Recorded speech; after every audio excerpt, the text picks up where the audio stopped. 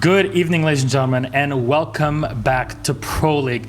We're happy to have you back here on the Pro League screen. As you can tell, there's been some adjustments due to recent changes, and we're working from home. It's going to be the same for myself, for Emzo, for Kickstar, and Intero. We'll all be here bringing you the best Pro League and the best Rainbow Six competition there is from home. And of course, the entirety of our staff here between ESL, Ubisoft, and our production team are working very hard to bring you the best experience possible, even in these circumstances. So thank you so much for being with us. Thank you so much for going through this entire season. And we're going to have a load of fun no matter what. Welcome back. I'm Rassam Milish, the medic Finge. With me is Devin, Emzo, Becker, and yes, it's EU Pro League, Devin. We're back. Yeah, I like to look at it as from our home into yours now. We're all sharing homes here.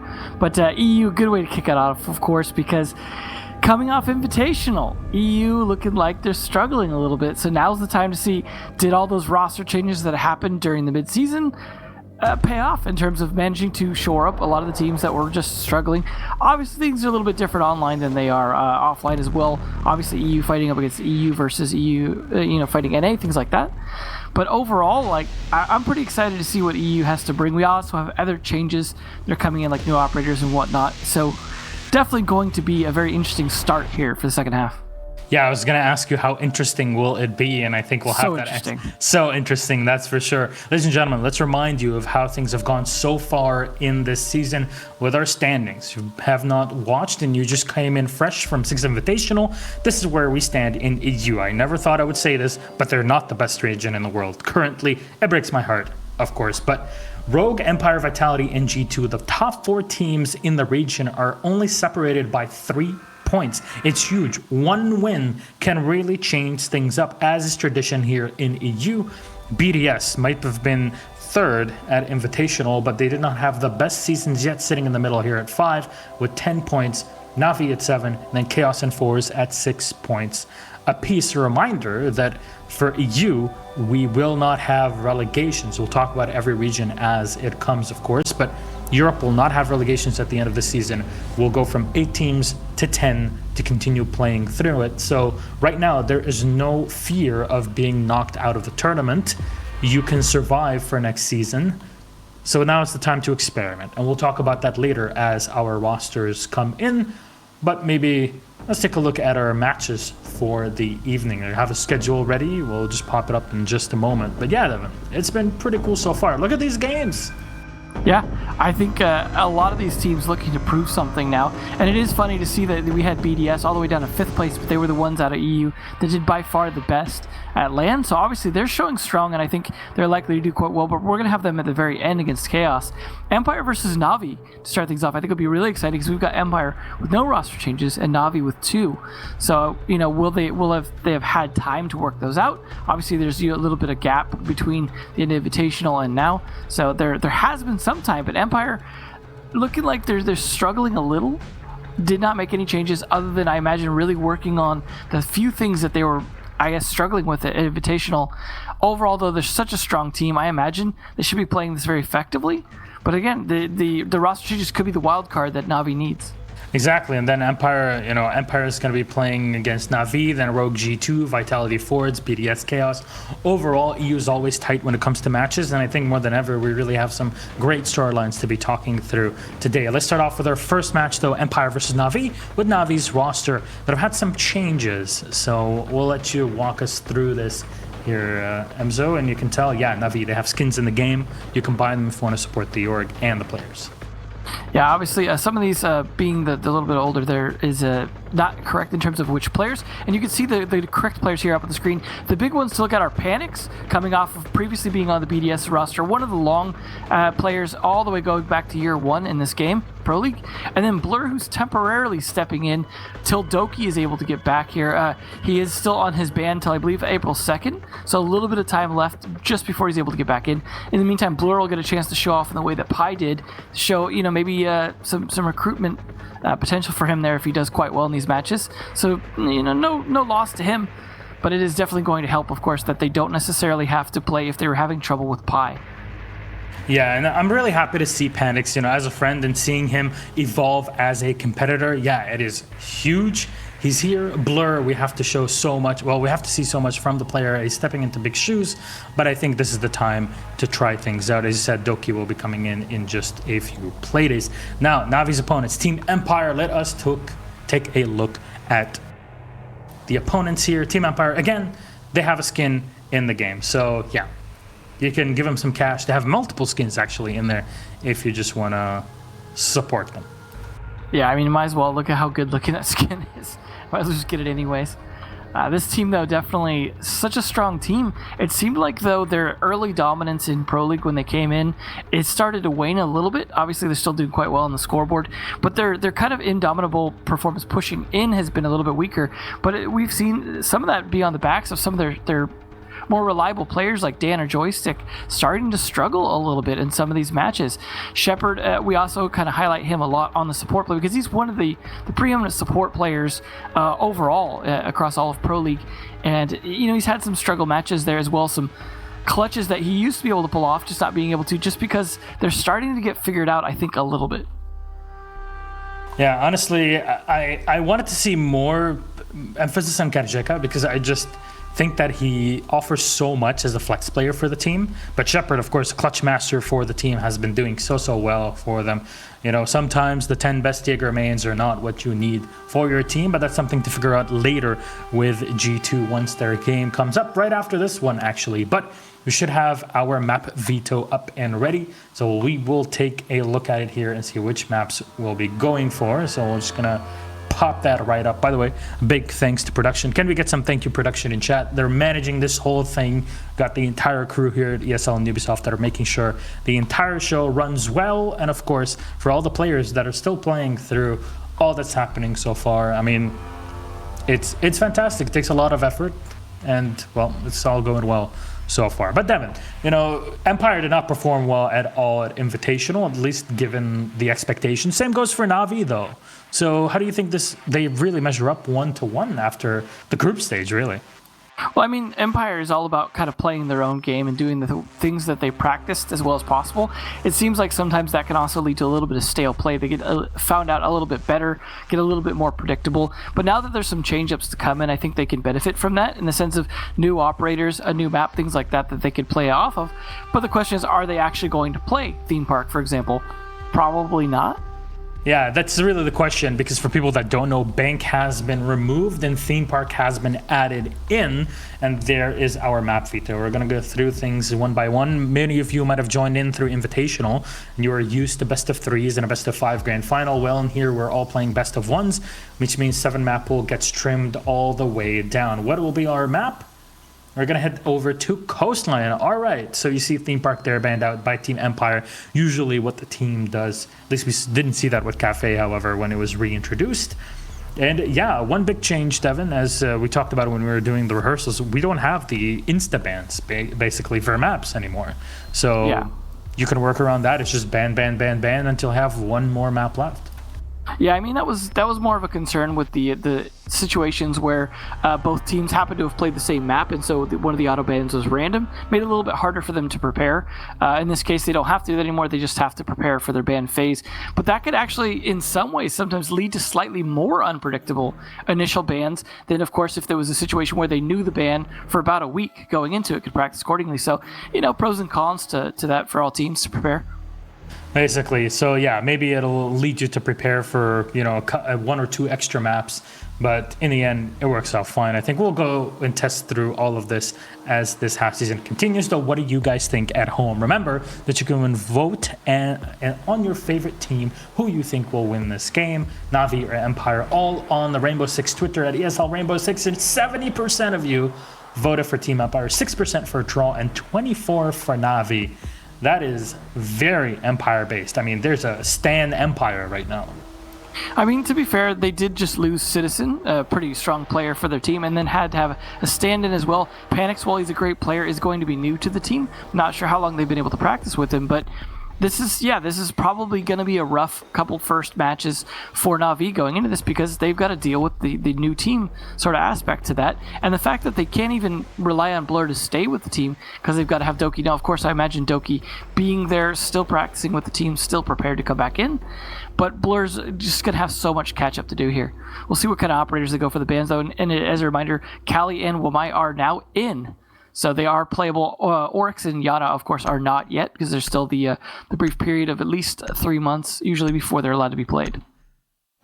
Yeah, first ban for the attack. Lion out. All right, Empire will go for the first one. Honestly, I don't know if Kali is going to be really played in comparison Depends to on the map, really.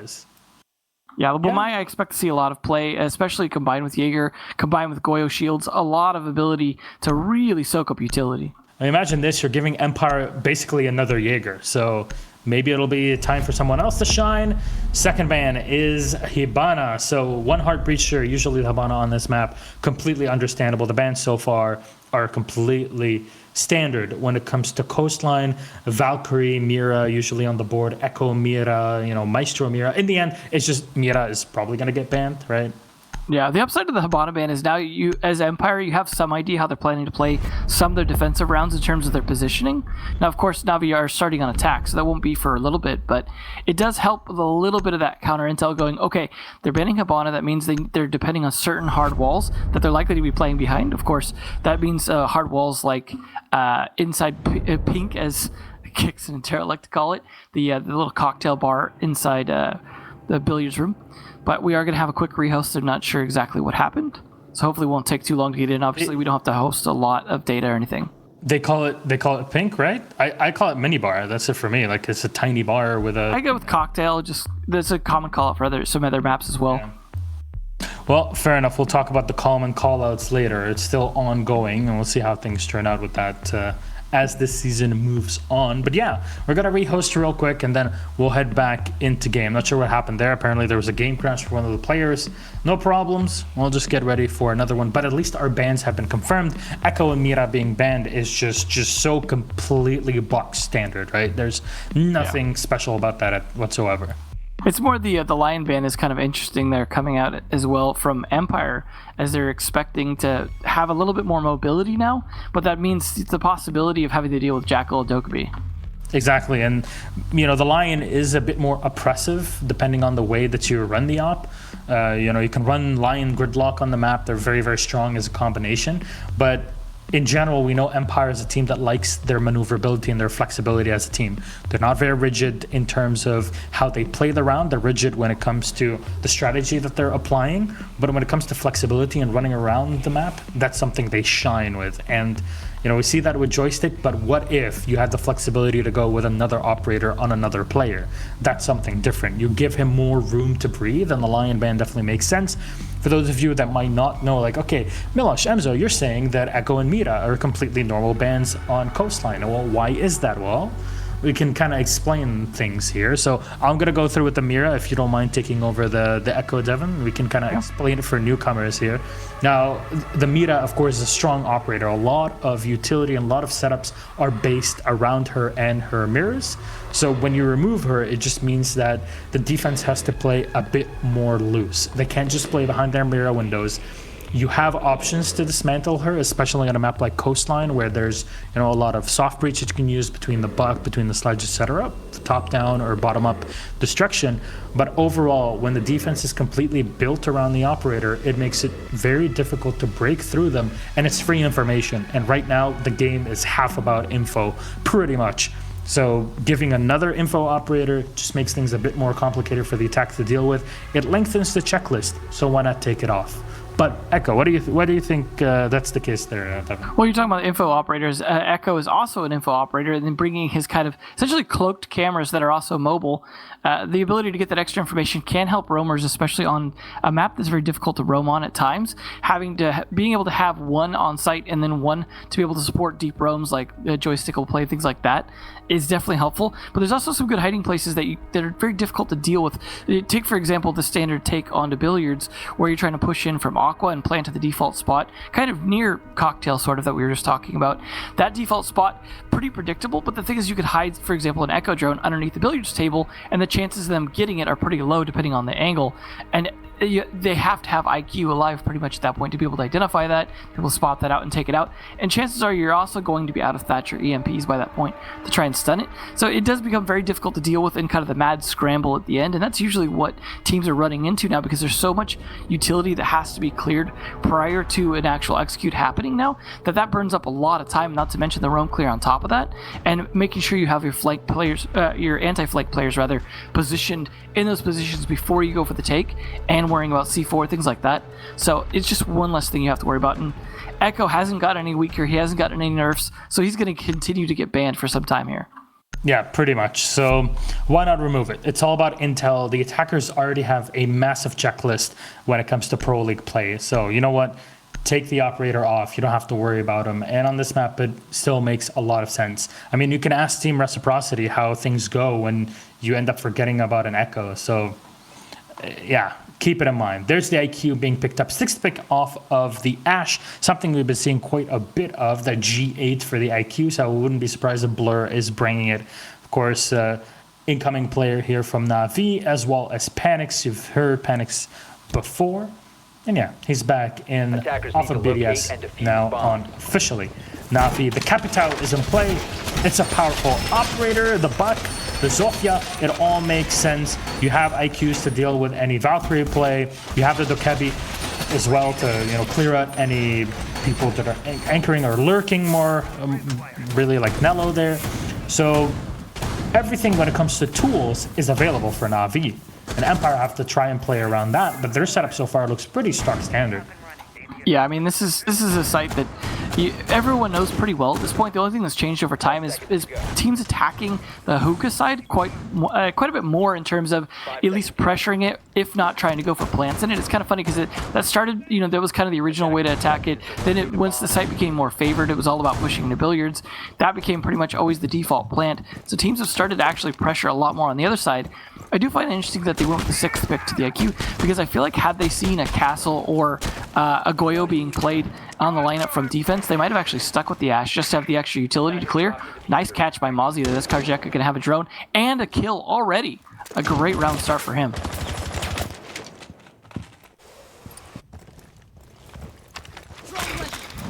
Diffuser down now as well. That is the inability to make those phone calls.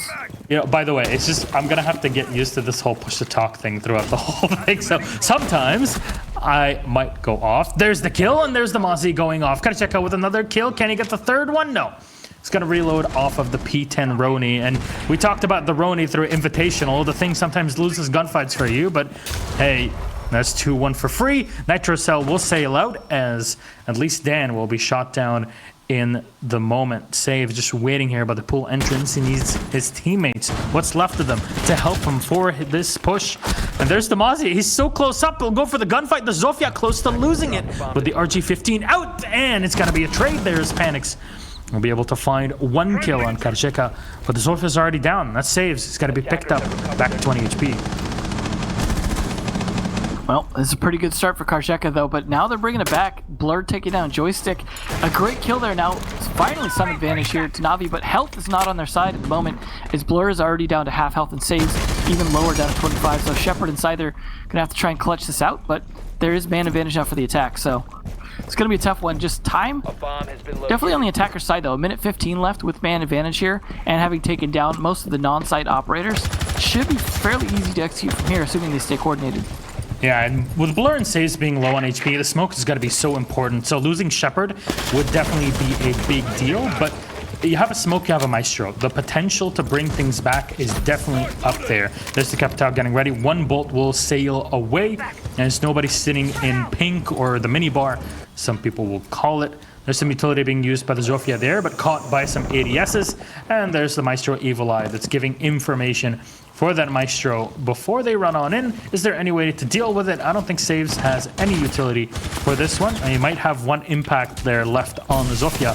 as the Maestro is ready. There's one smoke, there's the run-out, and there's the kill. Panics is already down, and that's Diffuser on the floor. Smokes will be thrown in, and Saves is barely alive, and Blurs is still 50 HP. One more smoke to clear off the angle. 15 seconds left. Shepard with a snipe again saves, and Blur is all that's left. The final hope, 48.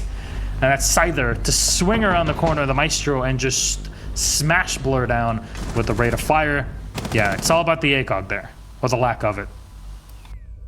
I mean, I like at the end they were trying to use their utility to help go for the plant, but it was just completely read into and anticipated by Empire. You saw, for example, the way that there was kind of the counter push. As soon as the smoke crossbow bolt went through the hole, Scyther was on top of it, went straight for the shot, knowing that they were likely to go for an execute, because that's the timing, right? The bolt comes in, they're going to go for a plant, or at least bait it out. At that point, he's got more than enough bullets to waste, even if it is a bait, just pre-fire that. And then, of course, great play by Shepard there from the hallway into the cocktail door. Just playing very smart, using the smokes to actually provide some cover, as well as give him the opportunity to swing around without being pushed on super aggressively. Just overall, really smart angle play by the defenders, making that really difficult to pull off. And again, the default plant spot is default. It is the expected play. You know they're going for it. The Capitao, yeah, being able to avoid ADS is great, but other than that, there's not really anything they were bringing that was going to be, okay, this will be easy to get a plant down because of X. So it's definitely a big factor there in terms of predictability for Empire to be able to take advantage of. Now, of course, they're going to have to go to a different bomb site, so Kitchen is going to be the next choice. And of course, they're still going to have to worry about the upstairs as well. So there will be a lot of downward pressure from the penthouse side if they don't fight VIP in penthouse. I mean, right now, there's no change in lineup for Team Empire. So, yeah, it's a winning formula. Empire are never really known for being a team that brings some wild operators every now and then and makes it really spicy with that sort of pick.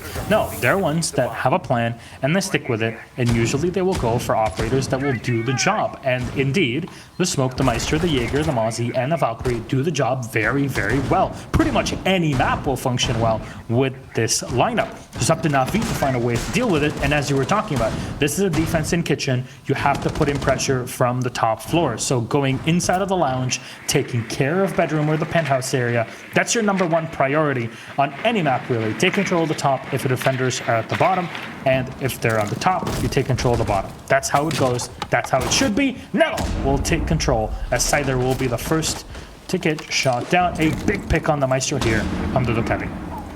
Nice early kill there too with the DMR, which is not always the easiest weapon to get, especially entry kind of kills with. Might have been Scyther just getting a little bit greedy there, and you saw how important he was on an anchor roll last round. So him dying early is a big loss here to Empire. They're really going to have to rely on players like Karjeka and Joystick, and maybe even Dan, to really slow down this offense as much as possible to buy them that extra time that they're going to need, because sight is going to be that much easier to take now. Karjeka definitely doing what he did last round and just being a huge thorn, trying to deny or capture drones, getting some early kills. This is definitely the Karjeka we expect to see, and one that I think Na'Vi are really going to struggle with. Definitely, and there's reinforcements, there's a shield around to save him. Again, these new Mira-style shields are very difficult to deal with. He's got a pre-fire around the corner, and we'll see that Jaeger Joystick here. But usually it's always the duo of Joystick and Karjeka, a very powerful one indeed, and just holding on to literally the two angles they can get pushed by. Otherwise, there's nothing much that can be done. And it's all about burning time and burning utility. And that's your job. Dan with a kill on a Panics. And that's one in the back shot down. Yet again, a big kill on the Capitao, as Kendra will take a lot of damage himself. Joystick will drop saves. And it's suddenly only Nello and Kendra alive. Empire are just not moving, not budging at all from this spot. No, they're treating every one of their anchor positions like it's a site at this point, just completely playing aggressive peaks to push them off and winning most of these aggressive peaks, and that's a big, big problem here. Kendra at such low health, just a whiff of a bullet is enough to knock him down. That puts a lot of pressure on Nello, who is, again, not a fragging operator, I would say. It's that DMR difficult to deal with, and as you see right there, Dan completely taking advantage of that. It's all on Kendra now. This is basically lost round, and there we go. Kendra taking Joystick down, but so little time left to try and make this happen. It's not going to. No, it's Team Empire really at the helm and in control here on Coastline. And yeah, this is a map that we've been seeing a ton of in Europe specifically. But it's one that Empire are very comfortable on, right? When it comes to Empire, you always talk about flexibility on any map. But between Clubhouse and Coastline, they are a very flexible team. They're ready for pretty much anything you bring against them, because usually they're not bringing anything special. As I said before, you're seeing very standard lineups there. The Legion might be brought out here. Of course, Legion has received a bit of a change, so he's not as frustrating to play against as he was before. This is just for you, Stokes, by the way. I know you're listening right now. Legion, best operator in the world, and he's completely fine, that's for sure. Mute might be brought here. No 6 picks? No? Okay, so Mute and Legion will be brought in. Makes sense if you want to disrupt the droning in general without bringing the Mozzie. But yeah, shotguns, that's really the main reason why you're bringing them, the smoke and Mute combination. Plus, on that top floor, you see you have the cool vibe stairs. You just sit there with an SMG-11 and a shotgun. You don't really need any more than that, right? Yeah, I mean, we've seen how good sometimes the shotgun can be on a lot of the entrance ways where they're going to either enter in or that they have to enter in for a push downstairs. For example, we've seen some great plays where players play near the doorway into the actual bar itself, Sunrise Bar rather. And play very aggressive against that. But there's also a lot of other doorways. There are going to be predictable entry points on this map here as the teams want to take, for example, Hookah. So you have Shepard likely going to be playing upstairs on that smoke, or at least setting up the shield to do so.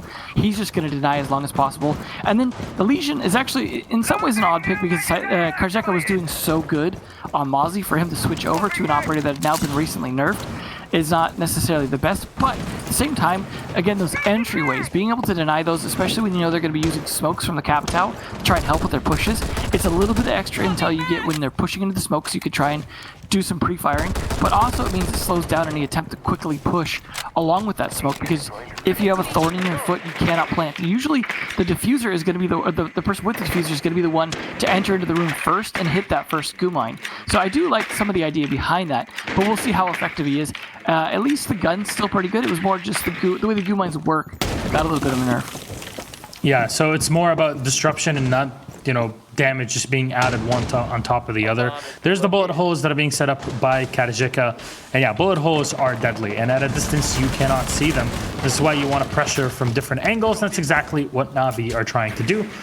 There's drone to confirm the location. More utility being used in. The Capitao will burn the Legion out of position. And there's the kill. Perfectly used utility from Panics there to find the first kill. And of course, on the Legion, it is big. He was not able to deploy much of his Q mines around. And there's Dan even taking a bit of damage himself, as he's now down to around 70 HP. So things are working well for Na'Vi for the first time. And it's all about taking the initiative, but Joystick is going to answer back, and Kendrew is going to be felled now on the buck. You obviously can see that Empire consider that cocktail bar an essential position for Joystick to try and retake it and fight from it again, despite losing Karjeka there. So it is definitely going to be a tricky fight here for Na'Vi, because they may be out of utility now to be able to clear that out. It looks like Panix was out of his firebolts, just the 2 smoke bolts left to try and help with the push here on the blue bar, possibly.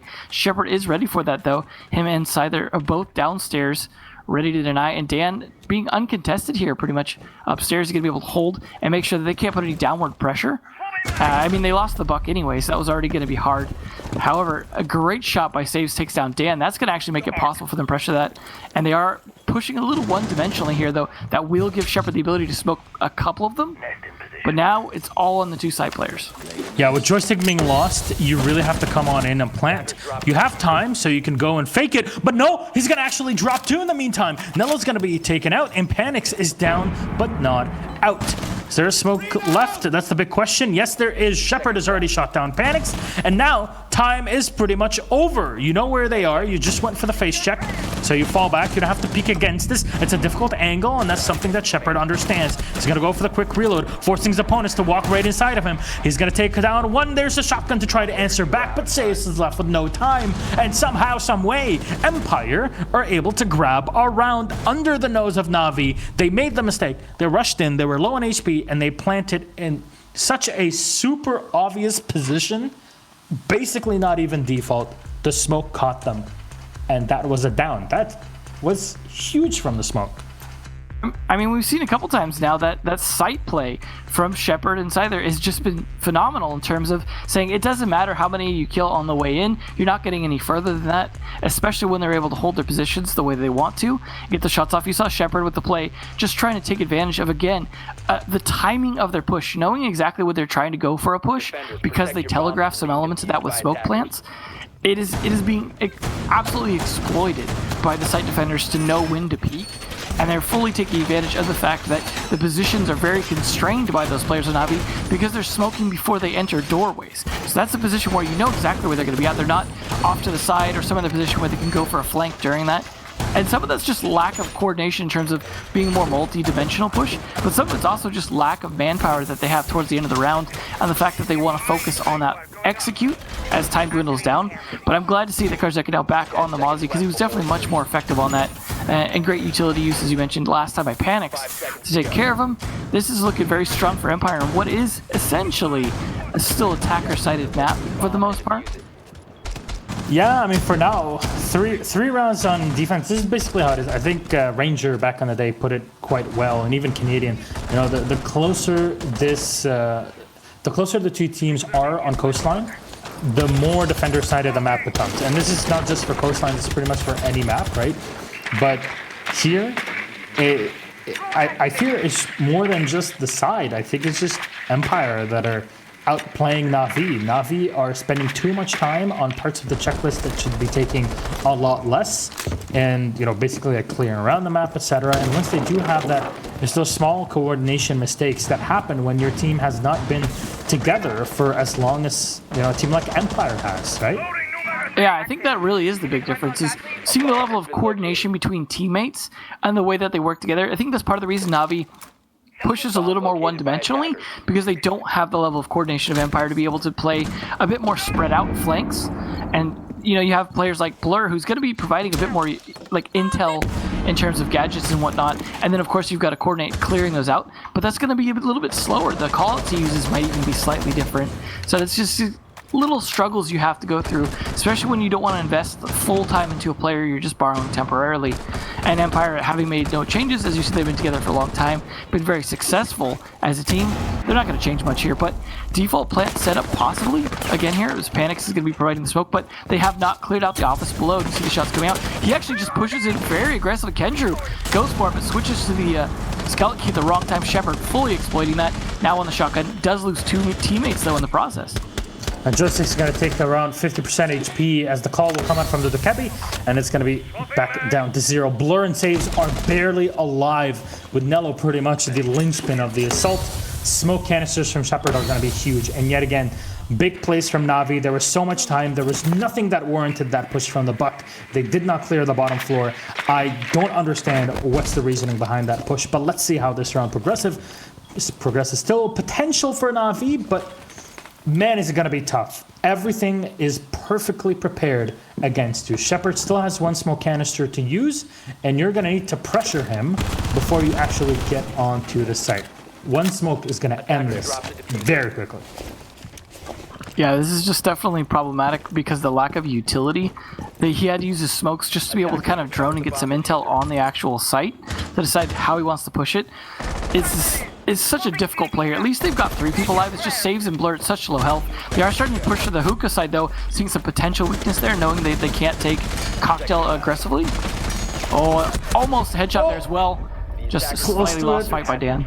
Joystick is still going to win one gunfight. Blur is going to find Dan, but it's all into Nello and Blur to push in. There's no time left. They could not cover, and unfortunately, of course, that standard reinforcement that's just set in the middle of hookah is more than enough to stop you, and Shepard is still alive. That's all that mattered. We talked about it for literally a solid minute, and 4-0 now for Empire as Na'Vi are kind of stepping over their own feet. This is definitely looking like the possibility of going into the side switch with a 6-0. I gotta imagine Na'Vi will probably pick up one round before that, though, but maybe just one, because it's looking very good for Empire overall. They haven't faltered too much in terms of individual player performance, as well as their whole team cohesion seems to be there. Yeah, they're losing some people in gunfights here or there because they're peaking so aggressively. So sometimes, yeah, it's working against them a little bit if timing just isn't on their side. But overall, they communicate so effectively as a team that more often than not, they know where the players of Na'Vi are, they know when they can peak for the most part, and they can just continue to do that aggressively time and time again. And you see also the players of Na'Vi, when they get it, when they come out of fights, more often than not, even if they manage to kill a member of Empire, they're at such low health that the trades, while they may be delayed, are not terribly difficult for Empire to pull off, especially when it comes down to those late rounds when Na'Vi has to go for a push. They lack utility, they lack health, sometimes they lack manpower, and Empire, all they have to do is just play aggressive against that and not get killed in the process. Use the utility, things like smokes, pre-firing with the Alda, things like that. And there's just so little Na'Vi are able to do up against it, and neither team really changing anything about their lineup other than the one Legion pick and Scyther switching off, or it was I think it was one more player that switched off of their operator that one round. But other than that, it's been pretty much just the same sets of operators banging their heads against each other and always coming out Empire favored, even on the close rounds. Yeah, and honestly, the problem right now is not the operators that you're picking if you're Na'Vi. They understand that. Empire understands that. Empire always brings the same ops no matter the map, pretty much. They are extremely predictable when it comes to a team and what they do. However, it seems like opening things up against them and continuing to, keep the ball rolling is the biggest difficulty. And, maybe Shepard is saying, I'm doing all this work, I'm playing smoke. Imagine if he played Jaeger. Maybe one day he'll be one of the top 10 players in the world. That's the big question on everybody's minds, I'm sure. Yeah, it's going to be a tricky one. Like I said, they're going to have probably a rough first couple matches for Na'Vi. I'm not expecting a whole lot out of them right now, but it is nice to see them at least putting up the best effort that they can against a team like Empire. This is not a team you want to face on your first play day when you're just trying to get your feet wet again. But nonetheless, trial by fire here. This will help Blur, I think, get into things as long as he doesn't get too tilted by any potential loss here. Kendra looking to see if he can clear anyone out in kitchen. Not really a whole lot of luck here. They look really stalled out. They did manage to at least clear some utility of the shield to Zofia, managing to clear the ADS that they droned out and then take out the shield. But after that, they're just slowed way down here. Instead, Blur trying to sneak around for a flank. Catches someone off guard here. That could be the opening they need, but nope, he's the one caught off guard by Dan. Unfortunately, nobody pressuring from the main doorway. That's a big problem there. If you want to go and peek around it, now there's something being done about it, but Na'Vi have already lost a player off of it, and Nello is just looking down into the kitchen. He's not going to find anything but expired sandwiches and nothing more. And yeah, you're taking a bit more damage on Joystick, a bit more on Scyther. It's all about the push. They're actually going to go in for the plant. Nello is going to try to set things down, but the smoke will come out. He's going to stick it. He should stick it if you ask me. And yes, he will. There it is. Done. Kendra will find one kill in Shepard, but Shepard has already taken down Nello. So it turns into a 4v3. You cannot lose this gunfight here. Saves and Panics will actually do their work perfectly here. Joystick and Scyther, last two alive. They turn into 2v2, but now all you have to do is actually just stand on the outside as Joystick will find one more kill on the saves. What do? You need to time this correctly. There's 22 seconds left with 7 seconds to get that diffuser down. You have to hold on to different angles. He can't spot the head. He has to move out. He's being detected. Kendra will take so much damage there from the Maestro. Scyther is barely alive, and Joystick's going to stick it and hold it down. Team Empire will take yet another round. The retake out of nowhere. A 4 versus 2. Are you kidding me? It was all about that play from Joystick, getting that 2K to be able to help retake made such a huge difference in terms of there was some decent manpower left on Na'Vi despite the loss of Blur. All they had to do was just push back as hard as they could and clear the players around the diffuser and then force the one player outside to not be able to watch the angles. You saw though, that was a risky play from Joystick trying to go for that diffuse, almost lost his life due to the tight angle being held, but Kendra unable to hit the shot as he needed to, pretty much left himself with almost nothing he could do in that position. And now we are on the face of potentially that 6-0. Not a great start, but nonetheless, there is that Legion being played again. We'll see if it's a little more effective this round, because that was definitely a weakness for them last time playing the site. It just seems like overall, though, Empire are able to maintain a lot of map control, given that this is a tough map for roamers. Some of that might be due to the Lion ban. Maybe that was something they were expecting Na'Vi to bring, because usually Empire bans Capitao, and it's funny that they'd ban Lion instead, and then Panix is able to run to the Capitao. But nonetheless, I don't think the Dokkaebi is really having a huge effect on stopping the roam play from players like Joystick, and I think that's the problem here, is they're not bringing any roam denial in terms of Nomad or Gridlock to actually slow down retakes. So players like Joystick are able to pull off the 2K like last round, where he's able to just go for quick retake because he has the positioning. He's not being pushed out of or denied from rotating. And that's really been a big problem for Na'Vi. They cannot deny those rotates. But honestly, even when they do, the sight play from players like Scyther and Shepard are so good, it almost doesn't matter. Yeah, honestly, like, no matter what you try, they're always losing. The initial gunfights might go well for Na'Vi, right? They might get 1 or 2 kills, but then the teamwork from Team Empire, it works so well. It's so smooth, so perfect. Communication is so well done. Honestly, it's just Empire's experience as a team together is really winning it for them. Remember, this is Na'Vi's first official game. They announced Panix's pickup like literally 2 days ago. So, you know, you've probably been scrimming with this squad like what, a week now? That's basically like no time to prepare for it. It's very difficult to get ready. Yeah, I mean, the Citizen move happened kind of unexpectedly, I think, to some extent. We saw some of the socials about it, you know, the issues with the Citizen just not really necessarily wanting to be on the team anymore, wanting to find another team, and then getting benched, and then moving over to G2. And because of all that kind of taking up some time, and I think probably attention, that probably did slow down them finding a replacement for him, getting Panics, but also needing someone to step in for Doki temporarily.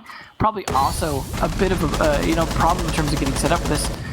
Nice pre-fire there, but all the different holes spread out there are very effective in helping with nice play by Kendrew as well. Great firebolt, just didn't really need to be done because of Kendrew's kill. Great fight on 90 as well. So close there to losing his head. He might dive on out. He doesn't have any utility, really barely any support. Just, there's the Legion.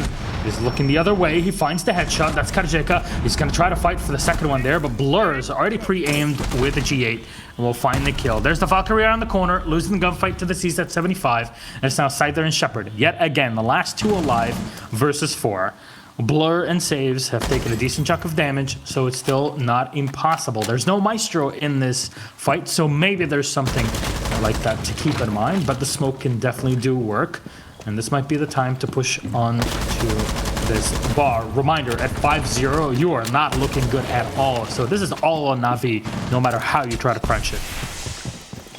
I like that rush there. He actually timed it just perfectly so that the smoke was going to come out just after. Shepard, though, speaking of smoke, doing quite well to push him back. With 30 seconds left here for this plant attempt, they're looking a little rusty on this push. Oh my god, no! Saves taking down Shepard with the perfect play around the corner with the shotgun. Never play against shotguns when you are on the stairs. The window is not open here into Blue Bar. So all you have to do is hold on to Sunrise. Nello's going to go in for the plant. All he's got to do is stick it. Smoke will come out and should be doing damage to Nello now to finish him off. No diffuser to be set. No time left, and Shepard, yet again, will find a kill. A perfect 6-0 for Team Empire. They are outplaying Na'Vi in every way, shape, and form. This is not pretty, people. You love to see that SAS duo at the end too, especially once Mute got the SMG-11. You're basically seeing the flexibility of both those operators able to use the SMG at long to medium range, and then the shotgun at any kind of close range. Between those two, they're able to fight engagements at any distance they want to, not to mention C4s and smokes to have throwables. They're just so flexible as a duo. You really saw the power of that there. Now that we switch sides, though, for potentially 1 round, depending on how long they're able to hold Empire back, you're going to see the first Goyo player coming from Panics. No Wamai just yet, but we like you said, Empire stick to what they want to play. They don't really vary it up too much. And it reminds me a little bit of Vitality, where they would stick to kind of older operators. They're not necessarily always quick to incorporate the brand new available operators. They want to stick to what they've practiced and refined. And whereas Na'Vi's going to bring out the Goyo here, try and take advantage of some of the good placements on this map in particular. And then, of course, Scyther having 6-picked over to the Sledge will have a little bit more utility to clear that up, because now they're going to have, well, basically all of the operators on their side except for the Nomad are able to clear shields. So shouldn't be a huge problem to deal with Kendrew, unless, of course, someone happens to be playing behind those shields and able to pre-fire and stop you from getting your utility off to destroy them. Well, I mean, okay, we're talking about this. Team Empire are 1 round away from victory in this matchup, but remember that G2 were way ahead in the game in the past on Cafe Dostoevsky, right? And yet, they ended up losing 7-5. Well, yeah, G2 are pretty good at that these days, it seems. I mean, you know, man, who knows? Who knows? Na'Vi definitely have gone through the thick and thin very quickly in the past 6 or so months. So, yeah, it's rough, but it takes time to get used to all this. And a reminder, nobody gets knocked out of Pro League by the end of the season. So it's the perfect time to experiment, especially when you don't really have time to prepare with your new teammates. But Empire are going to be moving in and wasting no time putting pressure here. Stan is in the kitchen. Going to take a bit of a bun here and then move on out of the canteen, checking around, making sure there's no one peeking from the window inside of hookah. Now you can tell that the outline there, that the smoke is sitting at the top of Cool Vibe stairs, and the Buck is indeed verifying that as he's looking in from blue. Destroy a lot of the floorboards from below. This is the way to take it here. If you're trying to learn how to play the game, play it from the bottom, then up. Put pressure constantly. This is what I like to see here is the pressure onto Hookah, even if they want to play for... Oh, there we go. Nicely done by Blur on the run out. But overall, you want to pressure Hookah as much as possible so that they can't sit comfortably in there for the potential push back against the plant and the billiards like we saw come out from Empire against Na'Vi earlier. But still, fairly efficient take so far, as you mentioned earlier. That's going to give some time flexibility here for the players on Empire to be able to make this push. Nello, in the meantime, boosting himself way up here. Really needs to be using those stim pistols on Panics and Blur, actually. Nello, in the meantime, taking down Joystick. Actually, a nice advantage here for Na'Vi against two of the strong fraggers. Oh, there's the peek, and the Zofia's going to survive. The grenades are not being used right now by Karjeka. He's trying to do damage, and he'll find the headshot on Nello regardless. Down to 40 HP. There's still a minute left, so a lot of time here for Empire still to burn utility and to try to equalize the numbers. They have grenades that can be used for civilian sledge and that Buck, and Scyther will find the kill. As we're talking about the sledge, it turns into a 3v3. You can't let it slip out of your hands. Those Nomad traps have already been laid around the map, and Shepard is going to start moving about. Honestly, if Shepard and Scyther are alive, it's possible for Empire to come back. Absolutely, especially with Karjeka there to help. He's still got two grenades in pocket unused. So thanks to the new interface, a little easier to see that, the other one we debuted here at Invitational. But he's going to use one of them here to try and clear some of the positioning. Doesn't find anyone just yet. But this may help here push them out of position to get the kills. But no, Blur, the one to actually take down Scyther. Karjeka's now going to have to rotate up to support his teammate now that he's lost one upstairs. And they've got 10 seconds left to make this happen. That Goyo shield going to slow him down just a tiny bit, but not much. There's the plays now. He's so close. Blur's on the ground. Kendra's the last man alive. He's laying down on the floor, and Na'Vi will actually survive with the round there. Unfortunate. It's so close there. The Zofia knew exactly where to go for. And at least you get something out of it, right? It's one round. You try to survive. You need the morale boost. And as close as that round was, because the grenade down the Jaeger, it was still a +1. So Na'Vi take what they can get. And Empire, well, they're going to have to try and crack at this one again. This time it'll be at a double bars. Well, this is going to be a little bit different than what we saw from Empire in the sense that Empire went to Kitchen as their second, and then double bar was their third. And obviously one of their weaker sites. So Na'Vi instead... thinking this is one of the stronger sites, because of course when you're on match point you don't just go to a weak site just to see what happens. They're going to be bringing out something a little bit different in the castle. You get to see a castle in this so far. So castle is so good. Can we just take 5 seconds to talk about how good Castle is as an operator now? All that they did basically is give him the super shorty, and oh my god, he's so good. Yeah, you can see now he's running the bulletproof camera. That's something he couldn't do as often as Castle when you had to have those impacts help make rotates. Now he can quickly just open up rotates with that super shorty and then have the bulletproof camera provide that extra intel. Notice, of course, they are not actually playing a Maestro. They're instead playing with a pulse for intel and the bulletproof camera that Saves just put up to be able to watch the delivery entrance. So that extra flexibility definitely helps. I mean, maybe Castle hasn't changed as much for players at lower levels, but at high level play, that's a pretty big buff for Castle.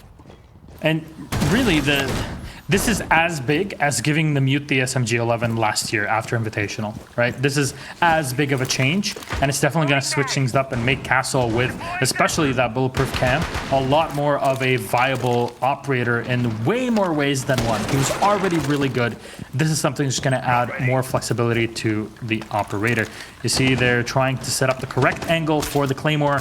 All you need to do is put it right at the edge of the red laser and you will be good to go. Shepard is going to move out now. As the drones, that's something that Empire are really good at. Scout out your opponents. It's like an SR, an SR-71 Blackbird, just going all around the map, giving you info, and then you're able to strike down.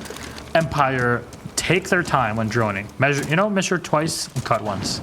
Yeah, we've heard from Team Empire themselves about how long Scyther will drone for the team, sometimes a good 2 minutes into the round, just to make sure that they have the intel that they need on their entry so that they don't die early. It's interesting to see the change-up, though, with Dan taking the sledge and Scyther being on Ash is not usually what you saw from Empire. Nello, though, with a great opening kill there on the Shepard, there's going to be some utility tonight. They have so much utility for the castle barricades and other things they need to clear, though. It's not going to be a huge loss utility-wise, but fragging power-wise, definitely not great. We can see previous round, Scyther and Shepard having to be last man left alive. With Shepard dead early, that's not going to help. But still got plenty of time left to make this happen. They just need to find some more picks or openings. It is a little bit of a struggle, though, given that they've lost one member and Joystick's already lost almost half his health, whereas Navi have yet to be touched. 2 C4s have gone off, those you just heard another one go off. So because of that, they are going to be a little bit more utility starved than trying to get some of these kills without gunfights. Yeah, that's the whole point. You don't have too much of it. There's 3 nitro cells that potentially could be used there. So there you go. That's one more being expended. So it should be all gone pretty much for Na'Vi. Nello will take a bit of damage here, down to 50 HP or around there. And the Buck will keep on destroying the floorboard. Shepard might have been lost and his utility down, but it's not like Empire are really starving too much for it. They have still a decent chunk of time, and as long as they are pressuring from the top floor, it's all possible. But look at Blur. This is the perfect location to go, and he gets 1 and 2 for Brew, potentially. Yes, he will. Gone in a Blur, Devin. That's how you make a name for yourself when you're just a temp. Good spot there from Dan, though, with Nello on to Kajeka. It's only leaving the sledge alive. He's got so much to deal with. There's one around the corner. Save's going to try to get a kill. 17 seconds left, and he's going to get taken down. SMG-11 in hand. That'll be the rush in from Dan. Still has 2 of those grenades to be used, and there's just too many angles to watch with the tiny magazine of the SMG-11. Panics will find the round, and Na'Vi will secure a second one. Way better than before. A huge amount of that off of the back of Blur's jump out there from the kitchen window. Really well played by him in terms of timing to get the 2. They were even lining up for him at that point. Just great overall use of the intel that they had to make that jump out. And that really evened things up, because I feel like that still possibly could have been an Empire round had he not been able to make that, or had he died especially on that jump out and not been able to get any picks for it. That would have been a big deal, because of course it would have been a man traded with nothing traded back. I like the idea of using a lot of the C4s against Empire, though, because of their predictability on their attack, and they need the top floor control. If you can just somewhat anticipate where they're going to be playing, you can get a lot of kills potentially with the C4. They did manage to get 1, but they definitely needed quite a bit more. However, at the end of the day, that jump out from Blur evened things up pretty well. And Empire, despite their efficiency and time, just weren't able to get things done quick enough in terms of the actual bottom floor take, which is again going to matter here, as they are again having to fight the bottom floor, because no one wants to play Penthouse for pretty obvious reasons at this point. Just in terms of for those who aren't aware, it's not a great site, especially when you don't have mirror in play. Just way too difficult to be able to hold that, so not likely to see that bottom site. However, we are seeing so far just flawless attacks. I mean flawless defenses. I don't think, in my mind, not a single attack round has been won yet. Yeah, I mean, so far, yeah. The first half ended 6-0, right? So all defense rounds for Team Empire, 2 defense rounds from Na'Vi. Defense map confirmed? I guess. I don't know, man. It's there, but in general, Empire definitely are at the home, and Na'Vi cannot slow things down. There is no way to win this anymore. If it's a 6-6, you only get 1 point. I know we're starting to forget about this because we've been away for a bit working on Invitational, but yeah, here, no 3 points anymore. Empire are the only ones that can run away with them, and every point will help. Even though we won't have a final for this season, Sao Paulo event has unfortunately been cancelled. You still get a big chunk of cash divided between the top teams in every region. So there's still a lot out there to be grabbed cash-wise. I think that's an important thing too. It's not just about the cash for yourself as a player. It's also about giving yourself a better negotiating position with your org when those contracts come up for renegotiation. By having the better standings, by having the better winnings that sometimes orgs get a portion of depending on your contract, that can really make a difference, having good standing in terms of renegotiating, or even if another org wants to go for a buyout, things like that. So it does matter a lot to players, I think, not to mention the pride that comes with your standing. And who knows how standing may or may not affect the following season afterwards. We know it's not going to be relegation, but there could be seeding or there's some other factor that matters in terms of that. But like you said, money is always a good incentive here. Yeah, we are going to see the first Vigil play, which is nice. There's saves for the first one, and yeah, that's a joystick off. The Nomad probably already used those traps, but still then, the Vigil has been employed perfectly. Paddock's going to take a bit of damage here in his position so low, and the peek around, he's so close. Is it going to be a run-up? The Eager spotted. He's forced back. Go back, Blur. There's no room for you here. Shepard is the one carrying the diffuser right now, and he's the one getting up close and aggressive on the window. This is burning so much time off of Empire. Na'Vi are really making it work now. Yeah, it's really just down to these angles they can't clear out. You saw Shepard struggling. Oh, he knows now for sure where that player's at. But at this point, he's just baiting it, and well done by Blur. Nice kill, and there we go. Follow-up as well. Blur really deciding we're not going to lose this, at least not in a 7-0 fashion.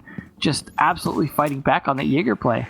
Yeah, not on my watch, basically. That's the big idea right now for Blur.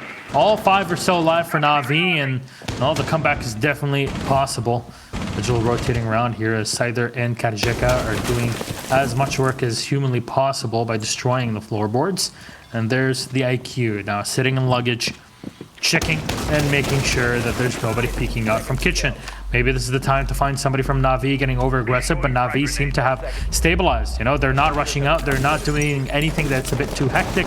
There's 5 seconds left. Take your time to talk about things. Have those stats. Scyther will find one, and there's another for Kajeka, but Panics won't find Scyther, and that'll be the round done and dusted. No time left, and Diffuser was very far away by the Lamborghini. Well done. Now, by Na'Vi, the comeback, it's working, man. Yeah. Yet again, not a single attack round win on what is traditionally an attacker-sided map. Just these aggressive defenses really working out. Not to mention just a lot of players on both teams not giving up their positions easily, and also not giving away free picks by being in super exposed positions. It's looking really good for both teams at the moment. It is funny too when you go back and look at their record on it for the first half. Both teams played BDS on this map and beat them, but it was slightly more favored in Empire's favor. They won 7-3 versus the 7-4 scoreline for Na'Vi. But then you also have this being the map that Empire lost to G2 in a 4-7. So they're beatable on it. You saw some weaknesses on it. But both these teams are around equally skilled, it seems, on this map. And so far we're seeing that because we could definitely see a landslide tie here. For those of you who are coming in from watching the Invitational, this is a best of 1, and it can have a tie. So if they get to 6 points each, there's no overtime. You just go straight into a tie situation. Both teams get 1 point. If some team can come out ahead in a 7-5 or 7 whatever, then you do end up with 3 points instead. So it is definitely worth making sure that you win versus a tie, because that's a difference of 2 points more that you get. So just for anyone who's unfamiliar and came in from watching LANs. Yeah, and there's probably a lot of people here. If you just joined the Rainbow Six Pro League community after Invitational, like you type in one in chat, welcome, hello. There's a drone being thrown out, and yeah, finally destroyed. There's Nello is gonna fall back. Unfortunately, that spawn peak is not gonna work out for him. And he stepped on it. Panics is not gonna get it refunded, right? Was it a shield? Yeah, I don't think you get that refunded. It's not like a castle barricade. Yeah. It's out. And the Goyo shields actually don't explode now when you step on them, like they used to. So it might have been a Goyo shield. They fixed it. Maybe it was unintended by the developer. It was so fun though. I missed that. Yeah, people just drop in and yeah. Honestly, it was actual part of a strategy. Was fun. Yeah, that was fun on Cafe especially. Well, they are going to do a little bit of droning, though, to make sure that they have some idea how to get in the building, because that's a big problem here for Empire. They're not really successfully getting too far into the building. Karjek at least getting into the bar, but he's relatively uncontested in this area. Some work here from Karjeka. He still has those 2 grenades to use. Last time when we saw him pushing in from below, he wasn't really able to do much with those grenades. And no, Shepard did not spot the Jaeger. He doesn't know. He's going to think he's completely safe coming into this, but no, the Jaeger finally will give his position away. You hear the G36C coming out from Scyther there. Joystick will find the kill on Panics. He's the one on the Nomad this time around. No G36 for him. And finally, a big pick here, an early one on Panics, removing the TCSG and the Goyo. Things have slowed down for a bit here as we hit the halfway mark of the round. And Empire at least have an advantage now for the first time. There is an advantage on the attacking side. It's been so long, basically since Navi's second round on attack, that this has happened. Some of that, again, is due to Blur. Maybe he didn't get the kill there, but he certainly slowed down their entry into Aqua. It's really just problematic, or I'm sorry, the Hall of Fame. It's been problematic for them to get in there just because they don't know exactly where he's at, and they lost too many drones going in. Now if they spot, there we go, they spotted his head now, don't want to risk the drone dying, so they're going to pull off of it. Question is, are they going to push him? Because Blur so far has been doing a lot of damage on these entries. So Scyther comes in and just face checks. Okay, the NACL has Blur out. That was gun on a Blur. Scyther gonna get the kill. Flashbang's gonna be used in here to clear any ADSs. Wasting no time for the push. The saves will take down Dan. And another one there from Kendra on Karjeka, working perfectly as both the Sludge and the Buck have been eliminated. 15 seconds left here as another flashbang will be thrown in. Nello will boost himself up at higher HP. More flashbangs being used to try and contest, but the flash, it's an auto flash. Nello saves and Kendra have taken so much damage, but they're still alive. Nello will find one, another one for saves, and as they come around the corners, Zofia will lose the gunfight against Nello. The Doc wins it, and it's all off of a self flash. Devin, what happened? Flashy plays don't always win. Unfortunately for them, but I mean, I like to see that both teams try a different way to deal with the roamers in terms of we had the Dokkaebi on Na'Vi and the Nomad on Empire, and neither of them are really working out. Something needs to change on the attacker lineup significantly, and then maybe that's going to be Shepard on this Capitao here. I don't know what they need to do to really be able to slow this down, because Na'Vi, especially Blur, seems to be able to get away with a lot. They're not shutting down these roams effectively enough, fast enough to get enough map control early on. And then when they go for the pushes, they're losing way too many people on the pushes. Maybe it's just due to some of the predictability. Maybe they just need a bit more utility. I hope Shepard's Capitao is going to be the game changer here. They're also joystick switching out as well, so they're definitely going for a little bit of a different switch up, which is exactly what they need, because all they've got to do is win one round. They just need to change enough to pull this off. This is definitely a site that I think they could take. They've got to deal with players like Kendra being on that vigil. It's really going to be just a problem to hunt down. I say, just like with Joystick being on Jaeger, try and kill Blur early, take down Kendra as fast as you can, and then I think they can handle the rest of it with the utility that they have. Yeah, I mean, right now, what do you do if you're Empire? I know we've been through this, right? Like, it's 10 rounds now for defense. It's all working perfectly fine, all according to plan. And, Team Empire now are the ones looking to adapt. And it was all lost off of what is a tiny mistake at just 1 second, man. This is what happens when you're playing at the top level. Tiny mistake. If exploited correctly, it can ruin your entire strategy, no matter how far up you are. And Empire are definitely feeling it in this matchup. So they're starting off on the attack again, so we're going to see pretty much a similar lineup here from Na'Vi. The Mute in, and the Mossy out. Let's say singular exchange. You see those double-digit counts there from two of the players, just absolutely playing their hearts out today. It's definitely helping, but at the same time, the rest of the team, I think, needs to be in those double-digit ranges if they want to be winning this. But Na'Vi did start on the back foot, however, with that 6 coming out from Empire first, flawless 6 rounds in a row. But you got to give it to Na'Vi for having the roster struggles in terms of just getting comfortable with their new players, yet still managing to bring this back to a potential tie after getting 6-0'd at the beginning. Yeah, that's a lot of persistence here from them. let's be honest, I think Empire are giving it to Na'Vi right now, and there it is. Panics is going to take it again. Dan is going to be the first one eliminated. And Na'Vi are inching closer and closer to a potential tie off of a 6-0. We've seen this happen before. There's one more from Saves, and Joystick's going to be down. The Zofia side there is trying to fight inside of 90, but there's no information to play off of. And the Vigil is the perfect operator to capitalize on all of it. Definitely doing exactly that. I mean, with 2 members down already, 2 heavy fragging players of Empire, Joystick and Dan down. Scyther just taking a bit of damage, already getting down himself. Yep, not going to be able to pick himself back up. Blur finds another one. Low health across the board on Na'Vi, but just huge man advantage. This last minute 20 here, not going to be long for Empire. It's all down to Shepard outside. He's got to watch every window, every angle, and he's not even in the building yet. You better watch out. You better watch out. You better watch out. You better watch out. There you go. He didn't watch out. It's a flawless round from Na'Vi. Nello on a Shepard. That is all done. He was checking the drone just in case. Heard the player, the Capital there, moving around the corner. Got shot on the face. And that is all done and dusted. Round 12 will be starting as Devin. Do you see what's happening right now? I see this tie happening. That's what I'm seeing. This has definitely been a great comeback by Na'Vi. Empire just looking a lot less coordinated on attack. Maybe some of that's just due to lack of good intel, but this is even the first round they're playing Mozzie on Na'Vi.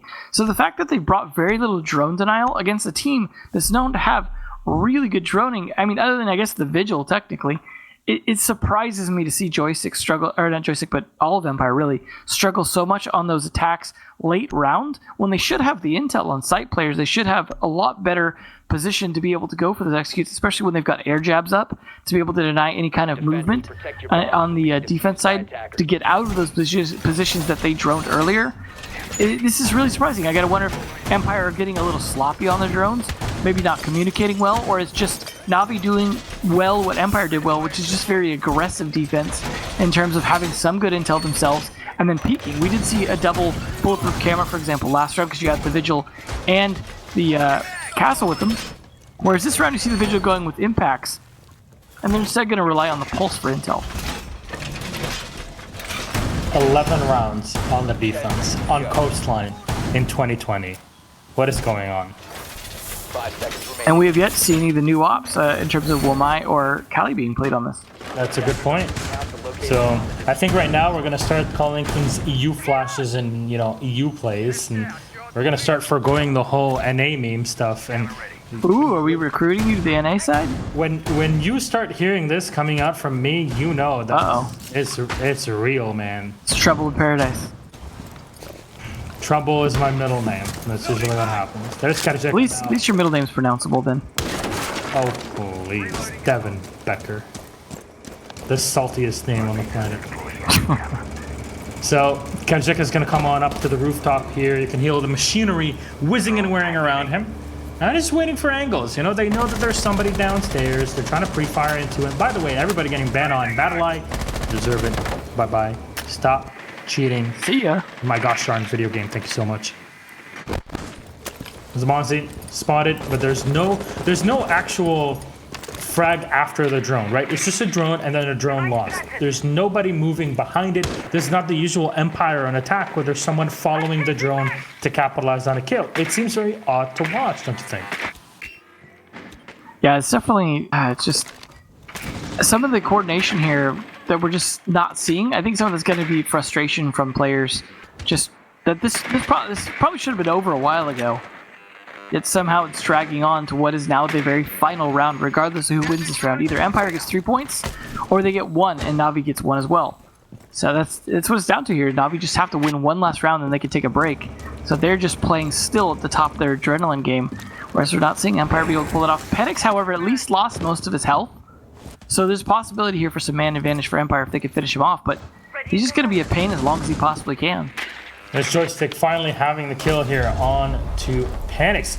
Is moving on still, and at least they forced the players on the defense back for a moment. We'll hear the utility being used, those air jabs that have already been deployed, with Panix being lost. It's something. Nitro cells have already been detonated, so yeah, you're forcing utility out. but we're at 45 seconds, and just now are you able to get some sort of map control, but joystick is locked. At least Shepard with a refrag on to Kendra. The Pulse being eliminated. Not the best loss right now, especially when you don't have a smoke as Na'Vi. You got to keep that in mind. It might still have some C4s available, at least in terms of Nello. But that's not a huge amount of denial. But 25 seconds left. The time itself working as a form of denial here, as they are not in a great position yet to plant. That's why you see Shepard starting to open things up now. He's got firebolts and smoke bolts to try and help cut off rotations and block line of sight. And they don't have the bulletproof cameras this time to be able to see through it, so this might work. Oh, the pre-fire from Dan. He'll find saves in the lobby. Kazeko, another one on Anello. All you have to do is block this diffuser from being planted. Blur, where is he? He's too far back. He's going to get shot. And Team Empire will win round number 12 and make it a 7-5 victory. Oh my god. That was way too close for comfort. Just because Empire were not pushed to the top floor and able to take control of the map overall, they're able to take the victory. So it all comes down to that. Map control, then you push for sight. No matter which map it is, it works out well. Gotta admit, though, that's a hell of a comeback from Na'Vi to even get that close. You see Blur, the new man on the team up there at 13. He literally top fragged out of the entire match for a new guy. And some of that was just due to those really joystick level Jaeger plays. I mean, you know how Jaeger mains are, and Blur definitely seems to be one there. Fantastic play for a temp player. That's similar to what we saw from Pi coming in and playing very well. So Na'Vi are obviously good at onboarding players. Question is, can they keep this up? I mean, obviously they didn't win, but that's a very close match there against a team like Empire on a map that they're pretty good on. So overall, I'm looking at Na'Vi like maybe there's some potential here. I hope Doki coming in and replacing Blur isn't actually ending up a downgrade at the end of the day. We'll see that in the future. I mean, you know, it's not always just about the player that puts the numbers on the board. There's a lot of things, a lot of machinations that happen behind that. There's the teamwork, how you're talking to your team, how you're all meshing together. You might be an excellent player, and pretty much anybody in PL is one. It's about meshing together. That's really the biggest challenge in general when it comes to competitive play. Well, we know Empire are already good at doing the meshing together, so that's not something I'd worry about too much, but otherwise, a great start to the second half by Empire. A pretty good start for Na'Vi, given all things, and I look forward to how the rest of today shapes up. Yeah, definitely so. Well, coming up next is our match of the night, Rogue versus G2. Out in quarterfinals, out in group stage, here at least there's none of them. So we're all playing online. That, though, is right after the break. We'll be right back.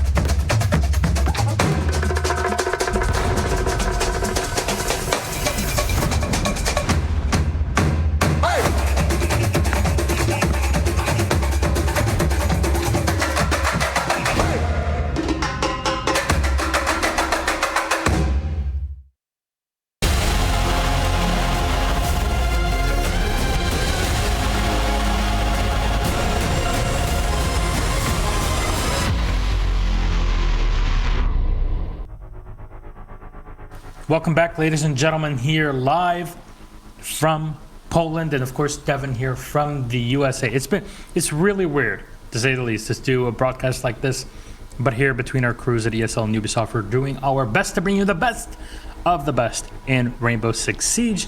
Welcome back. I'm Hassan Milosfinj. With me, of course, is Mr. Devin Emzo Becker. Devin, after that game 1, which we will try not to spoil much, how are you feeling for game 2? I mean, the excitement, of course, is for G2's changed roster. We saw a changed roster for Na'Vi with 2 players changed out, not doing too bad, considering. But at the same time, G2 has been in a slump for some time, so I think we're really excited to see if the roster change is going to help them or not, because we also have a similar situation as Empire had, where they don't have roster changes, just like that on Rogue. So this match as well will be, again, roster changes versus no roster changes. So far, the no roster change team won last, but that was pretty close, given that. I don't know what to think of G2, given, for example, that they did pull someone from Na'Vi, which of course we'll get into their rosters, but Rogue just had been struggling so much lately on lands, but online not so much. G2 struggling everywhere. Yeah, I mean, making it to the quarterfinals after changing one of your players literally at the last minute is not something that's going to help you. I mean, we saw how SSG, how Dark Zero, how BDS, teams like that just came in and they were smashing through people just because of how good and prepared they are. And even then, a team like Dark Zero couldn't make it too far. Reciprocity, same thing. And these are teams that have been together and playing well and meshing well for quite a while now. So only imagining that G2, the only thing that they have is the amount of pressure that's behind them. Otherwise, they made it pretty far for what it's worth it. Though, it's Pengu, Citizen, Kenta Raketti, Uno, and Virtue. Virtue, by the way, chat, for anybody that does not know, he is the first ever import into Europe, regardless of region. Before, we had Quantic, that was back in the old Barrage days, but Quantic was playing in the UK, and he's from Southeast Asia, and back then, just a student playing, it was different stakes, different things. Now, Virtue actually imported directly to get into the region. From Fnatic, for those who are familiar where he's from. Basically, yeah, exactly. Thank you so much. So these 5 players are now doing something that I expected Brazilian teams to do a year ago. And it's definitely not unusual for G2 to be ahead of the curve. This can either end in tears or be a plow. It's up for the next week for us to kind of see how this goes. Yeah, definitely some big shakeups for that team, especially bringing in players that are rated higher than everyone except for Pengu, in the sense that Citizen's got a 1.11, Virtue with a 1.4, and then Kanto and Uno, 2 actually good fraggers down there below 1. So it shows they're really just trying to bring in some higher rated, stronger fragging players. Let's take a look at Rogue, though, and see what's going on with their team. Yeah, that's the opposite lineup. Of course, they have a sweet swag between the Buck and the Jaeger. Corey, Aces, Hicks, Rise, and Rips with their coaching squad, of course. A lot of people behind both of these teams, actually. So they have a lot of support staff that's helping both G2 and Rogue. It's even come down to the point where Sua is cooking for G2. So it's really coming down to it when you're forced into Quito by Sua and Shas. But here with Rogue is a team that is trying to mesh as best as they can. It's just sometimes they play amazingly and you're like, wow, this is a top team that can defeat anyone. And sometimes you look at it like, why are you team killing? Can you just calm down for a moment and stepping on one another's toes? Aces, one of the best players in the world, definitely the one that's having the most impact on the team, even if the team is not performing well overall offline. Online, they do well, even if their games so far have been close, but Rogue has been performing against pretty much everybody online. Yeah, and if you counted team kills as part of the normal kills, Corey would actually have at least a 1.0, so that would be good for him. But yeah, Ace is definitely the consistent player on this team by far, both online and offline. Like, he played pretty well on land, just it wasn't enough to take his team very far, fortunately. But this team has the potential. As you said, they aren't always showing up to their full extent, but they have been for the most part online. And so this is a good test for G2, because they're up against such a strong team early on, kind of test out their new roster, see how it goes. I don't necessarily have high expectations for G2 to win this outright. Obviously the maps and operator bans and things like that will factor in as well. but it's tough to come in with new players, especially when you've got to bring stuff from Australia. That's a pretty big time zone change. Yeah, I mean, he's been there for what, a week or two now, 2 weeks, I think. Yeah, so he's had time to acclimate. But what map will we be playing on? That's our map veto. Reminder as well that we have removed the auto bans, so maps that are played in the previous day can be played again. It's just the standard. We have 7 maps. You ban one after the other until we have one left. And we're going to go to the clubhouse between G2 and Rogue. It's up to Rogue to decide between Consulate and Club. And they went for Consulate. So fair enough. Clubhouse, a strong map, I guess, for both teams. It depends on how Rogue end up playing it. I would give a bit more of a side to G2. But again, that was off of information of old G2. It's completely different style of play now. It's Jaeger main esports now. Well, you also got to keep in mind that the last time either of these teams played Clubhouse online was against each other. And Rogue did manage to come out ahead on that. It was a 7-5, I believe. So, like you said, though, that was old G2. So you don't really know how it'll go down. But if it goes down like last time, then it's Rogue winning. What do you guys think, though? Yeah, that's the big question. And it's 84%. Wow. So many people believe in the G2 squad, and I completely understand it. It's completely new. No real team has tried this before, where it's a lineup that, we started seeing this with CSGO, for example, by mid to late 2015, and it moved on like this until 2017. And yeah, it happens. You have to deal with it, and it's a big trial, not only for G2, but many teams that are watching right now and waiting. Is this something that's viable? How are the roles going to be like? That's really the biggest questions on everybody's mind. How are they going to be fighting to see who plays Ashe and Jaeger? How's that going to go? Is everybody, have they convinced the developers, which of course we all know is the full team led by Bikini Body and the Russian Badger, which means they might have a chance here, G2, to get a full Ashe lineup and then a smoke on the other side, attack or defense. It's all possible. Maverick first ban, Capitao the second one here off the board. G2 will ban the first defender as well. Ace is obviously either surprised or offended by the Capitao ban, but it's definitely a strong operator on this map, especially when Maverick himself is out of commission. Dealing with that cash wall is a little bit easier to do so if you have Capitao in play. Echo being banned, no surprise here. Very likely to see Mira next as well, but you never know. Could be the Maestro. So definitely be an interesting matchup, though, either way between these teams. Yep, there's Mira as expected. So overall, nothing too surprising in the ban phase.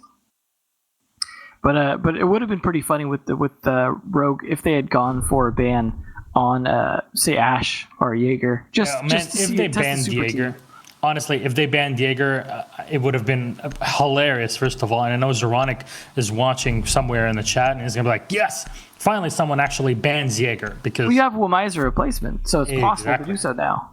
So yeah, that's the big question. It's not a spoiler, I guess, from the first game, but spoiler alert, no matter what, if anybody's watching VODs. But in game 1 between Empire and Na'Vi, we didn't see a Wamai, we didn't see a Kali. Might be a map where we might see it here today, but hey, it's all up in the air. There's no Thatcher ban, so the possibilities of seeing Kali are slim to none. And then with Wamai, it just depends on how you double things up, maybe on cash. That's the question. Goyo is such a great operator to have, and you can have the Clyde as well to play with, which is exactly what Rogue are running with the double TCSG lineup. It's difficult to explain why Wamai would be a better pick than this, right? Yeah, absolutely. Although, I have to say, over the last half of the season, while we saw quite a bit of Goyo on this particular bomb site, I don't think it was nearly as effective as the other bomb sites. Still, a good operator. You see all the shield placements, very effective in terms of giving the ability to bunker down like they're going to be doing, because it is such a turtle site. You do want to have all those extra shields, so that way when push comes to shove towards the end, you've got a lot better defensive positions. A little bit of aggressive positioning by Aces, but I'm not surprised to see that come out from him. But again, we saw only a little bit of Legion play last match, and it didn't necessarily do a ton for them. Karzeka was definitely less effective on Legion than he was on Mozzie. And personally, as someone who's now kind of switched from Legion to Mozzie myself, as a former Legion main, just because, he lost a little bit of effectiveness with his nerf to his gadget. Yeah, definitely not as fun to play as well, but that's something different, you know. So there's Citizen walking on in, destroying the barricade. Again, a suppressor on the Bearing 9. Not something you usually see, right? Certainly, everyone has their weird little quirks. Certainly seen some interesting gun loadouts from Fox, for example. So everyone has their own little tweaks they like to make. As long as they're effective with it, it doesn't really matter at the end of the day, and that's the nice thing about having all these different attachments. Did hear one goo mine go off. Wonder whether it was something that actually gave them intel or not, though, because of the range nerf. Rise has taken a lot of damage in the meantime, which is not a great start for a site where you're usually turtling down quite a bit to be that low on health already. I just gotten caught off guard there in blue, but he's going to rotate back to site now. No Doc to heal him up, but that's okay. He's just going to play the usual spot behind Generator now. Yeah, it's a pretty safe spot there until the very end of the round where the attackers will be pushing in to try to take you on. Zofia knows what's up there, and there's Kantaraketi using dot sight, and well, there's the thermite being used. You were thinking who's going to play Heart Sporter? Wow, nicely done. Yeah, that's 2 of those charges now removed. Are the hatches open even? That's the big question. At least we know the one in Moto will not be. And, well, you still have the Habana, but she has only 1 more set of Exkyros. What's the hatch? What's the situation on the hatch in kitchen? That's the question now. Yeah, that's what I like to see, because that's going to be the big thing here. And I seriously doubt they've opened it already. I think it looked like it was closed there for a second, but I could just barely see it. Kanto's struggling to deal with this weakened Rise behind Generator. Hicks is going to be able to fall back down to 50 HP, and yeah, unfortunately we're not able to tell what's happening there by the kitchen hatch. Pengu's going to walk on down, take a Gumite and eat it. You don't take damage from that initial spike, and there's the Nitro from Hicks on a Pengu, finally eliminated, and at least the hatch is open. That's something that you can use as G2 with Hicks and Rise having taken a lot of damage. Virtue's going to try to walk in and plant relatively safely inside of the armory as you see the drops down onto the site. Diffuser's going to be planted in the second here. Citizen and Uno will find a kill each, and 1 more for Citizen as it's all working so well for G2, trapping Corey and Hicks inside of Church. 1 more kill here for Kantaraketi in a 4v1. Hicks has got ammo aplenty, but is it going to be enough? The Goyo shield is going to be popped right behind him. More fire being laid down his way by the rotation hole that his teammate opened earlier in the round of the prep phase. There's the peak. There's the pick. Virtue working well. And yeah, seems like all you need are people to fire their guns. And G2 are firing on all cylinders on round 1. Usually, taking this site is a bit of a difficulty downstairs in Church. There was none of that. Even a bit of mistake there from the Thermite because the COD played it perfectly to destroy the charges. Yeah, I mean, it doesn't surprise me to see of anyone, it to be Pangu to be on the Thermite, because he's definitely the most flexible of the player on the team. I'd say the second most probably being Uno, who's actually going to potentially be on the Monty, but no, he's going to switch off to that Thatcher. The Wamai, though, looks like it might get stuck here, so we might see our very first Wamai here in Pro League. There's only 4 seconds left or so, so yeah, we're going to see it along with the Jaeger and the Goyo. So this is going to be interesting because they're going to be using this to help deny utility from stopping them from Bandit or Kaid tricking the wall. They're going to have the extra shields as well here. And then, of course, the Wamais are going to stop the ability to clear those shields easily. So this is going to be very utility dump heavy strategy in terms of defense, making sure that they're not able to really just hit it from the outside. But then again, you just talked about this is a gunning team in terms of the players. So at the end of this round, they might just come in swinging without necessarily worrying so much about utility. Yeah, I mean, it'll be interesting to see how it goes down. You're talking about the utility dump. The entire strategy that Rogue has right now is don't get those walls open. Do not allow G2 to do it. And if they do, make sure that they're losing players for it. Make sure they're losing a ton of time for it. That's the whole point. You know, using the Wamai Jaeger combination, it works well if you can do this sort of thing correctly and burn as much time as humanly possible. Now, G2 are going to come in, and of course the base problem here is how do we get that wall open? If you can sneak somebody down below and into lounge and break something open from below with a shotgun or, you know, with a Zofia, then you have your way in. However, without any of that, you're going to struggle. At least there's EMPs. There's something that's going to save you. And look at that shield. Because there's a shield and a barricade, it blocks any Zofia stuns. You have to destroy the shield and destroy the barricade behind it to actually be able to pull the bandit off. And there you go. Yeah, it's off. It's a bit too late. He's going to be able to trick in for the second one. No, the stun actually went through. It was perfectly timed there by the Zofia. And well done, Cantor Raketti. He's going to be able to push the bandit back, and there's a Goyo shield down in Garage. And that's the danger of putting a Goyo shield on the catwalk instead of the normal shields. And of course, now he cannot rotate away from that position very far. Now, of course, they weren't in position to capitalize on that too much, so it's probably not a huge deal. But I like Virtue here going for potential flank onto the construction site or stopping any rotates out. So far, a much more effective round here from G2 in terms of utility, at least getting the wall open. But now they've got to worry about all the other utility denial inside the site. Those other Goyo shields they haven't dealt with yet. A lot of these potential runouts. So much flank watch happening here from G2. It's just almost nothing happening because of how both these teams are waiting for the other one to make a mistake right now. Yep, so far so good for G2. What a shot from Cantor Raketti, finding the head of Rise. You can come in at whatever time you would like. Hicks have taken 50% HP damage there. Again, the whole strategy from Rogue is don't let them in. And yeah, they kind of let them in. This is the opposite of the meme. Well, they're definitely going to have to force their way in here. As of course, again, the utility dump is problematic for them to deal with. All those Wamais are going to be continuing to generate quite a few of those throughout the round. But Hicks does manage to at least get one kill into Kanto. Evens things up a little bit, although Hicks a bit worse for the wear. So 40 seconds left, though. This is actually not too bad for Rogue position-wise to be in, as you're still seeing players like Pego having to kind of rotate around here to help alleviate some of the pressure after the loss of Kanto.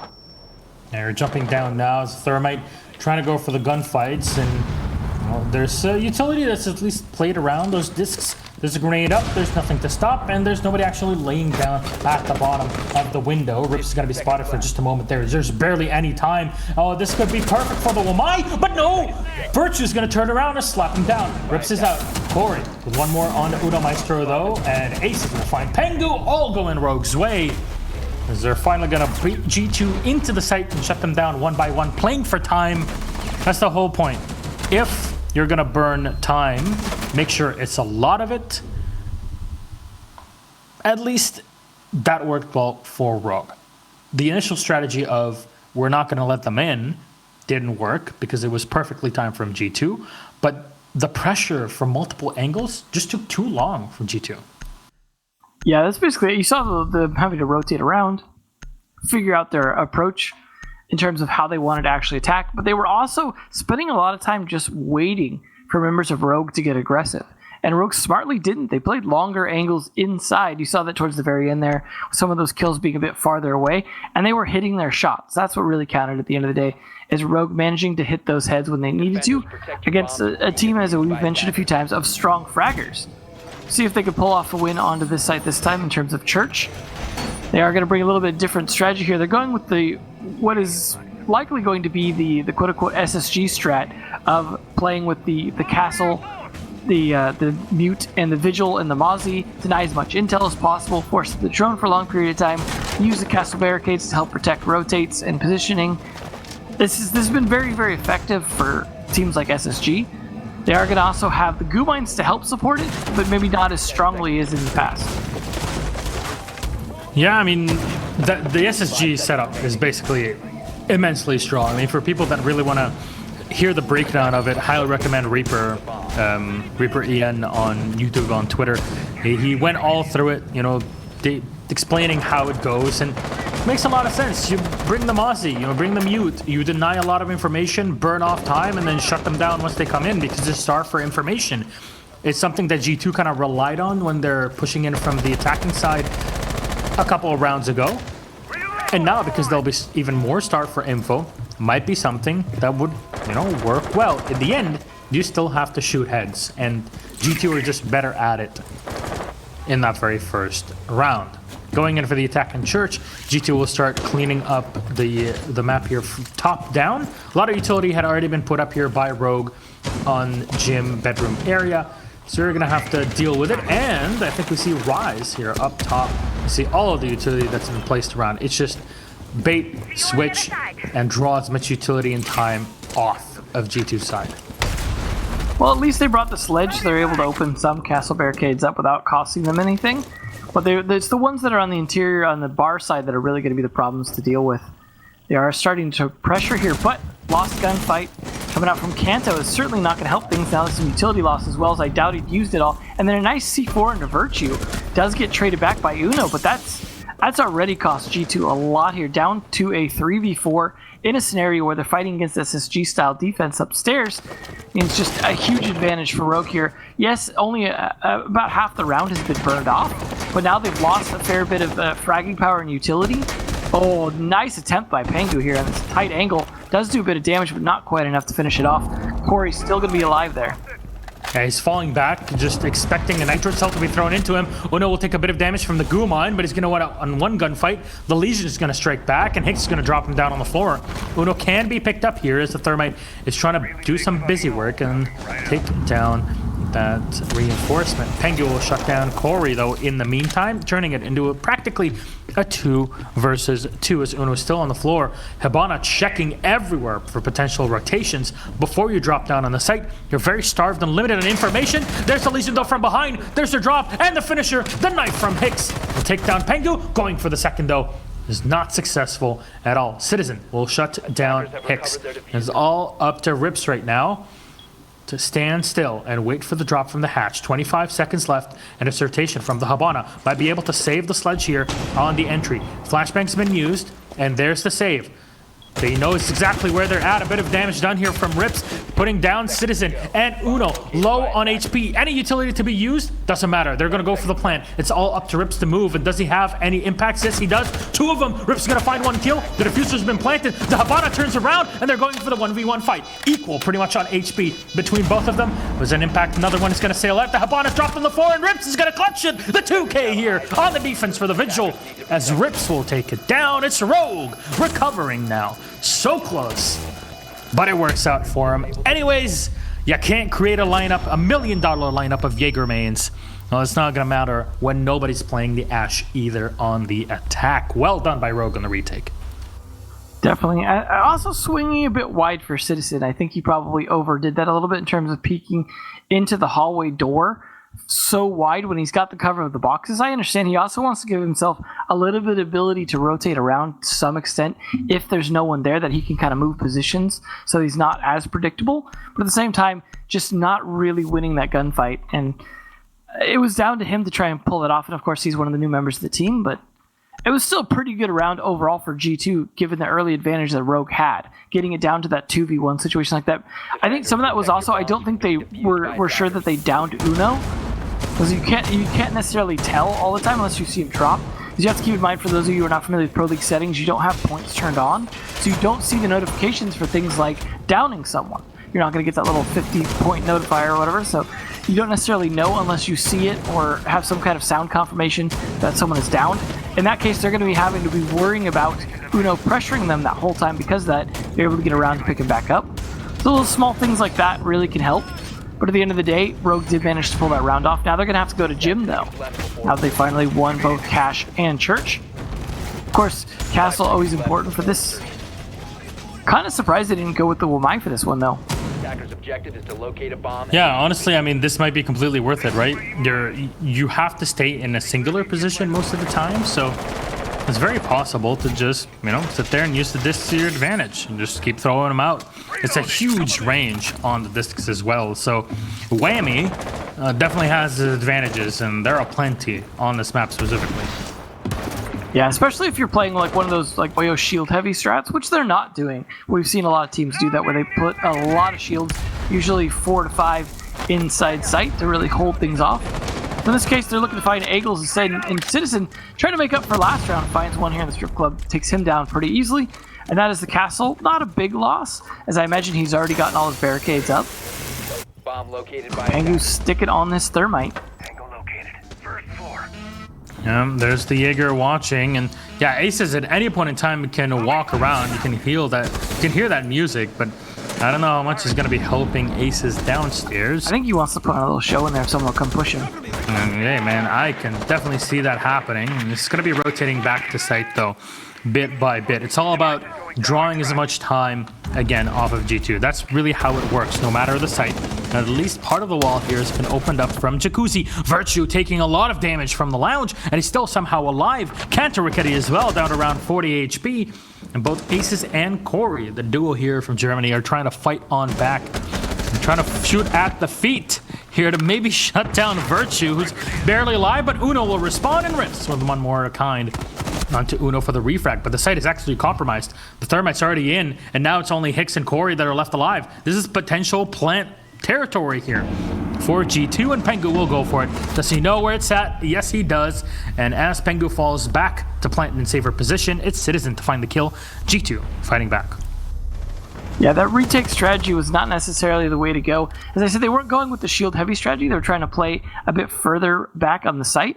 And then once they were able to take site control there, they just weren't able to retake. The problem with trying to retake on that site is those stairs. You can see how much of a problem main stairs are to try and get up, because if they've got the hot tub wall open, which they're undoubtedly going to do as part of the attack, you're very likely to get cut off from rotating to logistics, rotating to gym, or rotating to bedroom. You've lost your ability to rotate to 3 different rooms from that single set of stairs unless you want to come up the cache stairs. I mean, I suppose if Oryx was available, you'd be able to jump up hatch as well, but he's not. So because of that, retake is really difficult on that site.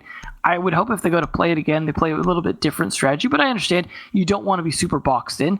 We are going to see the whammy again, as we like to call him, for cash. Of course, it is not pronounced whammy, it's whammy, but I like the big... He's got a little bit of whammy in his pocket. Whammy. That's whammy. It's hilarious. It's too bad that's not the sound like the shield makes. Not the shield, but the discs, I mean. Actually, imagine when it triggered. That's the kind of noise that will come out. That'll be hilarious. Anywho's, same prep again. And it's the same setup. We'll see the Goyo, though, come out. So, they were running a mute last time? Were they? Rogue? I'm trying to think. I think they might have been. 5 seconds left before insertion. I'm not sure, but here it is. There's the rest of the lineup's Goyo. the same, though. Attackers must locate and You can do as much as you want with that Goyo there, and we're seeing the shields being put around. All of them have already been deployed. Rips is probably going to be staying inside of Garage for the meantime, so potential and possibilities all about for Rogue. Habana's going to be using the X-Kairos at the top of the Garage doorway, and it's going to give you that straight angle all the way into the vaulted window. Coming into service from Garage, so that's an old strategy and it works just fine. Maverick's been banned, so you won't be seeing any of those Maverick tricks that we've been so used to throughout Invitational. And there's the Zofia trying to stun Aces in the back, but he's staying alive. He's holding on very well. Pengu, oh, the perfect timing! Well baited. Very well baited there. Pengu's gonna switch over sides. Can you go for it? Should be possible. Yep. Perfect timing from Aces. Man, this is just working so well for Rogue. The Panda tricks. And the problem is, you can't do anything against it from the windows. There's whammy this all around. Yeah, obviously the capped out would have been nice to have, but that was banned, so they're not going to have that extra bit of utility to deny Aces. They could try and hit him from below in Lounge, but they've got to worry about Hicks down there first. There's another Nitro cell. Is it worth it for the drone? Completely. No. Completely. Yeah, until Yan is in, right? Basically. Who knows? Maybe in the future she'll be huge pick in Pro League. I would not be surprised. That is for sure. Pengu will keep on droning here to make sure there's no flanks being prepared by Rogue, as Rich is going to jump in. Make sure you open this rotation from logistics. Very well done there from the Buck. This is the checklist. This is what you're supposed to do, because we've seen it with other teams, even at SI. You get trapped there, you didn't open the rotation on logistics and the construction, and suddenly there's a nitro cell flying your way, or a smoke canister, and then you die. Oh, that's fantastic. Oh, the run out! Aces is gonna get one, and he falls back. There's no answer. The Zofia a bit too slow. Perfect. Perfect from Rogue. So little time left to make this execute happen, especially when you're now man down and getting denied. Oh, one more from Citizen, though. That's the answer, finally, but it might be a bit too slow there, Devin. It's 30 seconds left. Buck's going to be using in all his shotgun shells. Grenade's going to be played. No, he's actually going to fall back. There's no information to use. Goyo shields have been popped inside of Cash. And Nick's going to rotate back into Garage and promptly get shot down. Virtuous Citizen and Pengu in the meantime will find a kill each. Diffusers being ferried over as Kenta Roketi will find the last. They just entered the site in Cash. And Rogue just let it all go. They got cornered. Great push there at the end. It looks like they had a little bit of trouble being able to even get in the door and still managed to push in regardless. And that might have been something that was slowing them down from taking down Lounge from below. But nonetheless, a great push overall from G2. The utility game didn't go nearly as well for them that round as it did the previous attack on a Cache. So the fact they were able to pick it up just off of frags is part of the reason you see them be the quote-unquote super team they are now. But overall, Rogue are putting up a really good fight. It's just, it seems like when they start to lose control of the site, or they start to lose control of an area where they could back each other up, they're losing a lot of these 1v1 fights. The G2 are then able to collapse on them, which is, of course, what you want as a team on attack, is to be able to collapse on anyone who's solitary. Much harder to do, of course, on this bomb site because everyone's pretty much going to be downstairs. They're not going for the castle, SSG, heavy roam strat this time.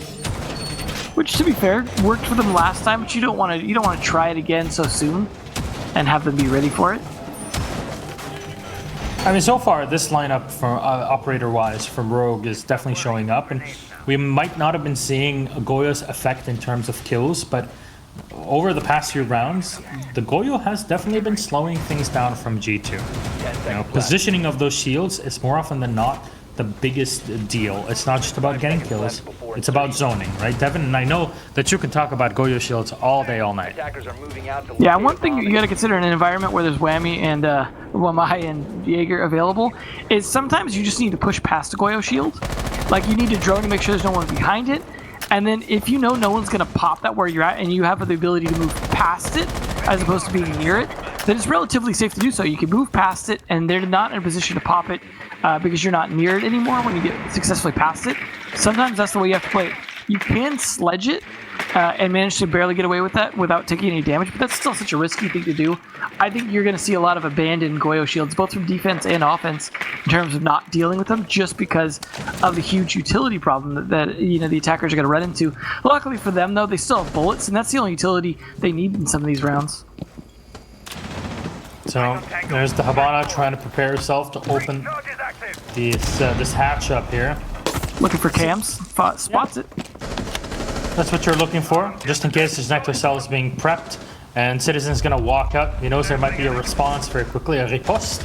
Rise is gonna be the one to engage. He's gonna take down one, rushing to the Zofia. Kenta Roketi taking around 40 damage there as he wins out the gunfight, but was it worth it? You're losing a buck before you're able to destroy the majority of the floorboards there.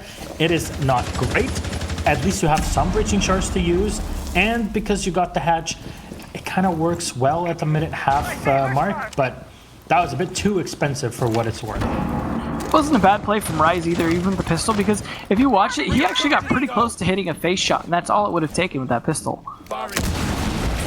Again, losing the lost the buck, they're forced to use breach charges now. Exactly. So on top of that, at least the Jaeger's been killed, so you don't have to worry about anybody inside of blue, at least normally. So you can still go for the regular strategy if you're a G2, and with defense, specifically on this site, the more numbers there are, the more likely it is for you to win overall, just because of the amount of choke points that the attackers have to walk through. And if you're able to thin numbers early on, it's way easier to just walk in and go for a plant without the defense being able to even do anything against you, which is what happened, early on in this match. Well, again, time dwindling low. They'd still have to worry about shields and the ability to try and get some kind of advantage position here. That shield, especially right now that you see Aces playing on, could be a problem. But Citizens takes down Rips. That's a great start to this push. Plant goes down from Pengu as well, and a great flank coming out from Aces. Uno's last alive, though. He can watch this. All he has to do and all he can do is to watch. Is there anybody running up to deal with him? That's the big question. They might be pushing in. The rotation actually won't help them out. Oh, they're right around the corner. Perfectly done. The Legion of Aces understood it perfectly. They don't know that Pengu's down. This is Pro League settings. You don't know if he's down. And just going to walk on in and find him on the floor. Yeah, he's down. It's confirmed. Corey is going to fire off a few bullets, a few shells to confirm it. Yeah, okay, test out that control key. It's working well. Corey's going to shut it down. the diffuser out, and yeah, we sit pretty at the half. Well done from Rogue, I have to say. They're really fighting back. Yeah, nice 3-3 scoreline. Seems appropriate with how close these teams were the last time they played each other on it. Obviously, G2's a little bit of a different team now, but still. Both teams showing a lot of potential. This is overall a defender-sided map. We saw that with the stats and Invitational as well. So, that was then, if you consider that a pretty good half from G2, especially with the Maverick band and having to deal with Wamai, I'd say overall that was pretty good for them. If they can do as well on defense here as they did on offense in that regard, then they could come out with one extra point that they need to bring this to a 7-5 conclusion. Being defused by attackers.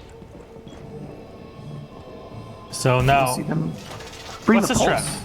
It's definitely going to be having Citizen play a little bit more flexibly and slow down their drone, but a lot of C4 here available. You've got Uno on the Pulse with C4, the Butte with C4 with Virtue, Kanto with C4 as well. They really want to know when those players, especially in Kitchen, are trying to push. They did bring a buck though, so Corey's going to be able to open up the floor. But overall, I imagine Rogue's attack strat's going to be relatively the same as what we saw from G2. And G2 might actually go with a bit of a roam strat with the new Mozzie Castle SSG style strat that we saw also come out from Rogue. So it's definitely going to be a question whether or not they can pull it off as well as Rogue did. It is a tricky one in the sense of being able to successfully rotate back without either taking too many gunfights that you end up dying, or just not delaying enough time before you're forced to fall back. So it is not like a super easy defense to pull off. You still got to know your timing well. You've got to communicate well, have good intel. They have, I believe, at least one bulletproof camera plus the pulse. So they should be able to pull this off on defense. Yeah, and let's be honest there, Enzo. Pulling 3 rounds on attack on this half is not too shabby. And Uno starting off is a first kill on Rips at Zofia. You're really gonna need her to, burn utility. There's no ADSs, so you would have had a lot more to actually, do and as an effect. Plus, it was a pulse opening pick on a Zofia. That's pretty, uncommon. Yeah, so in the end, it works out well. Of course, this is kind of a bait and switch type of play from G2. So they're splitting between the two sites. They're putting their players in completely different angles than the usual. But you got to be careful right now. And Corey, so close to getting the pick, is actually going to throw a grenade all the way down the hallway. Not going to do anything, but Hicks at least is going to take the time to shut down Virtue. Now, if you're Rogue, it is all about stopping rotations back onto the site because it's flimsy. There is not much utility that you can see, not even the walls that have been fully reinforced because you were sacrificing to play on top. Definitely something that could cost them here. Uno not even able to play as safely as you normally would, but Kanto at least taking down aces will put them still at the man advantage here. As I say that, of course, Uno gets traded back. Yeah, Corey so close to finding one as Rez is going to walk on in and go for the plant, and yeah, he'll be successful. There's basically no drones left now for the attackers. Most of them you've seen are either deployed or destroyed. Hicks is going to take down Pengu, and it's left on 2, and Citizen Kenta Raketti to try to bring this one back. There's the push, damage done, but Citizen will still be alive. Unfortunately, the Thermite was looking the long way, and no, Hicks! The bullets hitting everywhere but where they're supposed to, and behind Black Box, you're pretty safe. Kenta Raketti now, that will turn it into a 1v1. They're close to full HP, both of them going for the gunfight. The Thermite walks the other way and Rise outgunning Kenta Raketti. It's all about positioning, and when you hit and use that bomb chassis to your advantage, as you see here from Rise, it's all doable. Between here and Black Box, you're sitting safe and pretty, and the Thermite will win it. Rogue will take a round on the attack. So far, a mirror. Devin. I really like how quickly Rogue took that. That's a defense that's all about burning time. So what did they do? They took the middle floor and the bottom floor very quickly and just cut off rotations back. I mean, obviously they didn't completely secure it as well as you'd like, but it was enough to get the plant down. As you said, they had to compromise some of their defense downstairs to be able to play the middle floor and top. And because of that, they were able to exploit that on a push downstairs. Almost had a Cali pick there, but nope, 6 picked off up to the Thatcher. Similar operator choice in a sense, but that is for cash. That is the one site I could definitely see it Cali being used for if Thatcher was banned. But of course, since he's not, as you mentioned earlier, he's going to get played. We are going to see a no-cud come out from G2. We saw it from Rogue both times, or I think every time they defended cash, yeah, both times. So it is interesting that they're not going with that. It is useful to have Bandit and Kaed for this bomb site. But hey, we'll see how G2 are able to hold it off here. They definitely are playing with, all year one operators, keeping it old school. Yeah, I mean, you talked about the Kaed. He's always being brought. The whole strategy was to be able to run everything with the Wamai and the Jaeger, right? So that strategy on its own, just by bringing the Bandit and the Kaed, you're gonna lose it eventually. But you bring the Wamai, and trying to call him Wami, but between the Wamai and the Jaeger, it gives you a lot more flexibility. But you saw the Wamai that's being played inside of Garage, so it's all about the discs being thrown correctly into position. This was all when Rogue were on the defense, though, and G2 are running, more of a, I guess, a squishy lineup. There's no operators except for the smoke, maybe, where you're thinking, okay, these are the guys that are spending all their time on the site. There's no Maestro that could be brought, anything like that. So, yeah, it's all squishy people, no ACOGs, none of the such. There's the Thermite going in for the shot, and Uno is going to be stunned for just a moment. Yeah, he's going to let it go. Hicks is giving all the information. Second stun will come out from Rips. This is how you time things right. And the wall is going to be open at 2 minutes and 7 seconds left. This is efficient timing from Rogue, to say the least. Yeah, it's weird that not only would they not go with the Wamai and the Goyo to be able to hold things off, they won't even fight the wall very heavy to contest it. So they definitely are really counting on their ability to play flexibly inside the site, as well as this play here inside the bathroom and bedroom area. Well, Zofia's waiting and watching. And somebody goes for runouts. You have to clear Garage right now. If you can do that, then you're set to go. And because this is an attack that's going to be focused on server, Hicks can afford to use his Kairos to pressure Garage. And the Jaeger is going to be spotted. Might be the moment now for the Buck to move in. It doesn't have to actually assault personally, just push the Jaeger back and keep the pressure the whole time.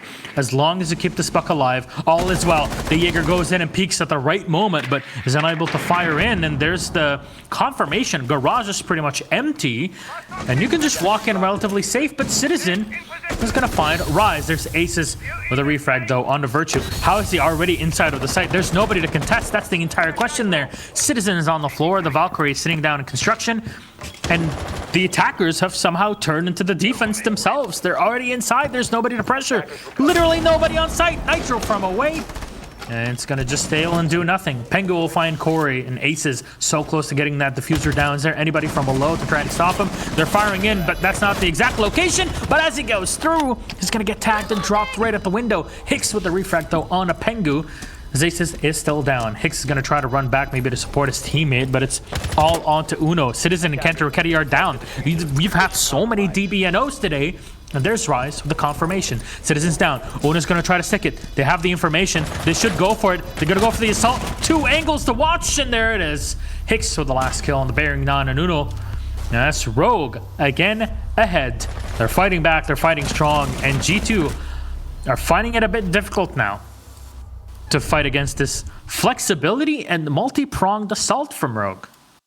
I definitely think Rogue's defense on Cash was quite a bit better, especially utility-wise.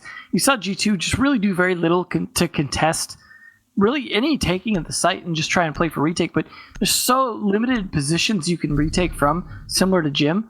It's really difficult to be able to do much with that. You set yourself up in a position like that, you're going to be fighting probably a lot of losing battles. And while it was a good effort from Uno at the end there's very little G2 could do. I don't think their defensive setup was all that great. We'll see them try a different one, though, thankfully, this round. The super team having a bit of trouble in their debut. And again, they're high up G2 already in the online season, and Rogue are sitting pretty at number 1. So once you hit 6 here, it means that the most that can happen to you is you tie for first place, and even then you have the advantage against every other team.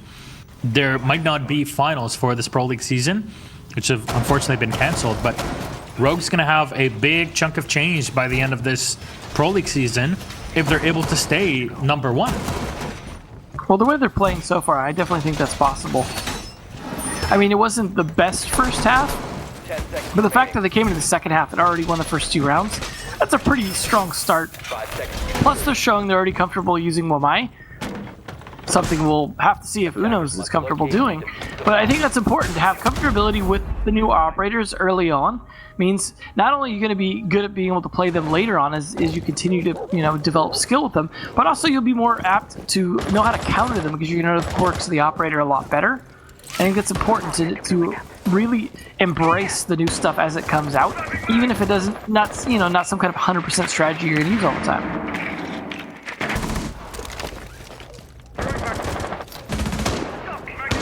See how long this wall lasts this time. Pengu's going to be the one trying to defend instead of Uno.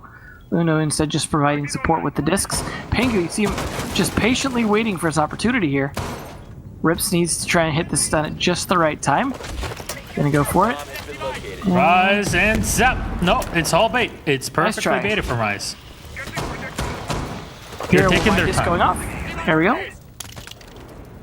There's another disc that sets right close up to the wall that was just destroyed now. And the EMP all timed. And Citizen takes down Hicks. That's okay. That's a pretty good shot here to start things off with. A long angle that has been used, spraying down into logistics. And Rips is downstairs by lounge and stock room now, trying to pressure onto the bandit. Pengu will finally be taken down and put on the floor. So it's time to open things up. And Rise believe that was the wall just opened from server. So it's available for Rogue to use. A lot of steps upstairs as the Zofia is trying to find somebody to pressure. But so far, a bit slow when it comes to pure engagements. There's just been a few rounds exchanged from one end of the map to the other, but we're all slow and trying to pressure and prep for the final take. Unfortunately for the Zofia player there, he didn't have a way to follow up on the Pengu too, and Pengu was just picked up almost immediately afterwards. Because of that, they're really going to be fighting a losing battle here. Unless they can win some good gunfights, if GP throws some kills their way, but say Citizen or Pengu getting a little too aggressive without winning a gunfight, yeah, maybe they can win this. But right now, this is definitely looking like a G2 round. Yep, Rips is going to go on up and use the repel to his advantage. Yeah, you might have numbers, but as you say, possibly every G2 round, whether Citizen and Pengu still low on HP, it can change in a heartbeat. And there it is. Corey's going to find the entry on a Virtue. That was one of the full HP players. Grenade's going to be prepped, but do they know he's right around the corner? Oh, the grenade's going to be bounced right up in the air, and even a Wamai is going to grab it in mid-air. Pengu will find another frag to leave it all on to Rips and Aces. It's time to push, time to go. 12 seconds left, and it's a Hail Mary fight. He's gonna find one. Where's the second? There's Rips to find it. They're gonna push into garage. There's a kill from the Jaeger and the drop. Kantaruketti gets the last two. G2 again fighting back this matchup. I mean, today we're really gonna have games. Look at that target acquisition. Kantaruketti's definitely been training. Yeah, this is definitely looking like a day of a lot of close fights here in EU. Obviously, G2 could slip up here, especially now that they've got to go to gym and end up losing. They're just losing one round already puts them on that match point. So it's going to be tricky. But nonetheless, that was a much better defense round that time in terms of having Pengu play the bandit. The Wamai from Uno definitely helped. You saw him pulling away the stuns, things like that from the drone hole. Very helpful. You saw even a grenade get caught. Didn't necessarily make a huge difference, but it might have actually stopped the refrag on that, from the grenade just post-death. But nonetheless, great round from G2. They were able to turn it around by just changing up a few things. And now Jim, for the first time, though, is going to be tricky. They're going to go with the Goyo and Wamai sort of thing that I was talking about that we could have seen from Rogue, where they play a lot more heavy defensive insight. And the Wamai definitely plays into that because you're going to end up stacking up a lot of shields into the bedroom itself. You really need some way to deny those grenades from coming in and just pretty much setting the whole room on fire. So that's where you're going to have to stack probably Wamai discs and the Jaeger ADSs, but you need to be very careful where you place those Wamai discs because it doesn't, delete the grenade, it just pulls it towards it. So you need to make sure that those are going to be away from Goyo shields so that they're in a position where they can catch anything trying to hit the Goyo shield, but not going to pull the thing right to the shield. So it's tricky, and you're going to recharge those slowly over time, so it's going to be down to just smart play from Uno, assuming he's been playing it. Like I said, though, he is one of the more flexible players on the team, him and Pengu. So we'll see if it pays off this round. But Castle definitely had to come out here. No sledge, actually, from Rogue, so they're not going to have an easier way to open that. I got to imagine it's just going to be down to lots of breach charges coming out to clear those from both Corey and I imagine possibly Rips as well. Yeah, you know, I'm kind of surprised that there's no buck in play. I mean, it's Rogue. We're kind of used to seeing them run a buck pretty much every single round. And in my opinion, Buck is one of the most flexible, if not the most flexible operator you have on attack. He can do many things while also being super quick, super fast. So yeah, advantages are plenty. But there's the drone's going to be dropped in and put in a good position here. So it's going to give you information inside of logistics. Rips is going to set himself up as the wall has already been opened here from Jacuzzi. So Rogue are so far going down the checklist so well. And yeah, it's going to bounce on. It's the Wamai disc. So it's kind of weird trying to get used to the Wamai discs being used. Because you're like, whoa, this should have been a shot. There's the fire in. The IQ is already inside of the site. Being fired upon. And Corey's going to take down one. Immediately shot down by Kanto Raketti. Very close there, but losing the IQ to the castle is kind of fine there. Hicks, one more on to Kanto Raketti. They walk in right into him. Uno, what are you doing there? That's not the play. Aces one more on the Citizen. And G2, the Hail Mary Nitro Cell does not connect. Right into bedroom. All on a Virtue now with no utility left. Bearing 9 control. When you're 1 meter away, it's going to happen. Hicks is going to take it. And yeah, Rogue just... They walk in and G2 just get over aggressive when they shouldn't have. I mean, that's what you get, right, when you build an Ash Jaeger main team, right? Is you expect a lot of aggression out of them. And honestly, a lot of Rogue are hitting their shots today. All the players are showing up. I haven't really seen anyone not showing up for the most part on Rogue. They're all kind of taking turns managing to win rounds. But Gym Bedroom, again, they can go church. I mean, to be fair, they didn't win it last time, but it is surprising they would try Gym again for what is, I mean, likely the last round. Yep, likely so. In the end, Rogue can walk away with 3 points pretty easily. The only way to survive for G2 is to come back and tie it. That's it. Nothing else. 6-6. I mean, we got close to it, you know, but here it might be tough. G2 are going to go back to the same site, and I think the reason why you do this is because you understand what your mistake was in the last round, and it was just G2 throwing bodies when they shouldn't have. They just had nobody actually pressuring in office and making sure that hatch is being held by the defense the whole time. They're flanking. Yeah, that was really the big weakness, was the office, the logistics. Yeah, and now you kind of try to take care of it, and things might look a bit more hopeful for G2, but yeah, definitely advantage for Rogue in this one, no matter how you take it. Though I don't remind everybody, I know so many are so harsh on G2 because historically they've been a team that did so well. They won so many tournaments, etc. in the past. But this is a completely new team. It's all about trying something completely new to everybody in the scene. Nobody's done this sort of thing before at this high level. And, well, it's time for it. Nobody gets relegated now. Try it out. Give them time, though, if you're a fan. If you're not, I think it's too early. Same thing at the start of a season. Give it time. Give people time to prep. By the end of this season, though, we're going to be pretty harsh when people make mistakes. That's for sure. Absolutely, especially on G2. Well, there's the entry again. Pretty much mirror as we saw in the last round. However, there's somebody holding on construction to logistics from the defense of G2.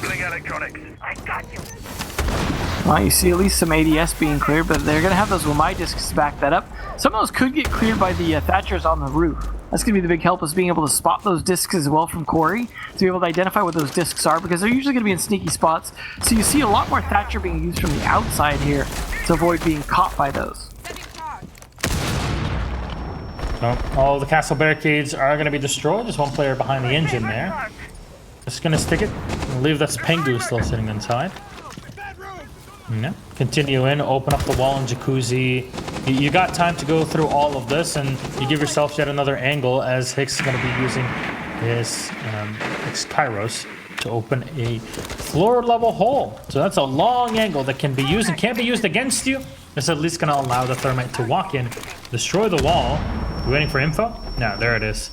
Gonna set himself up for it as Rogue are losing drones left and right. We can see it all over our UI. We're left with little info to play over, and there's Pengu. He swings wide and he finds Hicks. A good entry, but he takes a lot of damage in the meantime.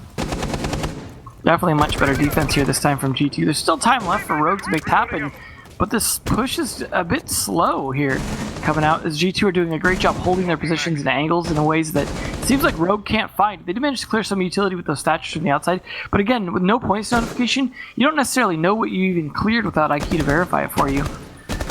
A lot of pre-fires coming out, though, hoping to catch members of G2, but look at them just all lined up there, taking advantage of their shields, in great positions to capitalize on this. Rise pushing pretty much into the bee's nest here. Managed to find actually two out of it. How did he pull that off? Uno's gonna take down one more, and Rise is so close, but the Goyo shield is popped. Uno's gonna outplay Rise. Wonderfully done. As Kuro Corey will get one more. That's a coolio play right there. He's checking for Valve cams, and indeed he'll be able to find one. He's got little time left here to pick up the diffuser and go for the plant, and Gym is the best place for you to do so. Going in for the plant, and they're gonna try to walk on right into Corey. 1 second left, and Uno, yet another kill secured. Uno, the 200 IQ play here on the wall. My man, popping that Goyo shield was definitely the play. Yeah, it definitely helped make sure he could finish that kill. And it's looking pretty good here for G2 to possibly tie this up. This is a very exactly the same situation we ended up in last match, in the sense of we have a comeback to kind of bring it to a 6-5 for the final round, but a little bit different in that we don't have a 6-0 sweep first for the comeback, as G2 had a pretty good first half, and they might have a similar second half if they could pull off this round. But this is not looking great for G2, obviously, in the sense that they're not going to be able to get 3 points. The best they could do is 1 point. But considering the struggles they've had this season, I think 1 point's better than nothing, that's for sure, in terms of making sure they don't sit at the bottom. Of course, without relegation, they don't necessarily get punished as harshly for it, but when you're a team like G2, you really don't want to be in the bottom 4, even if it didn't make any difference in money for you. We'll finally see them go back to church for only their second attempt. If you're G2, you're praying right now. You know, this might turn into the same as we saw before. I mean, 7-5 for Rogue or a tie for G2. No matter what, Rogue will walk away with 1 point. If you're Rogue, you look for a W, you get yourself even more ahead than the usual. That's the strategy. Well, this is the best bomb site too, so it is surprising that they took so long to go back to it. Every bomb site they played, they would lose the first round, or first time, and then win the second time. So, you know, they played cash, lost the first time, won the second time. Same with Jim. So it's surprising that they didn't try this a second time immediately after. They must have just decided they wanted to see how their other strategies fared first. But yeah, it definitely cost them in terms of being this so far behind now that they had to catch back up just to get to a tie.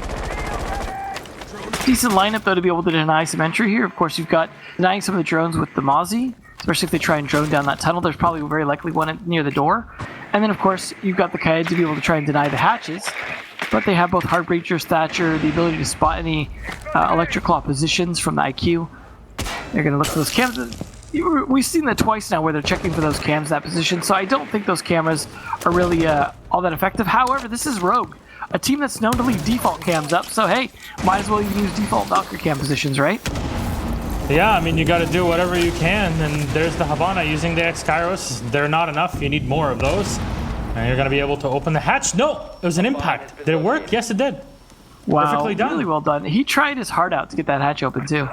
I mean, that's pretty much all your utility. There's one more left here, one set of X-Kairos to be used. So, yeah, you're kind of running out of options. Rise, does he have anything to use as well later on? It's another question to have. Maybe it'll be a walk-in into the armory, but without support from the hatch, it makes things way more complicated for an armory take. So, Hibana's going to turn around as the final thermite charge is going to be used here to open up the drop into Moto.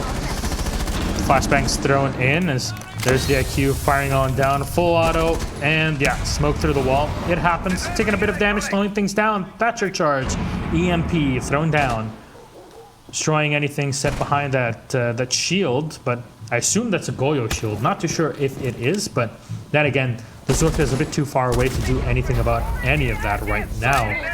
Trying to stun the player behind blue in the meantime. So far, this denial's working out pretty well. I mean, yeah, there's a minute left, but this is looking really good for G2 to possibly bring this back, because they've only taken a slight bit of damage, and you've seen a bit more on Rogue because of the damage Corey took from the smoke. Oh no, the overpeak actually works from Pengu. That should not have worked, but Aces at least trades it back on a Citizen. Wonderfully done there by Pengu, but Aces is going to get one, and Pengu on the refrag again. He's making it happen all the way from downtown. Diffuser can't be set. There's little angles for you to use if you're on the attack. You have to walk in. You see the backpack, and that's the Vector 45 set up by the Goyo.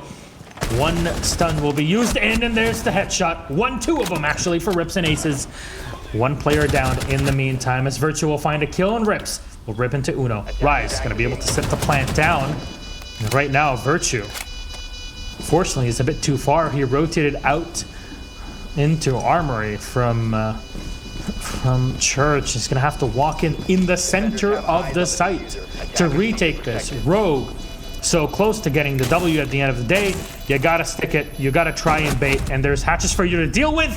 2 angles to watch. Not enough. Rogue's going to find the kill. And there it goes. Rogue, again, victorious on the same map as before. And they'll land 3 more points, putting them so far ahead of their opponents. Well, we definitely saw some potential there from the new G2. But at the end of the day, the consistent teams, the ones who didn't make roster changes, are coming out ahead.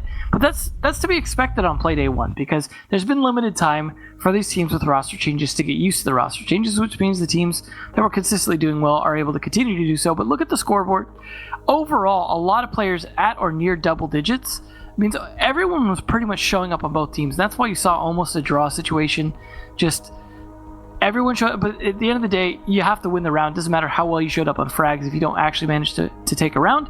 And Rogue definitely had much better attack rounds, I think, than G2 did.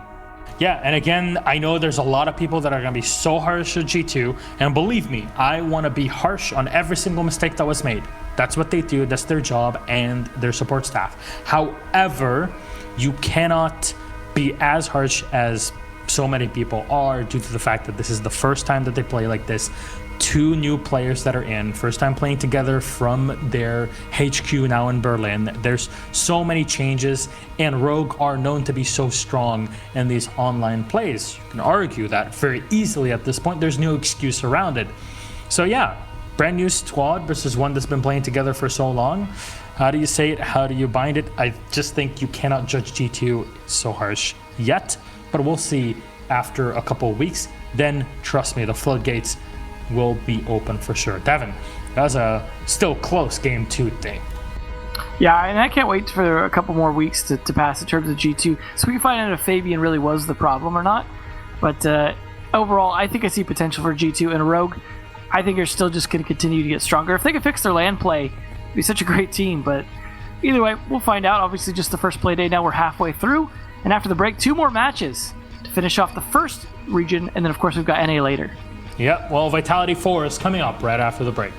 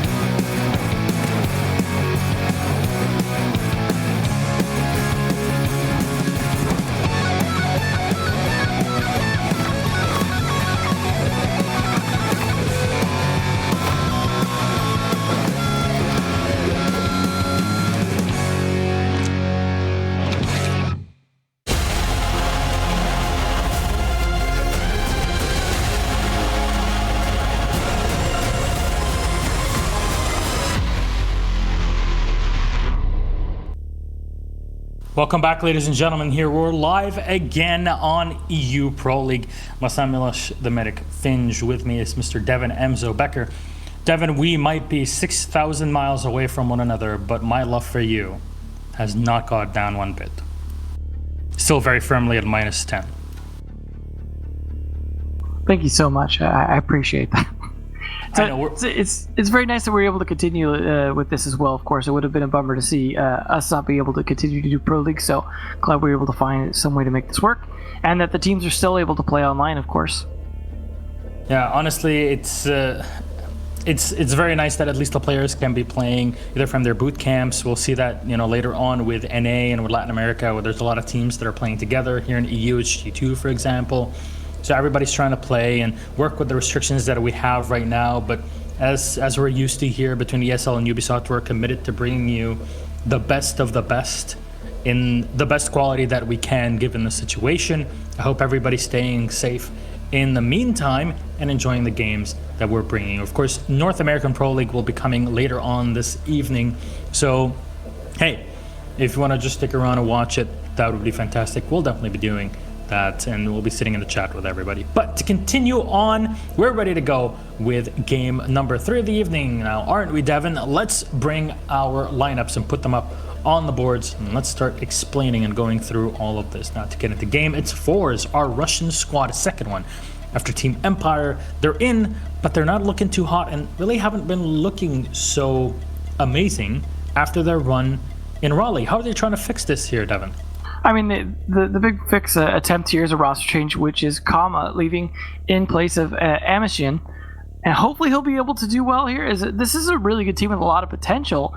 It's just, I think some of that potential maybe wasn't at the Pro League caliber yet. They've had some time to adjust now. Bringing on a new player may or may not be the fix that they need, as of course they had some synergy getting to this point. I mean, you recognize one player who'd gotten dropped from a team for roster change, which is Shockwave, who'd been on Empire previously as well. This being the other Russian squad. So we'll see how Amishin can do on the team. It may take some time for him to kind of warm up as well. But I think this team has a lot of potential. It's just the problem is all these other teams in this region have even more potential most of the time, being such a strong region. So it's really up to them to continue to step it up here. But you look at these ratings, compared to some of the ratings we saw across teams earlier, they're actually doing pretty good with the majority of their players above 1.0. Yeah, I mean, Force had been playing really, really well. They even defeated Team Empire. The last time they played against their opponents, though, Vitality, it was a 7-3 victory for Vitality. We'll take a look at this squad. Playday, Bibu, Stigi, Goga, and Hungry. We were also stoked at the start of the season to see this squad. I mean, we were talking about G2. Spoiler alerts, by the way, and now we can say it. G2, it was a Monday, which meant they don't really win. Vitality, though, this is a bit different, right? They usually are the team that loses on Wednesdays. Well, we'll see if that changes. Obviously, we did have G2 in a similar but reversed position. They managed to bring it out. And a former member of G2 here on there from Goga is taking a little bit of time for him to warm up, but overall, you see from his rating, he's done a pretty good job of it. He's sometimes playing a little bit different roles, as this is a different team dynamic than he had on G2, but I think he's fit in pretty well. Overall, I mean, you look at this, he's one of the few players with a 1.0 plus rating, the other one being Playday, who's really gone off in his position on this team. He was a player who'd done decent previously, but something about this current lineup, when Hungry and Goga got put on, he seemed to have been able to really step it up, even more than we expect from Bibu. So that's been good if Stiggy and Hungry can kind of pick it up a little bit. Hungry especially has had some matches where I'm a little surprised at how poorly he did. But overall, I think he's such a fantastic player. If he can sort that out, this should be really good for him. I mean, let's be honest. Playday is an amazing player. In my opinion, one of the most underrated support players in the world, has been since the beginning of the game, has been through his start, playing in year one up until now. So I'm not surprised that he's playing still so well. It is just so impressive to have a massive, massive performance all the way to this day. He's one of the few old guards remaining playing at this level. That said, though, we'll take a look at our maps. Now, last time these two played, that was January 22nd. And in that play day, it was on Bank. Unfortunately, at least for Vitality, Bank is no longer in the pool, and we have Theme Park replacing. We're going to be playing on Consulate, however, as I don't really expect Theme Park to be played, at least in the first week. But still, going for Consulate, something that works usually well for Vitality, doesn't it? Yeah, both teams, when they played this map, though, first half of the season, they both played it once, and they both lost, surprisingly. So this is not the best map for either of these two teams, at least from what they showed so far. But I do find it interesting to see that so far through all three matches, Theme Park hasn't been a first ban. It's been saved for a second or third ban, which makes me think a lot of teams are like somewhat prepared to play it.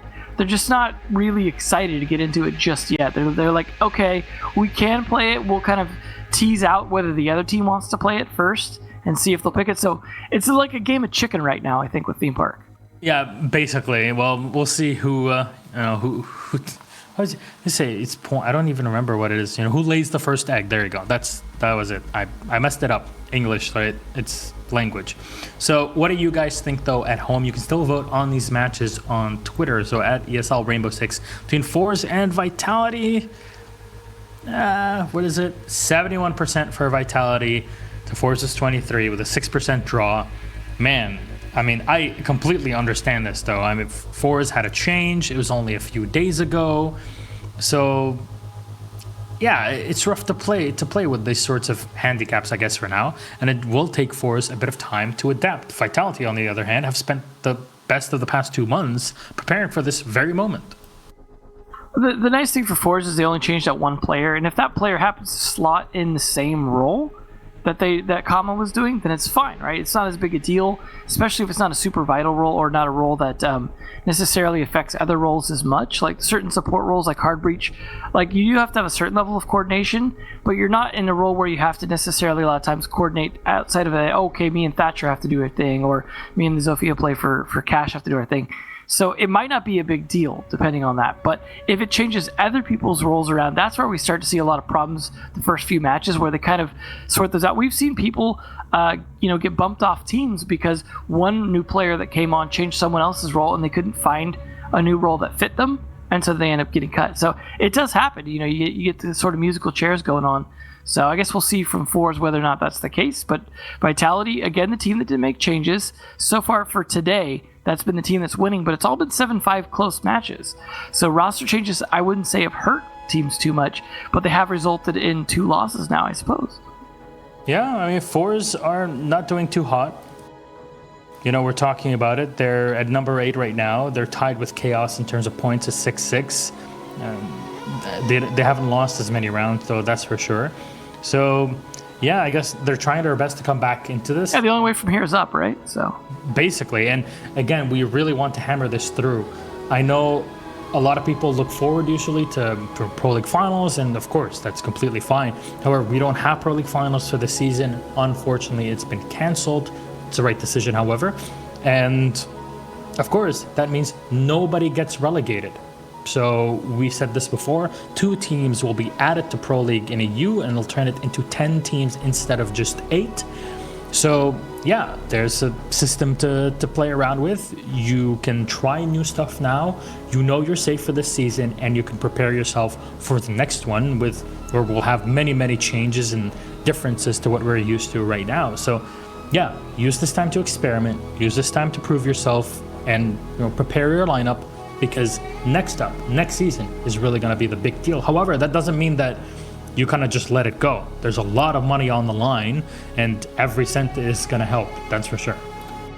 Yeah, especially, when you're a team down there towards the bottom, your chances of getting into the top 2 are pretty slim, especially when half the season's over already. But at the same time, you want to shoot for that, right? There's a chance that the people up top could start to slip up, and you can get your way up there. But sometimes we see like some of these regions get really close where like a single match in the last week can jump a team up from like 6th to like 3rd.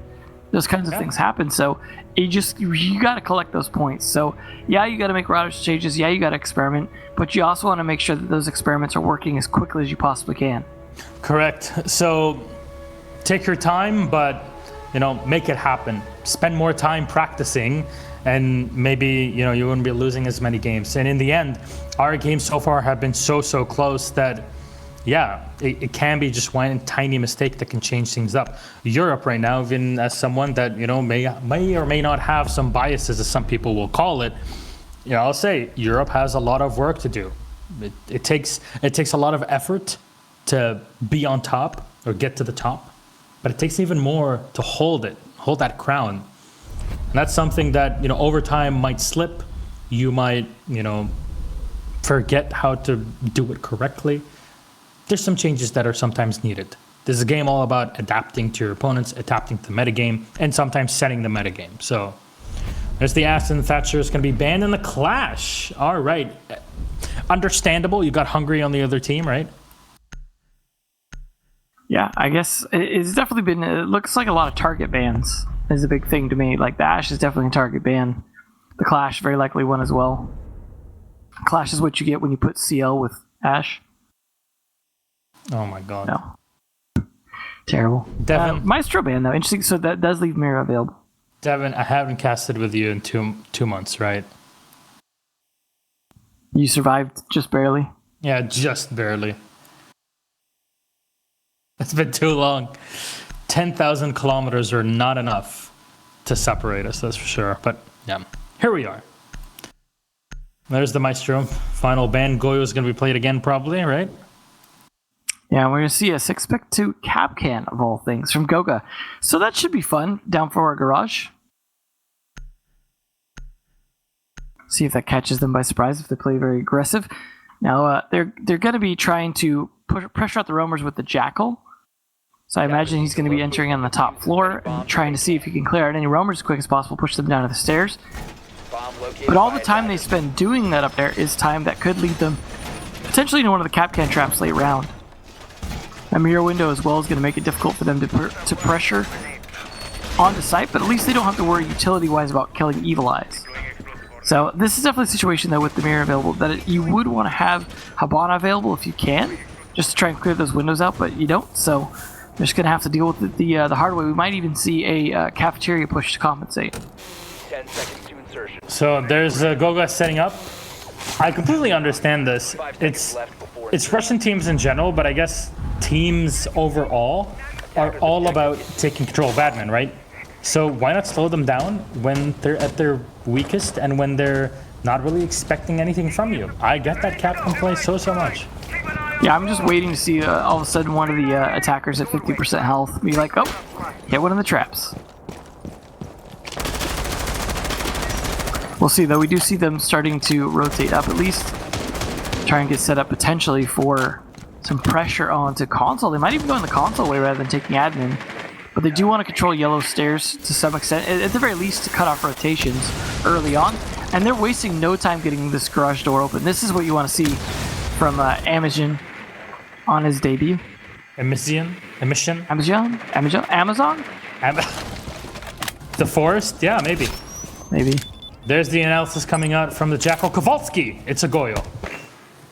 Well, that's definitely not going to be the most helpful, as they already kind of have some idea where he's playing at, but certainly can't hurt to have that information. And Grenade's going to be lobbed in to destroy that shield. There's so many shields around. Like, Steegi, he's really frustrating the attackers, and that's unfortunately the way you play against Goyo. You get frustrated for a couple minutes, and then you can push in and plant. It's interesting how garage heavy this push is. They're not even really spending any time clearing the top floor. They're just focused entirely on seeing what they can get away with here at the garage door. And it's surprising to see not everyone has rotated back. You see, I think Bivu's still quite a bit off site, waiting to come for a potential retake if he needs to, and also to try and cut off any flanks that might come around the back. But they're definitely dead set on pushing in through this garage door. The Capital's there to help with that. Yeah, and you completely understand this from Vitality to stay back for a moment, because you're like, wait a second. There's a minute left, and they've expended so much utility. Something is odd that's happening right now. There's nobody coming in on our flanks. Are they planning to rush us? Are they planning to flank late into us? Utility is being used willy-nilly right now from Vitality just to try and set themselves up for this. And, well, you see, Goga's taking a lot of damage. Hungry a bit from a grenade that was tossed in earlier, and Goga's going to try to rotate back onto site.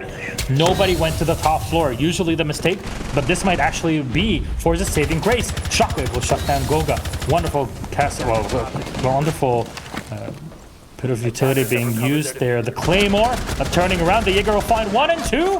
There's the drop. Bibu taking them out here for Shockwave. WTG are out. Rask is going to try to face check here in yellow. It's Pasha that takes a ton of damage. The ACOG on the Buck is a bit too difficult still to control when you're being shot at, the recoil, the aim punch that you have to face. 10 seconds left. Stiki, Playday, and Bibu are last alive, but the diffuser is just now going to get picked up. It's all about holding angles and allowing for this plant to go down. Anybody along the yellow staircase? No, there is not. They're a bit too far, and Bibu a bit too slow here to protect this diffuser from being planted. This might spell disaster now for Vitality, as Rask is going to collect the first kill. He's got a long angle to find here. Gets another one. All for him now. He's going to try to dance around, and Rask, one more kill. Vitality, the big mistake. Oh no. Oh, on the Jaeger, running in at the wrong moment. 1 second too late. Yeah, I think a half a second too late. Had Bibu just peeked a half a second earlier onto the planter, I think he would have stopped it, and that round would have gone over to Vitality's side. But just feeding Rask at the end there was not the play. Really well done for Force to be able to pull that off without even bothering with the rest of the map. All those traps set up upstairs in admin, just completely useless. They just sidestepped all of what was prepared for them by Vitality. Really nicely done. Probably shouldn't have been able to get away with it. They definitely brought a lot of utility to help with that, dumped a ton of it, and then actually even died in the smoke trying to get the plant down. But at the end of the day, they just were able to get the plant down when they needed to because of Bibu's oversight. Because Bibu was trying to play careful, and I understand that. That is a smart play, to play careful on pipes the way he was, to make sure that he was able to stop anyone from pushing aggressively towards cafeteria. But just the timing wasn't there. It was really lack of intel too. They're going to help some of that this time by bringing the Echo from Playday. They're also potentially going to be able to capture some drones from Goga. So they're going to bring out the Dock from Stiggy. So we may see some spawn peaks potentially. They're going to be playing here on lobby instead of garage now. Rather than try it a second time and just change site. That's the Vitality way. All right, well, there's Bibu with the reinforcement. Something completely standard right now from Vitality, as you can tell. Yeah, we're talking about it. It's all about taking control, top floor, double reinforcements, as if you are playing on this top floor inside of the console chamber. And leave, a couple players downstairs, one set up bathroom, one playing around piano, or, in Skylight. There's opportunities abound for Vitality.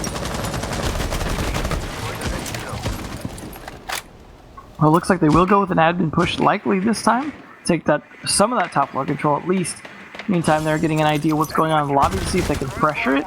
They do see that the hatch is open, so they know they need to take control then of the top floor in terms of taking control of projector or meeting. Because of that hatch there, it means very difficult to try and get a plant down without being contested. There are a few angles you can hide on the far side of the circle desk that can help you with that, but then it becomes a little predictable where you're positioned at. They are managing to get this admin control pretty quickly, though. Good for Pasha to get the angle opened up via Buck. Scarlet Key. And Pre-Fire not working out, as they mostly just push the defenders to the other side of the map, over by Yellow Stairs and Console Office.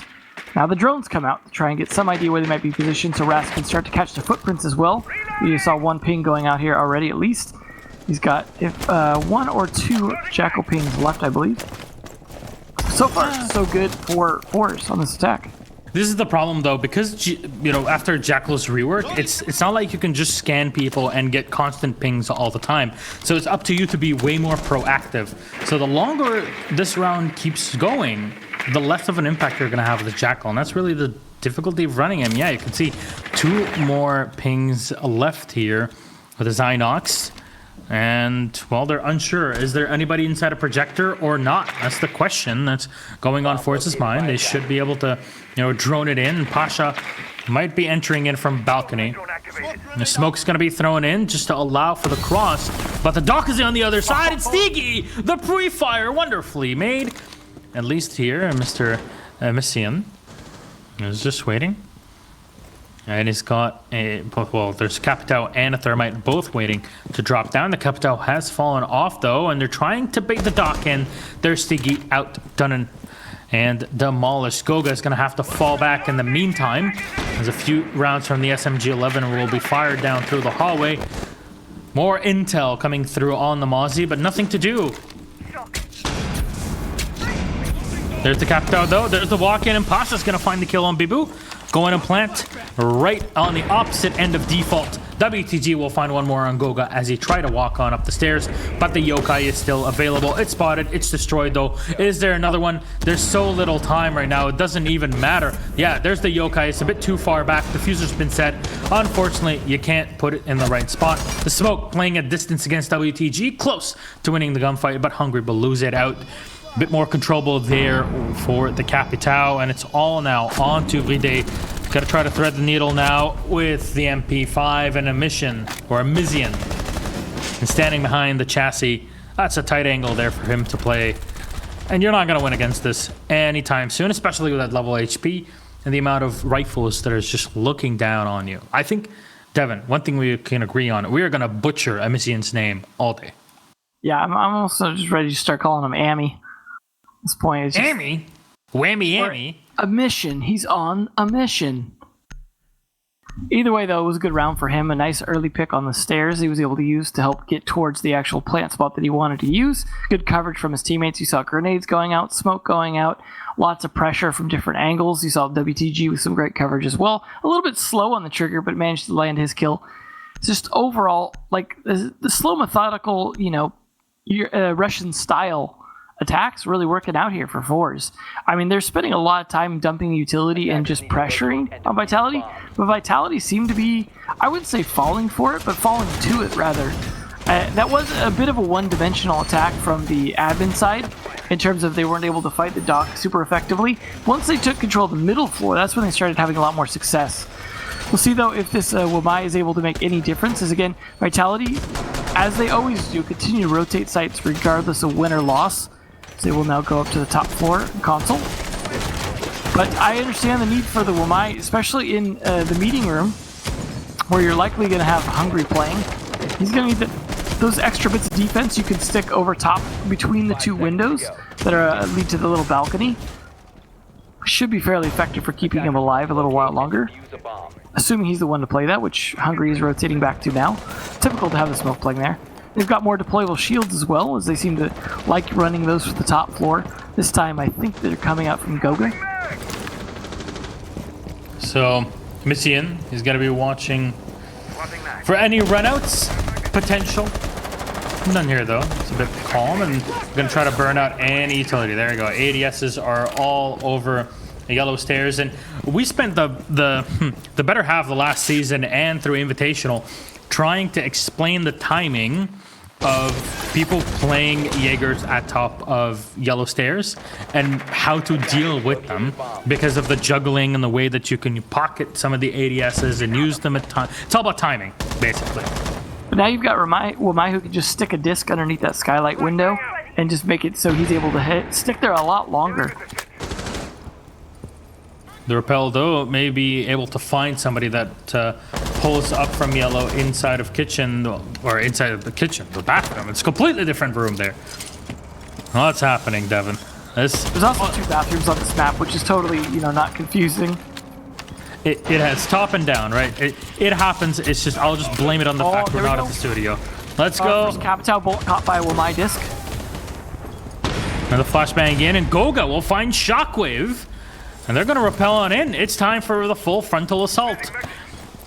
And there's the Thermite holding off a distance. Bebu's been down in the meantime. If you guys can see this, Pasha will find 2 kills on Playday and Hungry as he just walks in from the bathroom. One more for WDG. Bebu is still on the floor, and Steegy has been spotted. He's got a nitro cell. He's going to throw it up. Oh no! Down on the floor! Unfortunate utility being thrown everywhere, but it doesn't matter. That diffuser is going to be set, and Steegy has a 1v4 task ahead of him. Can he even pick up Bebu? They're going to bait him right into it. So many angles to watch, and he'll actually be successful. So close to it. 20 HP on Bebu. Stiggy already down to around 30 himself. 4 angles for them to watch, and 1 player even on top of Skylight. So many angles for you to watch. There's the peak from the Buck. That's a 3K for Pasha. And Amizian will find the last one there on the Thermite. Bibu's down, and so is the entirety of Vitality. Another hyper successful round for the Russian squad of 4s. I'm really liking Amizian's play on this Thermite. He's a very confident Thermite player. Landing kills. It reminds me of Goga as Fragmite. Just the way he's able to kind of confidently do his job, but also be able to use the gun just with no problems whatsoever. And then we're seeing the rest of Force just do their thing equally well. Whereas Vitality seem to be struggling and getting picked off in a lot of these fights. They're I don't know if their aim's just not warmed up or they're just lacking on intel. They're not really bringing a ton of intel, and maybe that's hurting them. So thankfully, Goga going to bring 6th pick over to the Valkyrie to get a little bit extra of that. Possibly one outside. We saw how long Force stuck outside last time outside garage door, and the fact they don't bring an IQ. So this is a smart play. If they don't go looking for the camera, there's a good chance they will have the extra bit of intel outside to be able to help with some counterplay. But at the same time, like, they really need to time things better in terms of their ability to push back. So maybe we'll see Fours actually be smart and go for some play from behind on the cafeteria side, just to throw things off a little bit, to keep them watching both sides. They don't really have to use it as their actual plant attempt, but just enough to put some pressure on. And if they're opening the garage doors efficiently as they did last time, that should really help. So they're bringing a mute jammer to try and slow this down, because there is no Thatcher after all. Yeah, you gotta play with what you got, that's for sure. Left before insertion. All right, we're going through the reinforcements right now. 5 seconds to go. Attacker's objective is to defuse the bomb. Well, let's see what they're going to do about that mute jammer, because that's the one thing that might slow them down. If they have to take piano control to be able to take out that mute jammer, that's a lot more work than they had to do last time, map control-wise, and that could be a real problem, timing-wise, for them in terms of how long it took them to be able to actually push garage. See a nice, relatively even spread across 4s right there. Take the person who has 4, give it to the player that has 2, and then it's 3s across the board. So overall, out of 3 rounds, pretty much 1 kill per player, which is, I mean, that's fantastic for 4s. That definitely means everyone's doing their job, showing up in terms of kills. Plus, everyone's bringing a lot of utility we're seeing them use. Imogen getting that wall open and the garage door open as quickly as possible again, making sure he does so that those mute jammers didn't seem to be that big of a hassle dealing with, assuming he triggered this one. Nope, that one is mute jam, so now they've got to worry about that. There is the possibility that maybe a grenade through the drone hole would get far enough over. It looks like he went for a bounce. Is that enough? Yep, that is going to clear the mute jammer. He is now able to trigger that. They've got garage door open. Now they've just got to get control of at least some part of that garage to be able to push in. Honestly, it's not too shabby. Forests are just working this so well. They're opening things up perfectly. They realize that they have an opening. They're just, hey, let's go. Let's destroy that garage wall and try to enter in, you know? You can start burning utility, you can set up your crossfire, but I have to say, Fours only won the first round because Vitality kind of gave it to them. So if you don't have any control around any other side of the map, I don't see this round going too well for you. You really have to push in super deep and maybe go for a take into A in the break room, and then, yes. But if you just go try a plant when there's so much utility that can be thrown your way with, well, you know, kind of dealing with the inability of killing your opponents that are perched up so far back into the site, you're not going to have a good time. Well, there's 3 spots they really need to worry about, right? There's security with that window on it. There's the behind the white van, which they know the Goya was playing. And then there's pipes, which Bibu was going to be playing, but that's now become his grave site. Now that that's clear, they're actually in a much better position to go for the plant, especially since smokes have been cleared here. The 2 smoke canisters went out. The Michigan gets the plant down. They had good cover fire on that. Now it's really a struggle for Vitality, despite having 4 alive. There's man advantage for 4s, so unless 4s really whiff some shots, Vitality, again, looking to lose garage. You cannot retake this. It's just, you have to all reset at the same time and hold this diffuser down. Unfortunate. Flawless round from 4s. Yeah, I was just talking. Yeah, Devin, actually what you need to do is to have map control. Well, little did I know, you don't need map control when all of your utility misses when you're on the defense, and you can't hit anything on the other side. 4-0 for 4s, and they are actually running away with this. I mean, we saw that in the very first match of today, and they certainly didn't run away with it on the second half. So we could see something similar where we see even up to a 6-0, and then all of a sudden come back the other side. But to be honest, I'm seeing 4s probably walking away with the win today, potentially. Just not seeing a lot of coordination here from Vitality. EU has become the meme region. We live in a different dimension now. It's 2020. What has happened? Honestly, what has happened? New year, new fun. I can't prove my points anymore. I can't say it's just the best. Oh. Maybe you're gonna have to be the first caster import from EU to NA. I mean, look, we already have Volley Blue and Stokes for that, so. There you go. They've been deported back to North America. You're the only non-NA, so we're gonna get you on our side. Yep, just poaching everybody here and there. Well, we're going to see a similar lineup to what we saw previously here from Vitality on this defense. The Echo will at least provide some additional intel. We did see it start to stall out the plant last time from Mission when he got hit with it, but his teammate was able to shoot the Echo drone shortly after, therefore make it possible for him to get that plant down. So they're going to be expecting the potential for a similar plant here, and again, there's no IQ to be able to spot that Echo drone, so they're just counting on their sheer aggression to be able to take that site and get the plant down as needed. Like I said, there are quite a few spots around the circle desk. Nice pest being shot to the left side of that window there. This is what we call a freebie for the pests. Put ones on either side of the window, and good chance you're going to get at least one drone thrown through those, because you can't just drive a drone up to those windows, you have to throw it through. So as long as you place that pest correctly, you're almost guaranteed a free drone as they throw it through the windows to drone into admin. So I mean, the vertical leap on that pest is Olympic level, let's be honest. Oh, yeah. There's Raft, though, with the first kill on Astigi. Fours are doing the Empire strat. Push in, take admin, take copy, and then, yeah, you're good to go. You can just keep on tightening the noose on Vitality's neck and slowly choke them out. I like that long angle as well from the coffee break room all the way over to the doorway at the top of Visa stairs to make sure that they can kind of cover the flank as they start to take that control. We're actually seeing the first Maverick as well, I just noticed.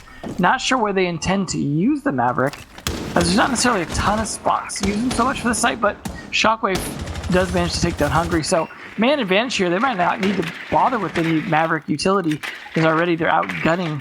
Especially killing the dock this time means long angles on the circle desk. A little more doable. Doesn't matter. The punch walks up, shoots the in the face. Regardless. No way, man. That is just such a huge kill. Vitality are being shredded apart. You might have lost a lot of drones on Forza's side, but you can tell how many have been deployed and how many are still available. Only 3 have been lost so far. That's drone economy 101. When you have a lot of information, you can capitalize on it. And fours are definitely proving that even against a team like Vitality, they have what it takes. It's just been a rough first half. And hey, maybe Emizian was the one that they needed. WTG will find one on Goga and leaving Playday all alone.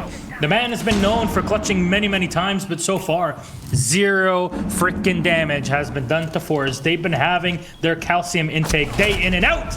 And there's the last one from fours. Flaws again from the Russians. This is Invasion of Moscow all over again. Now keep in mind, last time Vitality played this map, they lost 2-7. So it was definitely not a strong map for them. That was against BDS. They're looking to possibly end up with a similar scoreline here, it seems. This is currently not one of their best maps, from what we've seen so far this Pro League season altogether. I mean, maybe things will change. There's still plenty of play days left, but especially with the auto bans being gone, in theory they could just play it again on Wednesday if they want. But that being said, it's looking really good for this to be a 4s map. Like, despite the fact that they lost it last time they played it to G2, it was a 4-7. They look like they've really improved on it with the addition of Emission. It really seems to have made a difference versus having Coma. Defenders, protect your bombs from being defused. So Vitality have so much to do. Is it even about switching sites right now, Devin? I don't think it is. I mean, again, it could be just a total comeback scenario. We did see that, like I said, the first match, but I don't know if we'll see a similar thing again. I think 2 6-round comebacks or 5-round comebacks in one day. I don't know. I think we're more likely seeing 4s take it, maybe 7-1, 7-2, the way things are going. I mean, side switch might make a huge difference. We might see 4s really play poorly on defense, or Vitality just really have it together on attack. But I mean, overall, defense is in a better position in this game right now, especially with Lamai in addition, because that's a new operator that's good, and not just a niche pick versus Cali on the attack, which is new and not really a super niche pick, basically. So it seems like defenders only should have gotten stronger right now, yet we've seen nothing but attack wins here, as opposed to all the defense wins we saw earlier on Coastline. So there's the mute chambers being set up all around the map by Stiggy here. Still has one in the back pocket to use if he wants to. I'm not sure about leaving the mute so far away, and I have to say, when you're roaming around and staying far away from sight, it can work, but when fours aren't really giving a damn about what you're doing on that top floor, I don't know if that's, the strat. I think fours are just going to do the same thing all over again.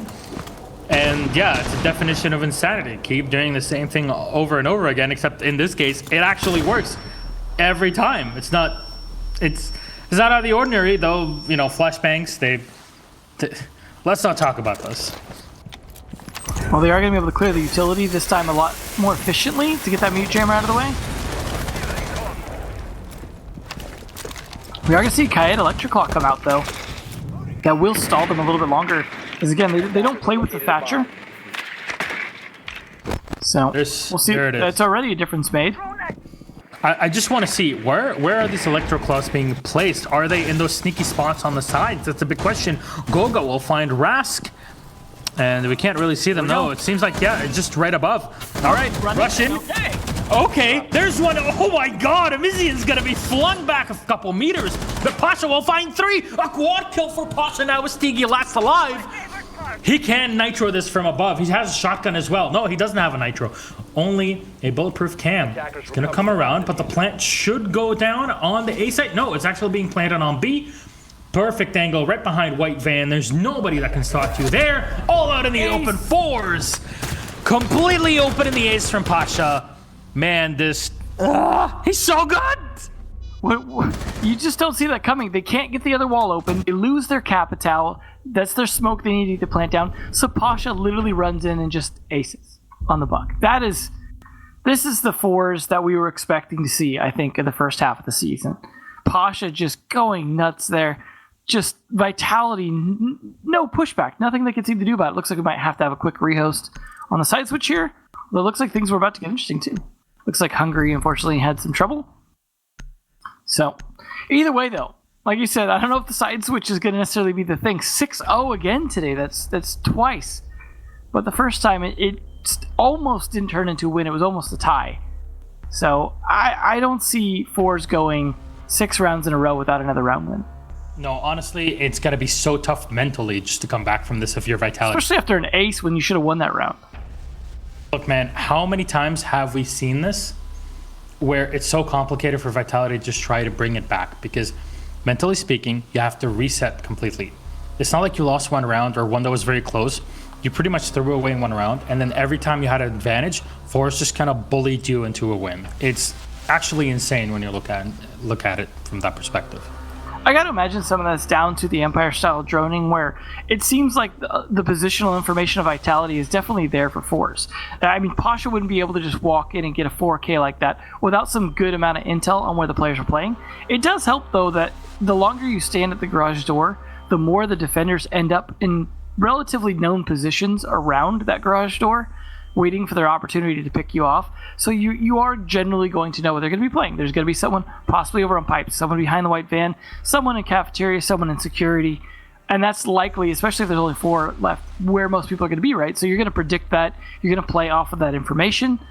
But at the same time, we did see some good droning come out from them. Even with Mozzie in play and Mute in play, they're not able to really stall a lot of the drones, even without Thatcher really being significantly played by Force. I mean, yeah, right now, Force is just playing T-Hunt. I mean, not Force, it's really one player that's playing T-Hunt during this game. I think our perpetrator is kind of obvious in this case, right? How do you even deal with that, Devin? Like, when there's one player that's popping off, it's not just the kills themselves, it's just everybody's allowing him to do this. So Vitality are kind of playing super passive. And then when Force realize, okay, now's the time for us to get aggressive and just put the pedal to the metal, and they push up and win. And Vitality just seemed to be dumbfounded and surprised that they were not expecting any of this, even though they're the ones with the most utility, they're the ones with the most intel and everything, yet none of it really is being used, right? Yeah, they really need to find a better way to counter the predictability of Force for the most part. Like, those garage attacks were fairly repeated, right? They tried to do one adjustment with the mute jammer kind of thing, and that really didn't change too much because they were able to just nade it, clear it out. It's just, we didn't really see anything from Vitality that screamed like, oh, we know what they're doing and we'll counter it now. It was more just like, well, let's keep trying and hope they slip up one of these times. And that looked like it was going to be that round when they killed WTG on the Capitao. That, okay, this is one of those rounds. Now we've got their main utility that's for the plant. We've killed it. All we've got to do is land our smokes correctly now and they're done. Nope, Pasha runs in and kills them all. So, I mean, maybe a C4 thrown from console window needs to be the play. Just land it right on their heads if you can, if they're stacked far enough back. I don't know. It just, what they're doing though was not working. It doesn't matter in the sense of defense now sides have switched. We're going to see a little bit of different strategy here. We're going to see the Wamai from Force potentially. If they don't 6-pick off of it. Nope, there's the 6-pick on Amesian. We'll see how he does on defense. Capitao being brought by Brede. Good choice there. I mean, you got it all. You got what it takes to just take the W, right? Vitality every single round are bringing the right, the right answers, right? The right pieces of the chessboard. However, every single time, it's Force that bash their heads in. So, Attackers need to I don't know how this is supposed to work. Vitality have to be demoralized. Maybe this crash is something that inadvertently would kind of help them mentally to be prepared for it. As so far, you saw 6 rounds went to the attacking side. Maybe, Devin, we didn't know about this, and Consulate overnight switched to a completely attacking favored map on every single site. I mean, I don't know if you've heard anything about it. Yeah, I don't know. It seems to shift over time. So far, though, I mean, we saw Coastline the kind of the opposite what you expect, right? Which was like all defense wins for the most part. And then now we've seen all attack wins here. So if that continues, then that's fine for Vitality. They can make a comeback. If not, if it wasn't really just attacker-sided at the moment, then this is potentially over this round. We'll see how Force does. But they're bringing some intel at least. They've got the Valcams. They're going to have the Mozzie to be able to deny a little bit of the droning. We're not seeing Vitality bring anything that's going to make a huge difference, potentially, other than the Nomad. That might help with at least slowing down any kind of retakes. The upside for Shockwave as well is that he's going to be able to catch those Capitao fire bolts and smoke bolts, assuming he places his discs in positions where those are likely to be used, because that is the only counter to Capitao. Yeah, pretty much. So, I mean, there's a lot of predictable positions. There's Nitrocell that sells out to no avail. But yeah, there's some predictable positions for the Capitao to use crossbow bolt. We talk about, skylight into bathroom or at the right tippity top of yellow stairs. So that's maybe a position for you to put a fairly safe Wamai disc, but you have to time it correctly. I wonder what Brede is trying to angle there. And Amesian at the perfect time, he finds Goga. He doesn't want to be pressured anymore. Yeah, that's what Rask is trying to do. He's looking for the angle. Oh, this is so sneaky. He's looking for the tiny pixel, and it's right there. Oh my god. That's gotta be frustrating. He's sweating bullets right now. Oh my god. At least he's not punished for it. Go for it. But they're prepping for it. There's the run out. 2 at a time. Can you catch them off? Oh, it's the trade and positive now for Vitality. Oh my god. Devin, Vitality have an advantage for the first time in forever. What's happening? They're throwing it, and there we go. Amesian with another kill. He's definitely been a great pickup for this team. That's for sure. The man is perfect for it. There's Bibu and Brede. The last hopes and a potential 7-0 for Force against Vitality. This is not looking pretty for the French. You're going to have to walk up those stairs. Man, this is actually the most awful position to find yourself in. Well, certainly trying with their utility to at least see if they can do something about it. Managing to hopefully recover the diffuser at some point. There we go. Unfortunately, though, 2v3, not a good position to be in, especially with Smoke still alive. They do have 2 smoke bolts left on the Capitao. But with Wamai still alive, there's a good chance, depending on where he tries to use those, they might just end up getting caught by the Wamai discs and end up useless. We see almost no utility left for Bibu. He's got 1 stun left on his lifeline as well. So not a lot to work with here against the utility left on defense. Oh, look at the angle from Amesian. He's going to fire in and pre-fire actually here into main stairs. Last stun is going to be used in, but it's not going to do much. It's going to even block line of sight here with a smoke. And Amesian is going to walk on up with a headshot. going for the smoke. Playday is going to find the kill in WTG. 2 more left in Shockwave and Amizian, and that's under 10 seconds in. He's got to go through the barricade as well. There's so much work to be done, and they're watching out for him. Go for the plant, go for the kill. That's a big question in your hand. Amizian's ready, is going to get one more for a 4K. Amizian, the newcomer, playing so well for fours, and in general, the Russians stomp all over Vitality. They have buttered their baguette today, and it's a 7-0 flawless victory for Force. That is definitely not what I was expecting to see. I mean, obviously, I didn't expect Force to do so well with a new player, but a 7-0. I mean, we did, to be fair, almost see one of those at the beginning of the day, but that was definitely very one-sided. Unfortunately, the scoreboard doesn't reflect accurately because of the rehost, but Amizian, just really standout player for that match, although Pasha's ace was definitely fantastic. I mean, that was more of a one-off. Overall, I feel like for a new player to the team, Amizian playing Thermite most of the time, that was such just a fantastic match for him overall, and I'm very impressed with his play, and if they can keep that up as a team, they're actually definitely going to look like a team that doesn't belong in 8th place. Definitely so. So yeah, Force are fighting back, and unfortunately I have to say it's not just Force playing well, and Amizian, of course, with his first Playday playing so well for the team, but it really is Vitality kind of getting outplayed, being super passive the whole time. This is not the Vitality we were expecting, for sure. And with a victory like this, it's not just about being outplayed. A lot of these rounds are very much one-sided, or just kind of Pasha walking in and collecting kills playing T-Hunt. Well, it's definitely something that worked out very well here for Fours, and Vitality going to have a lot to think about in terms of what they could have done a lot better there on Consulate, because, you know, it's one thing if it was a 7-5 to be like, oh, well, you made a mistake here or there. When it's a 7-0, you made pretty much nothing but mistakes, unfortunately. That's not to say Fours didn't play really well, but considering the way Fours played overall, like, oh, let's stack up outside Garage for 2 minutes, or let's just push around this way, you know, without a whole bunch of specific utility to deal with it, I don't know. Vitality didn't seem well prepared at all. They didn't seem warmed up. They didn't seem like they were actively counter-stratting or thinking about what they could do differently. And that's what we need to see from Vitality if they want to be in the place that they're sitting in right now in the middle of the scoreboard. Yeah, it's an absolute disaster to say the least. But hey, at least for Vitality, you know, they get 12 points. They're still at 12 points. They're not going to be moving anywhere. However, BDS has a chance to move up. It's really Rogue and Empire that have moved through so far, and yeah, Chaos have to fight against BDS for it. Maybe BDS can move forward, Vitality stay in their position, but that difference is going to widen bit by bit, and there's a lot of rivals here. I guess everybody is everybody's rival in EU, I guess how things are so far, and yeah, it's just a lot of work to do. We have not an MVP, but our highlight player of the matchup, I guess it's Pasha. I mean, it's kind of out there, but I have to say, Amizian played so well this matchup. 2.23 rating, though, for Pasha. That's absolutely insane. 12-2. The man is on fire. Plus a plant on top of that, though. Well done from Pasha. Definitely, they picked up the right player for the team, it seems.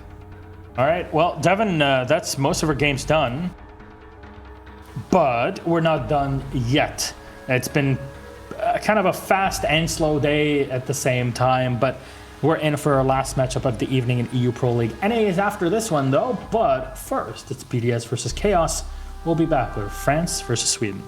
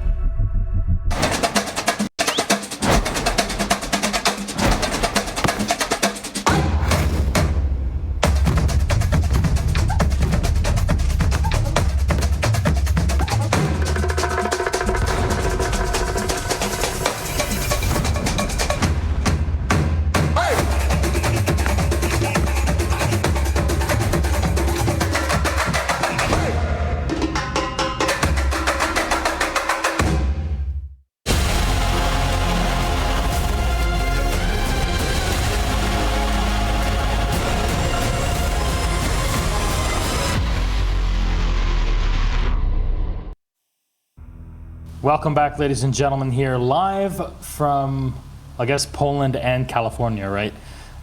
We're back. It's Pro League and it's EU. North America's coming after this, but for now, we continue with our final game of the evening. 3 have gone down, and they're pretty darn interesting games, as my co-caster over here would like to say. Very interesting indeed. Devin, how's it been so far?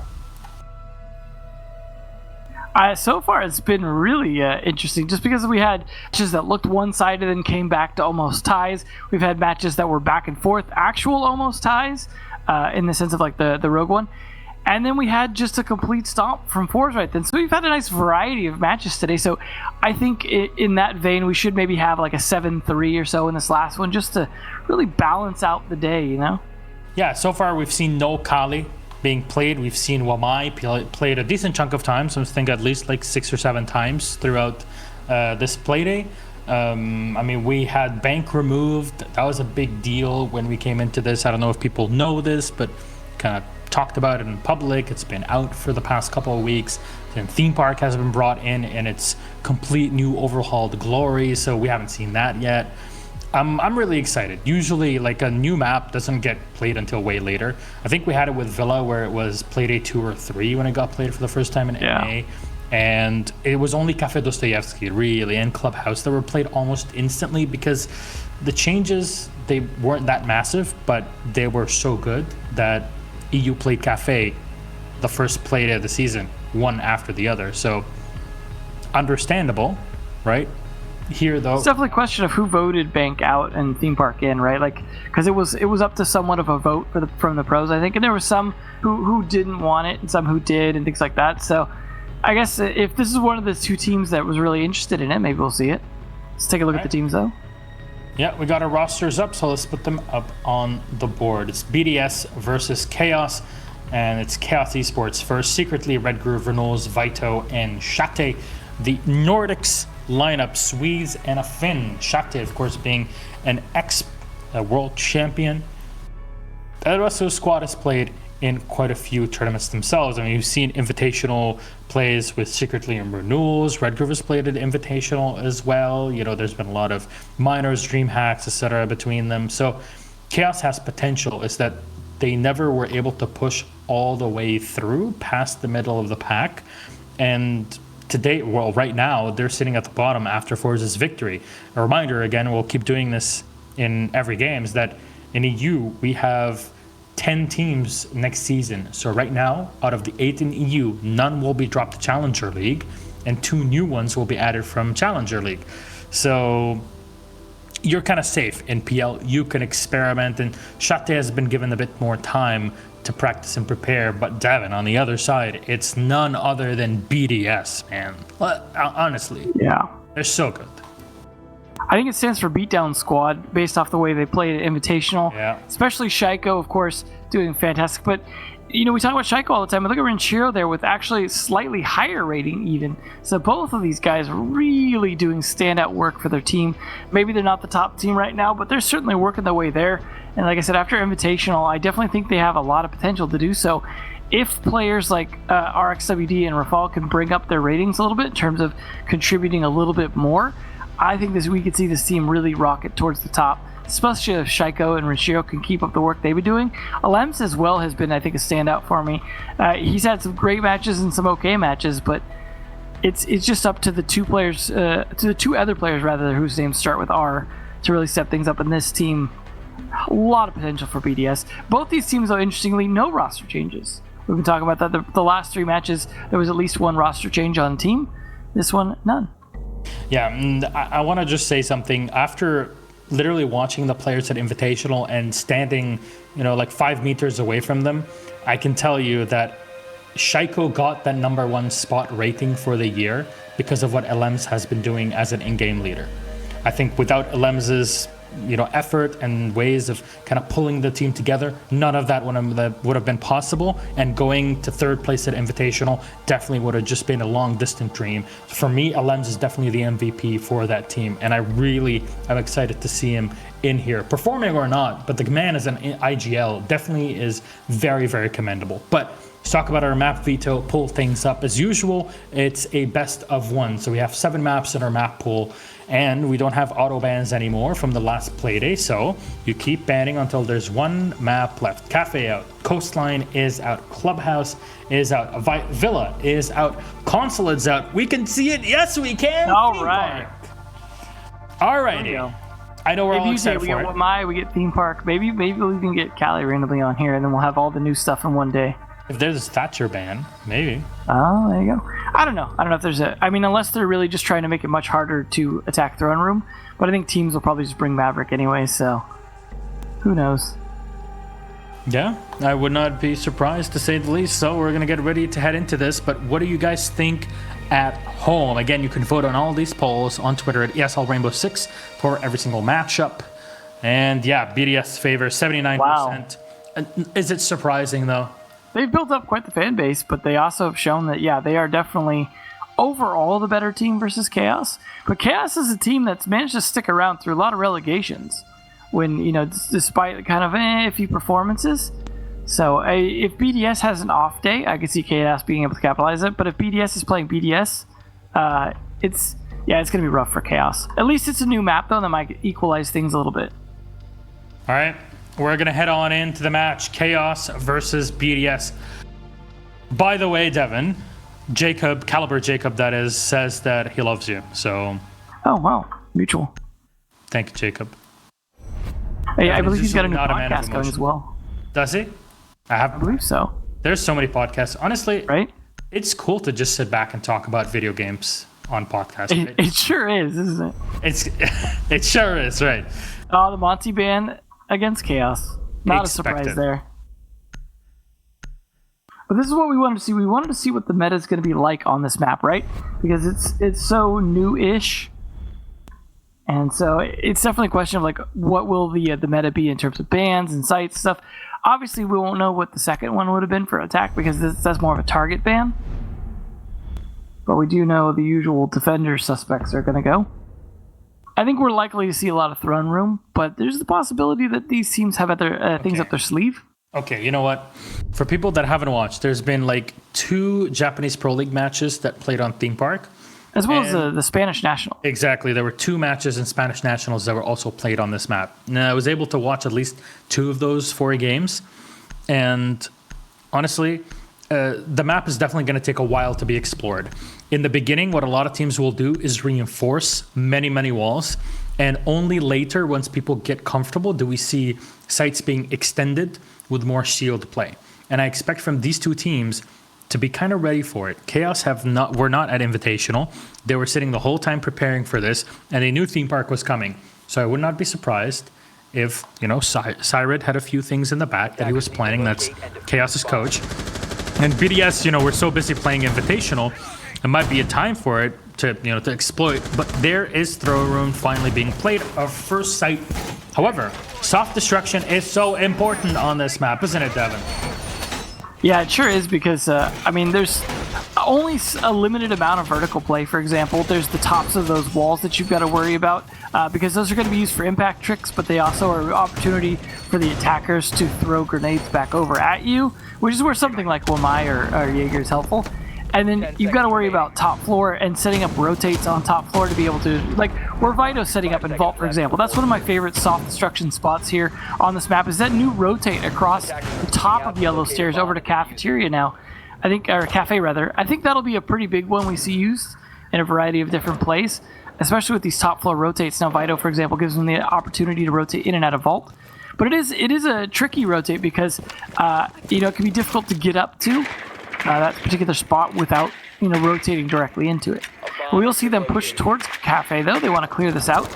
That is one of the entrances on this map on the top floor that I think is a good entry spot, specifically because it's somewhat constrained. The other one being this entrance here that leads, I believe, towards Cache. It could be kind of difficult though to get your way in there with mute jammers and Mozzie jammers, things like that. Mozzie pests rather, making droning hard because there's 2 entrances into that room you've got to worry about.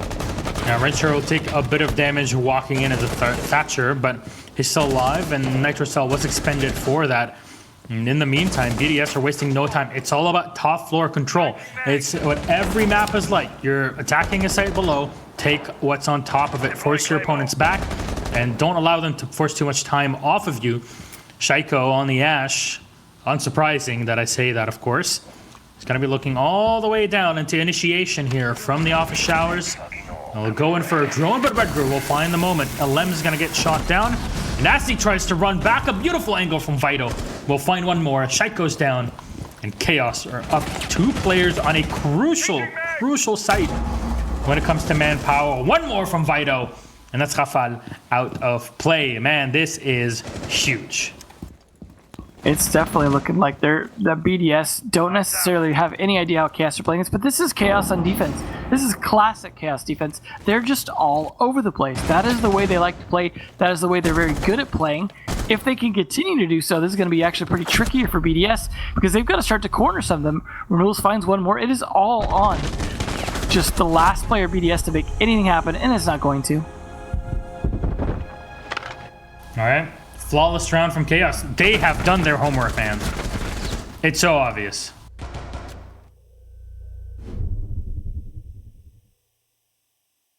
So, well, you saw Ironics. I think that's RX. Usually, you should, we kind of know about stuff like this when someone changes their name or someone tells us something about it, but we assume it's RX, but we all know you should never assume, right? Yeah. Well, we'll see Bunk Daycare as a secondary bomb site, at least for Chaos here. They're going to be bringing out the Goyo and Wamai combo. No Jaeger to go with it, though. Said they'd rather bring the Doc from Red Groove, so we'll see how that works out. But there are plenty of long angles to be able to fight, so having the Doc with the ACOG does help. Cafe definitely going to be a big part of this attack, potentially. It may or may not be the initial prong, but it's definitely something they need to take to be able to put pressure on. That's why I see the shield being set up by Shate. Of course, Wamai being in play means one more deployable shield that is available to defenders on top of the Goyo shields. So that is definitely going to just continue to increase the amount of those that have been taken out. And that, of course, is part of the reason why we see a bit more grenades in play as well. So, how is this setup gonna go? Like, you're reinforcing into control room. I completely understand that. And are they gonna keep the wall soft between initiation and, well, bunks? That's really the biggest question for me. Personally, I don't like people that reinforce it. In my opinion, always extend out. And that, I think, is exactly what Chaos are trying to do here. They have a rotation hole to walk back into office via the vault. They have many open holes that have been preset between office and the hallway. This is the way to do it. Force your opponents to take gunfights that they just cannot win. And of course, because this map is completely brand new, now we haven't really played it in PL before, it's barely been touched in competitive play, it's always going to give the defense an advantage. That's inherently how Siege works, to be honest. Yeah, I mean, that's what the concept of a siege really kind of is about, right? You're just defending your home turf. In this case, attackers, always have to find out what they even have to deal with via drones. Nice lineup of shields there for that ACOG play. A lot of drones being spotted but not caught. No Mozzie being played to really do anything about those drones for the most part. It's going to be a little bit of a slow attack likely from BDS as they just try and figure out what they're going to have to clear out utility-wise before they start expending some of that utility, as they do have a limited amount to clear things out. Nice grenade spot there that we'll probably see again in the future. Does sound like they might have popped the Goyo shield. Hopefully. So a lot of rotates as well here. Red Groove still holding on in the bathroom. I mean, this is burning a lot of time off of BDS. There's so much work to be done, and the Goyo shields are going to make it even more difficult. Rafal, what a beautiful sidestep there. Shot on to Red Groove. That's a good kill. A lot of damage done to Shate and Renewals, and this will force Secretly back. Just a moment now. Well, Chaos does look like they're starting to get pushed back pretty heavily, especially with Renewals having taken so much damage. Secretly and Shate also taking some hits. Doc probably being dead first is not really the best for Chaos, because otherwise they'd be able to heal those players back up. So they're going to have to deal with being on the back foot. But again, it is a little bit defender-sided in a sense. But now they don't have to clear the top floor then attack down. It is only the top floor they have to fight. So that does allow the players on BDS to be a little bit more concentrated in their attack. And in doing so, hopefully be able to get a little bit more progress like they have been able to do so far. Yeah.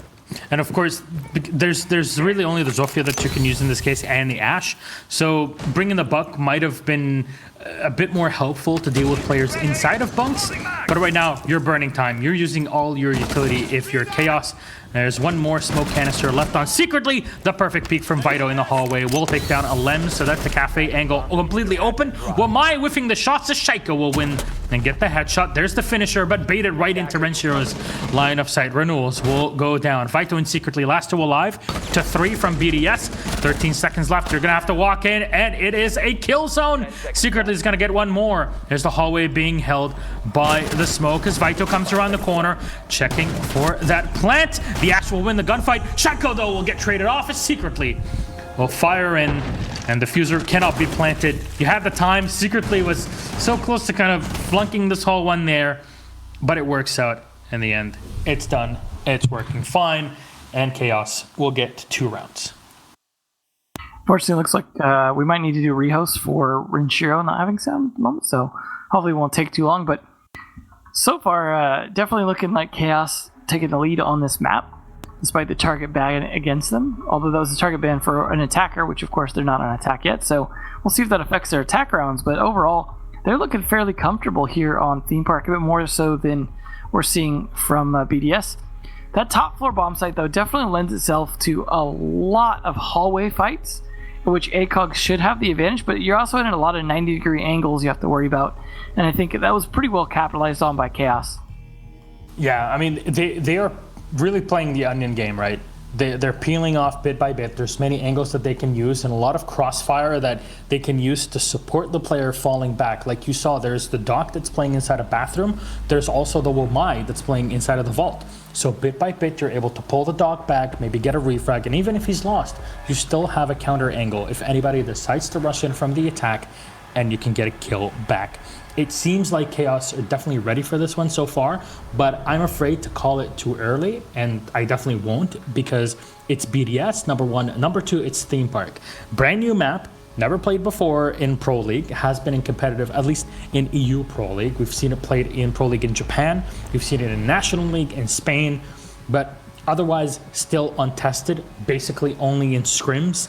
So we are using such a limited data set to get information on of that it's just not easy for any of us to kind of explain how things go or how they should be going. So we're all learning together at this moment. You can spectate scrims if you want, we can do that, etc. But it's not the same as seeing things in an official Pro League game.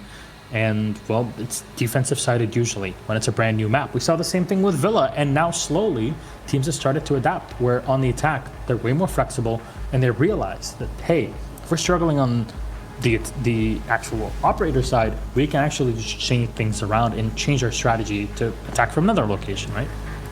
Yeah, and I have a feling once the side switch as well, we'll probably see BDS do very, very well on defense, especially with how aggressive they can be. I have a feeling Chaos will also struggle on their attacks. So this may be fairly well balanced. It's just a matter of who can kind of edge out a few more extra wins. I have a feeling we'll see a lot of top floor as well, so we're likely to probably see the initiation next up there in the office, just as the third bomb site.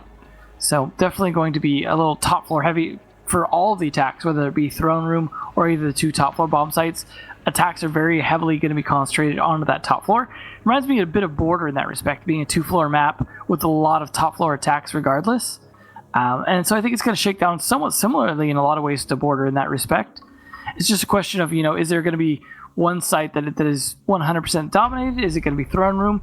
So far, all signs point to yes, but if people find some real serious weaknesses in throne room, we could see the meta shift around a little bit. You remember, for example, when we go back to Coastline with Penthouse was the site, Look, man, there are so many weaknesses to throne room. I can spend the next hour just going through every single location where you can have, holes that have been opened up, grenades that you can bounce around, you can deny bandits, you can deny qaids, you can deny people even sitting all the way behind the throne itself. There's so much that you can do with that site. You just have to bring the right tools on the attack, and you have to hope that you actually break through that top floor way before defense has too much time to flourish.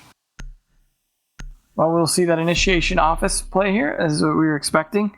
This is kind of the meta. We might see a different order to things come out from BDS when they're on defense, but I think that is pretty much the meta right now, is those 3 sites. Like you said, though, there are a lot of possible weaknesses to Throne, so we could see it die off over time. Also, I believe there was a promise from Ubi to adjust Throne Room in the future. I don't know if that's still on the table or what, but I believe that was mentioned, I think, at Invitational.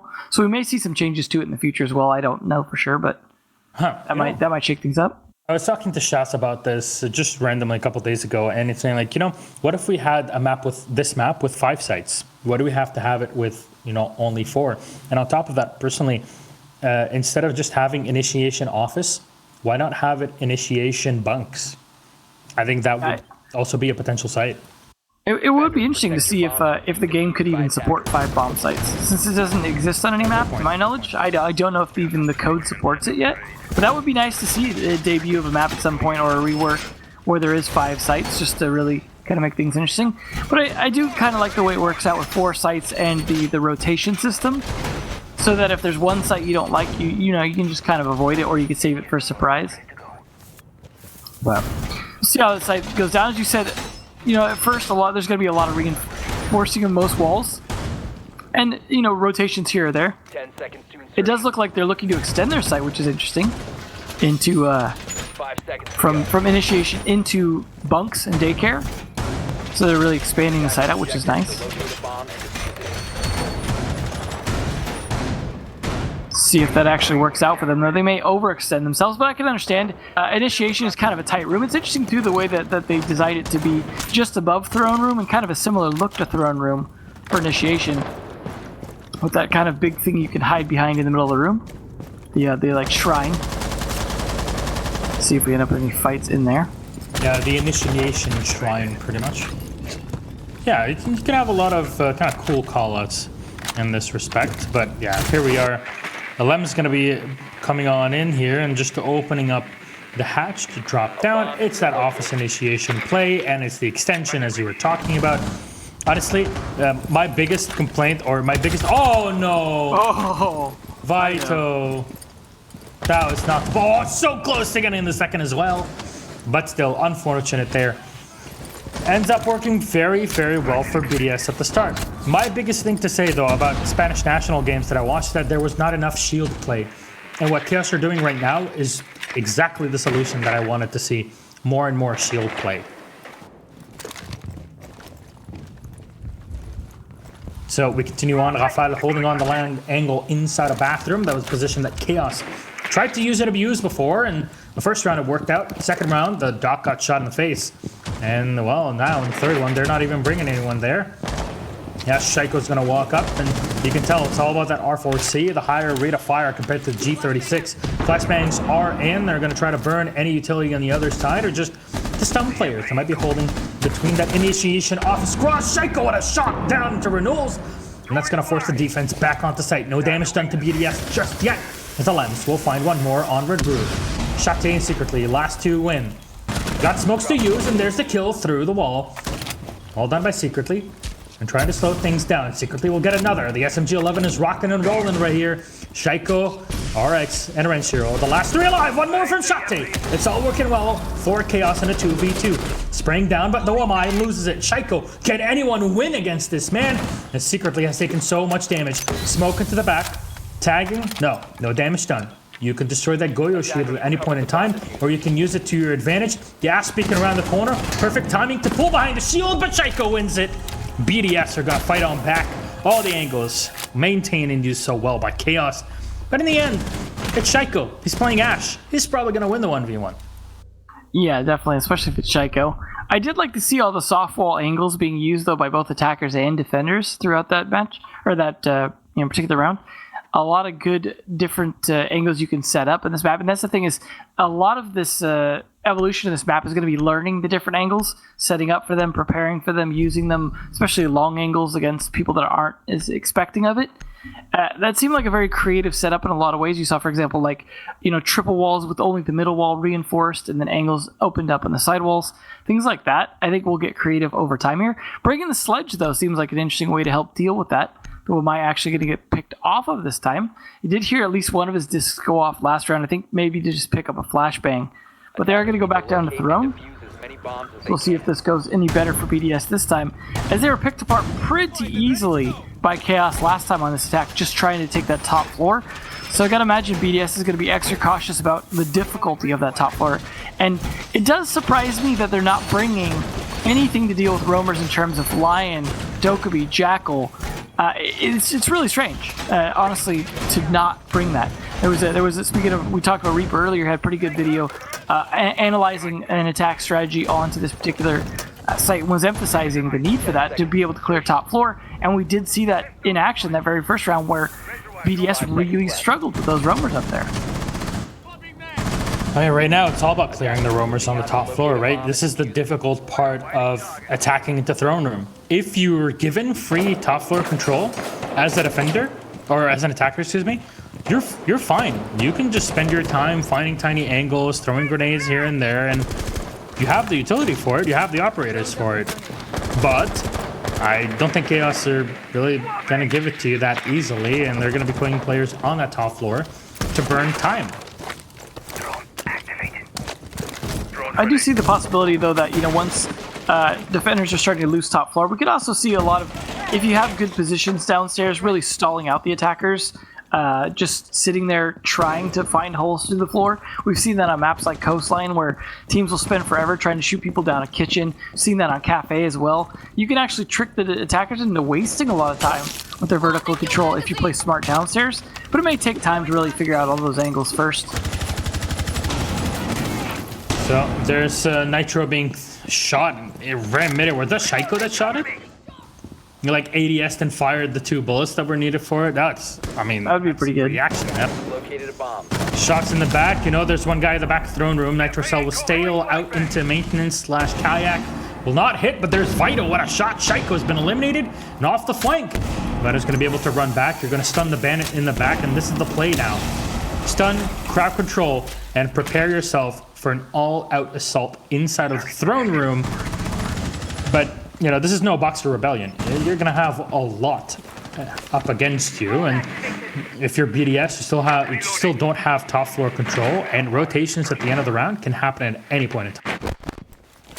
It was interesting they were able to get the thermite off and get that wall open without having to use something like Maverick, just the Thatcher thermite combo enough to do that. And if you can, opening up the other side as well, the other wall, not the wall that, you know, next to the wall they opened, but across from it. Shate with a nice play. That is why you want to open up the other wall. Being able to play across from it on the other side of that throne is just so strong still. You saw the peaks from there. Getting 2, that's why you got to find a way to open up both walls. But taking that much downstairs map control is hard, but we're certainly seeing an effort here from RXW. Managed to take down Red Groove, but is all alone against 4. He has to ace clutch this to win. Yeah, and of course, for people that don't know, Ironics is RX. For people that are asking, we asked, we got a response, so there's the info for you. It is indeed him, and yeah, he's not lost for long. All angles have been held. This is the most frustrating thing with trying to attack into the site, is when you don't have any top floor control, Dragon or top Dragon is so difficult to deal with. It's just, the angle works perfectly for the defense. Yep, that's definitely a big problem here. We'll see how Bunk Daycare goes, as that was a little bit better, but Throne definitely seems like it's working pretty good for defenders so far. Like you said, there's just weaknesses that people will discover over time. Some of those will work, some of those will be countered, some of those will depend on the ops in play. But overall, I definitely think, you know, we have other maps out there where there's one bomb site that does really well, and then the other ones kind of can be a bit better to attack. And I think we'll probably see that play out similarly, at least for, you know, maybe this entire second half of the season where Theme Park is kind of new. So the upside for attackers, of course, though, is if you win Throne Room, you have to play a different bomb site after. So it's not going to be, oh, this is going to completely dominate competitive play. It's more like, well, there's one really strong one, and the other sites are a bit more attackable. So one around on the attack, that actually might be what separates, you know, the W from the L for BDS. I mean, again, new map, and it's Theme Park. Defense, if they get anything less than 4 rounds, it's not looking pretty. But again, maybe it's just Chaos that are just way more prepared, because if you ask me how it's been so far, is Shaiko just finding kills. That's it for BDS. That's what won them that round. and that's how they've been able to get close in other ones. Attacker's objective is to locate a Yeah, I mean, bomb to be and fair, their only win was on the third bomb site for Chaos. So that was definitely their weakest bomb site, and that's why you saved it for your third. So unless BDS can win Throne or Bunk's Daycare, I don't know if they'll really get very many rounds on their attacks, because just getting on the third bomb site only, you're only going to get to do that twice. And that leaves you in a 4-2 pretty bad deficit when you switch sides, unless, of course, you can defend just as well as they did. We're seeing a lot of lines of sight opened up here, as well as deployable shields. Again, those deployable shields are just so good. That's exactly what you're missing when it comes to this map. If you're playing this without deployable shields, you are actively, gimping yourself as a defense. It's something that gives you a huge advantage. You should probably use it. However, there's no extension into initiation this time around, and it's going to be a reinforcement from bunks into it. So the whole spine of this defense is in the central hallway. That's about it. And I like it, unfortunately, because you don't have anybody in initiation, it means a lot of this utility can get sniped easily, as you see with the IQ. But the plan is to play from below, and the nitro goes out. Can you even do anything through that wall? It doesn't matter. It's already been used, and to no avail. No damage done whatsoever. Alpha's vault is already open, so the Ash can come in and rush at any point in time. Drones are set. They'll give information over in the central hallway, and Shaiko can peek whenever it... Yeah, I have a question. I question whether or not this bottom down defense. Oh, nice kill. Oh my! Thermite breach charge must have been just on the other side of the wall. Nicely done. There's a C4 to trade it back, but still looking pretty good for Chaos. Despite that, this is what I like. The IQ. Alems is putting pressure here inside a break. They call this break, checkers, or kitchen. All of them are correct, but that's something that might win the round for BDS. Renshiro will find Renaults, as this is now advantage to BDS. Smoke should be used by Secretly here. Is actually down on HP. He's so busy right now trying to fight that window that Shaiko will collect Vito. Kill close to it. Secretly at around 20 HP. Red Group fighting in the middle hallway. Going for the quick reload, and the Ash is ready. Shaiko is just all over the place. The man is a machine. Well, that's them winning the secondary bomb site now, so Shaiko picking up that 3K definitely made a big difference that round. And also the kill with the thermite breach charge was a bit lucky. So overall, not BDS's best round in the sense that it was still mostly reliant on Shaiko fragging out. But also a lot of those Goyo shields, as you said, were placed in positions where they're fairly compromised. That's the downside of those. It's pretty easy to take out from that side.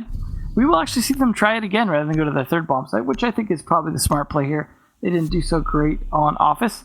But to be fair, even when they won bunks the first time, it wasn't necessarily a really convincing win. It seems to come down to a lot of gunfights, especially down the hallways, and Shaiko tends to win those. So if they could shut down Shaiko early this time, I could definitely see this be a much, much more favorable round for Chaos. I mean, but then again, you could say that about pretty much any round against BDS. Exactly. That's what I was going to say. Like, yeah, you shut down Shaiko. Yeah. That's it. That's genuinely what it's been a lot of times. On LAN, it was a bit different. The team was playing a lot more cohesively, at least after they got out of the groups. Once kind of Alems really was able to control the team and put them down. But here, it really is just Shaiko moving forward. He's running for himself, he's waiting for info from his teammates, and it's working perfectly for BDS. 2 rounds on attack is good. If Chaos can get this one, then perfect. And, one thing you have to worry about, though, on this site is that Chaos, they might have been playing for, bandit tricks before, but they extend it into initiation. So actually, this is the play that should happen. If, however, Chaos decided to reinforce inside of B between bunks initiation and stay there, then pushing barrels downstairs might be the strategy. You can impact from below if you're the Zofia, do work against your opponents that are on site. Barrel, by the way, is literally right under bunks, and the opposite end of it compared to throne room is kayaks or maintenance. So there's that. However, one thing to keep in mind is the reason why you extend into initiation is because control room has a completely soft floor. So you can nitro from below all day, every day. You just have to make sure you have the intel to pull it off. Base. There you go. There's that control room. Nice soft wooden floor. I know it's a lot of call-outs. It's a lot of things without always being able to show you the visuals. But if you've played the map and you've gone through it in custom... Yeah, you'll get it over time. Basically. We're all going to learn it together and give you that info as we go. But Shai's going to move on forward, and Rafael is close to him. Shai's going to take a bit of damage at distance. And I wonder if that was just a TCSG fired all down his way from a north.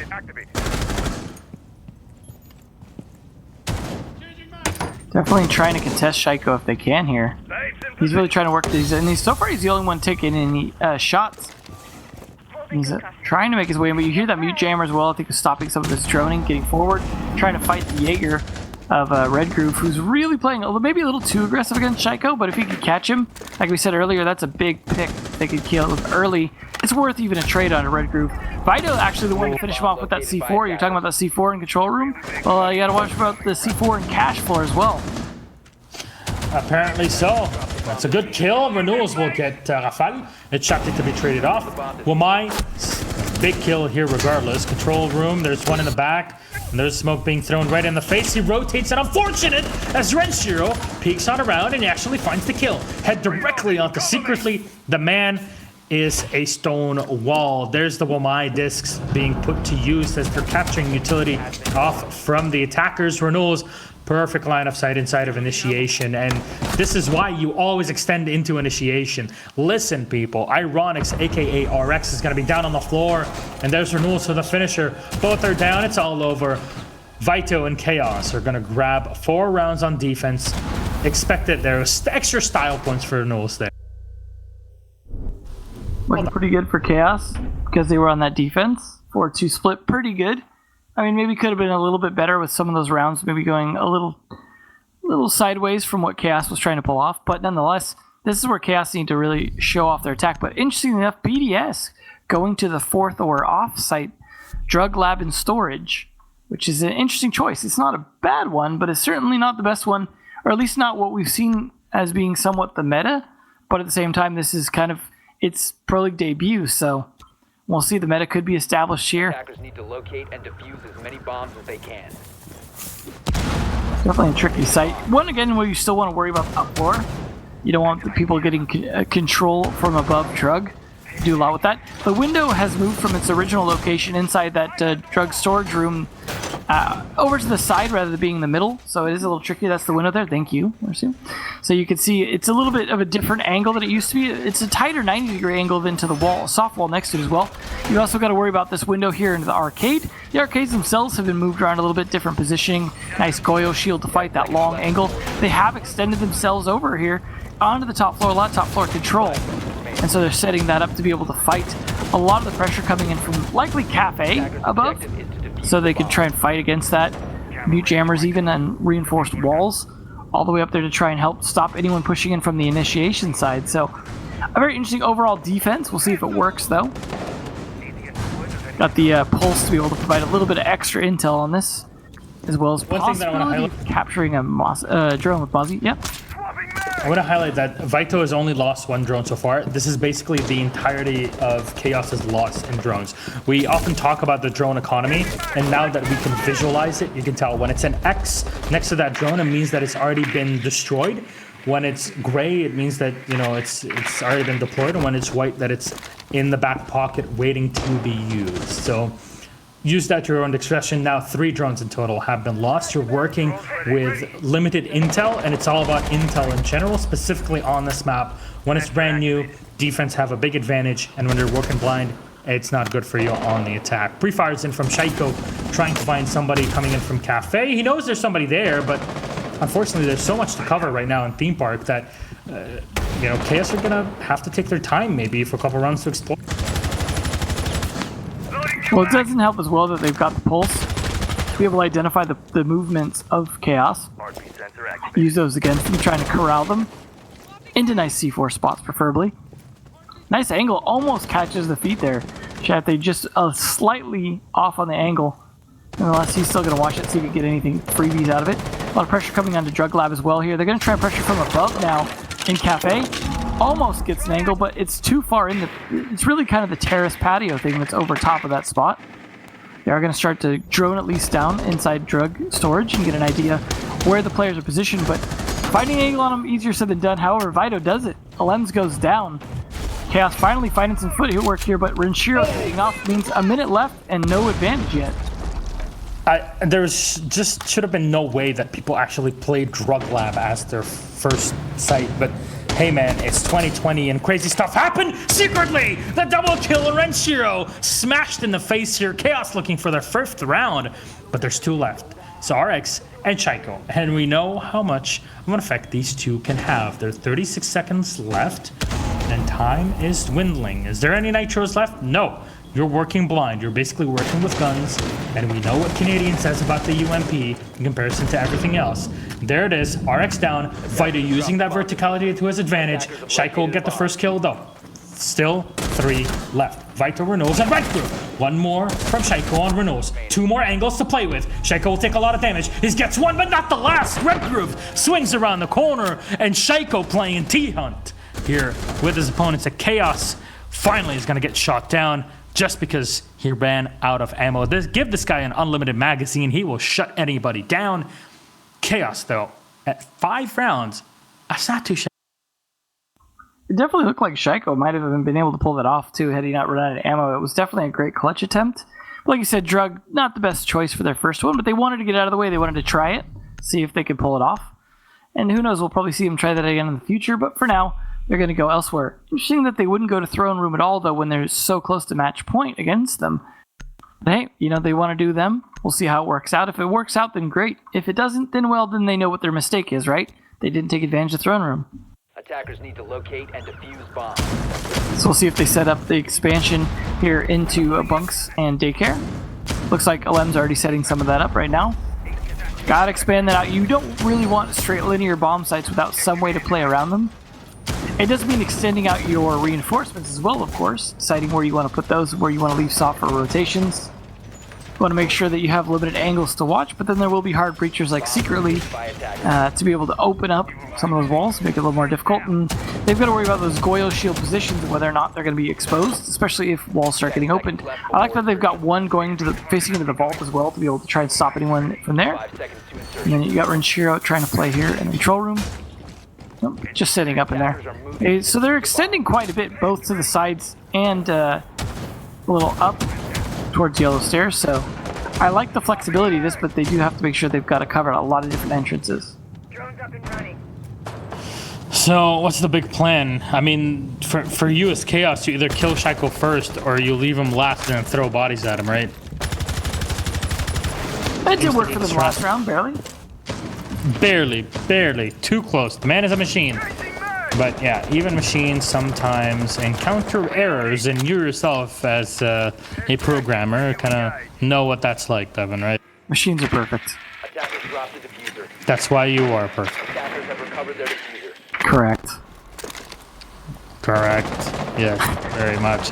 Well, Emzobot activate. Yeah. Basically, at this point. Although, I definitely would suspect Shaiko more of being a robot. Maybe you should join Empire. Russian cyborg. Yep. Just on the side of joystick. So, grenades being primed maybe from Vito, but no. He's going to wait around for extra information. He knows there's one player around the corner sitting by those, by the game room, basically. There are the machines. And the Jaeger is spotted. They got to confirm. They got to get the kill. Shot is going to drop and find the free kill. Shaiko looking the wrong way. That's teamwork from Chaos, and they're doing it so well.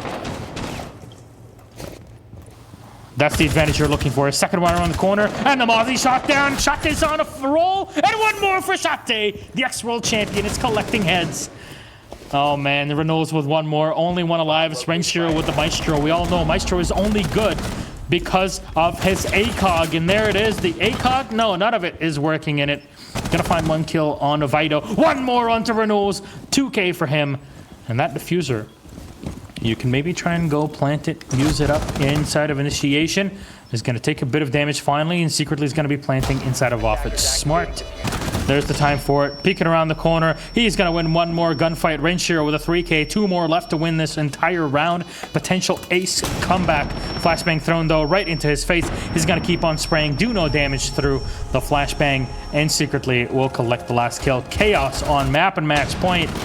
Man, they've been preparing for this for ages.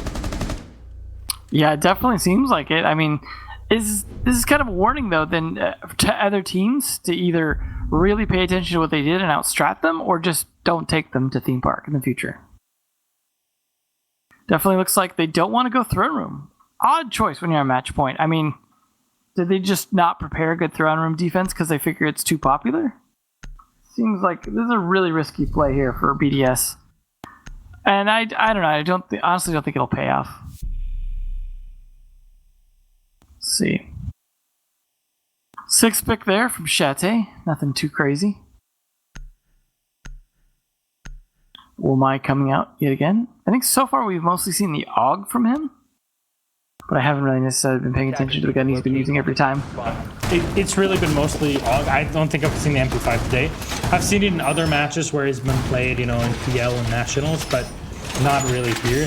BDS are going to play this again with an extension into initiation. So this is a strat, if you ask me. It's the right way to do it, but we haven't seen anybody come into barrels. Again, barrels is the position right under that B bomb set. I don't know if you can go one floor lower just to show that, Marcio, as we saw before. Yes, that's the barrels position there. So you see there's an entry into throne room. The opposite end of it is from kayaks. That's just throne room itself, or maintenance. But you can do a lot of work here from barrels with Zofia, with a buck. We've seen Vito bringing the buck. I think is a super flexible operator in general. So you can use him, you can nade from below, but the big problem is cornering those defenders into one location so you're able to actually do work against them. However, once you're actually inside, I don't think there's much that can stop you here if you're... Yeah, we'll see. It's definitely so far looking really good for Chaos.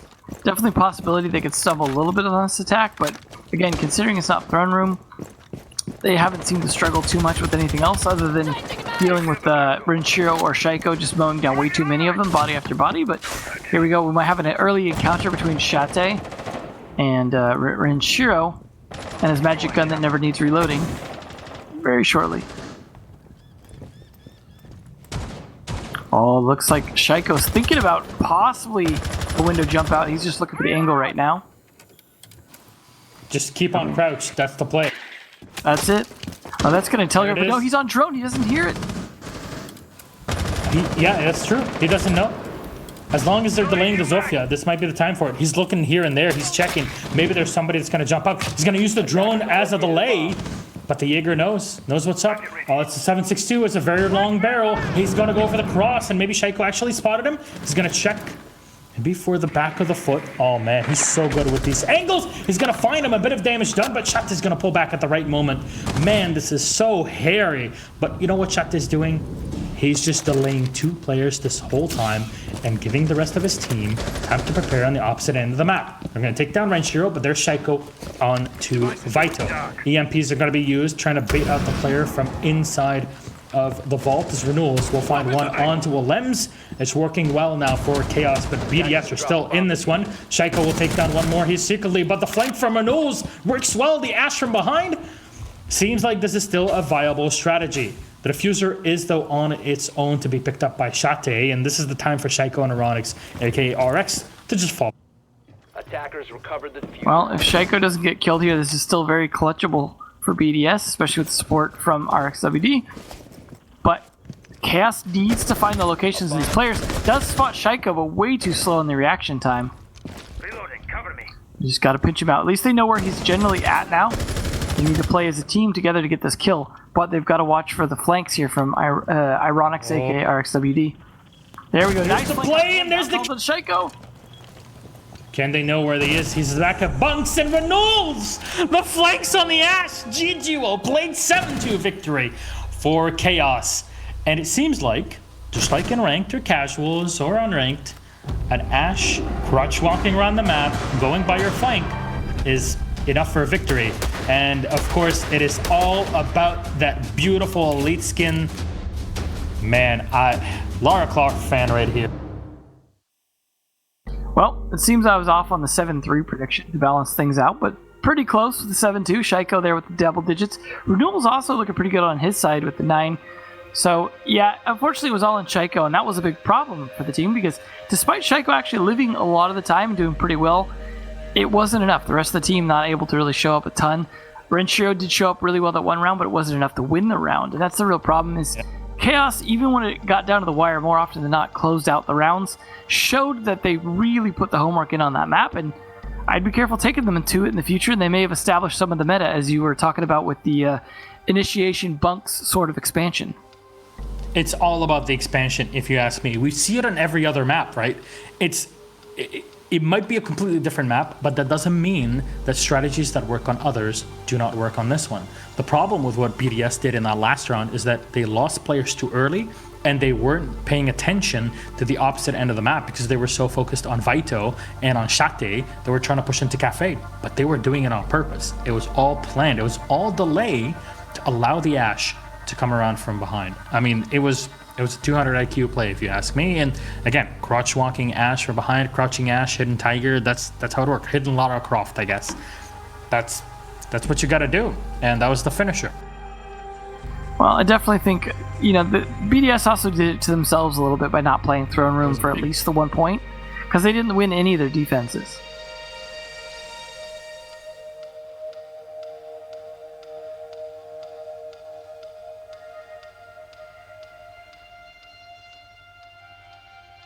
Focus was on definitely a map to watch out for them in the future.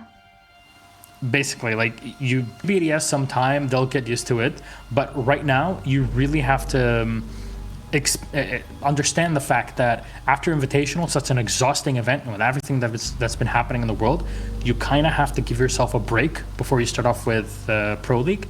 So I'd be expecting BDS over this week and next week to really start warming up to.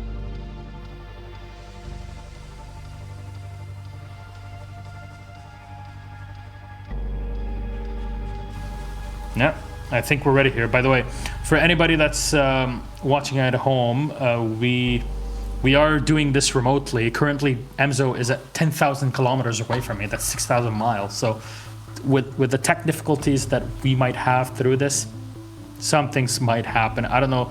Trying to talk something, trying to hear him say things at the end of this. Well, okay. Devin, overall, pretty good first day for EU. Not bad. Yeah. Anything to take out of it? I mean, theme park, we saw it for the first time. We saw G2's quote-unquote super team. Anything you're looking for? I mean, the big thing I'm taking out of it is there was a lot of changes between roster changes, Wamai being in, and the new map. And I think all of them showed promise. And I think that's going to make for a very interesting second half to the season because, nothing will necessarily go as expected. But I think there will be some teams improving quite a bit over time here. Yeah, and of course, we're not done yet for this night. EU is over, but North America will restart Playday number 8. It's Evil Geniuses versus Tempo Storm, Dark Zero versus TSM, Reciprocity versus E United, and then SSG versus Luminosity. And that's going to be later on, I guess. It starts in around 2.5 hours, Devin? Yeah, I think... Yeah, about 2.5 hours, I believe, if I did the time zone conversion correctly, which I did well enough to show up here on time, so I think I did. All right, well, let's take a look at the standings at the end of our EU Pro League Playday here, number 8. Let's put those numbers up on the board and have a quick chat. It's Rogue at 18 points, Team Empire at 16, Vitality at 12, tied with G2, BDS going up to 10, Force at 9, Chaos now at 9, and Na'Vi from Pro League Champions to last place in PL here. It's a shame, but again, it's a brand new team. It's the time to try things that are completely new. G2's doing it, Na'Vi will be doing it, rest of PL will be doing it as well. So I'm not surprised, and honestly, I don't think that this is the time to start judging people. I think we'll give people a couple weeks by the last 2 play days of the season. It's the time for it, but bit by bit, your chances are coming back and making the miracle run that Na'Vi had last season kind of doing. Yeah, I expect to see this scoreboard change up quite a bit by the end of the season. I don't think it'll be exactly what you expect at all. I think a lot of these teams are going to change positions quite a bit. And I think it'll be interesting to see where they end up at the end, but I don't think it's going to look the same. Definitely not. That's usually how it is in EU, right? So that said, I think we are done for this evening, though we'd like to leave you with some guidelines, by the way. Of course, everybody understands what's happening so far in the world with COVID, and we just want to make sure that everybody's staying safe and taking care of themselves.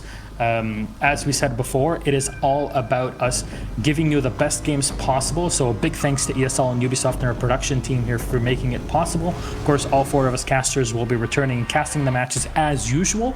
Unfortunately, Pro League finals have been cancelled in Sao Paulo, so it's just going to be a split in the prize pool for the season. We're going to make this the best that we can, even while casting at home with equipment we're not used to really in comparison to this. So that said, I think we are pretty much ready to go. Devin, thank you so much. Thank you to everybody for watching and supporting us through this whole cast. NA will be back in 2.5 hours. We love you. Good night. We'll leave you from a word and some tips from the World Health Organization.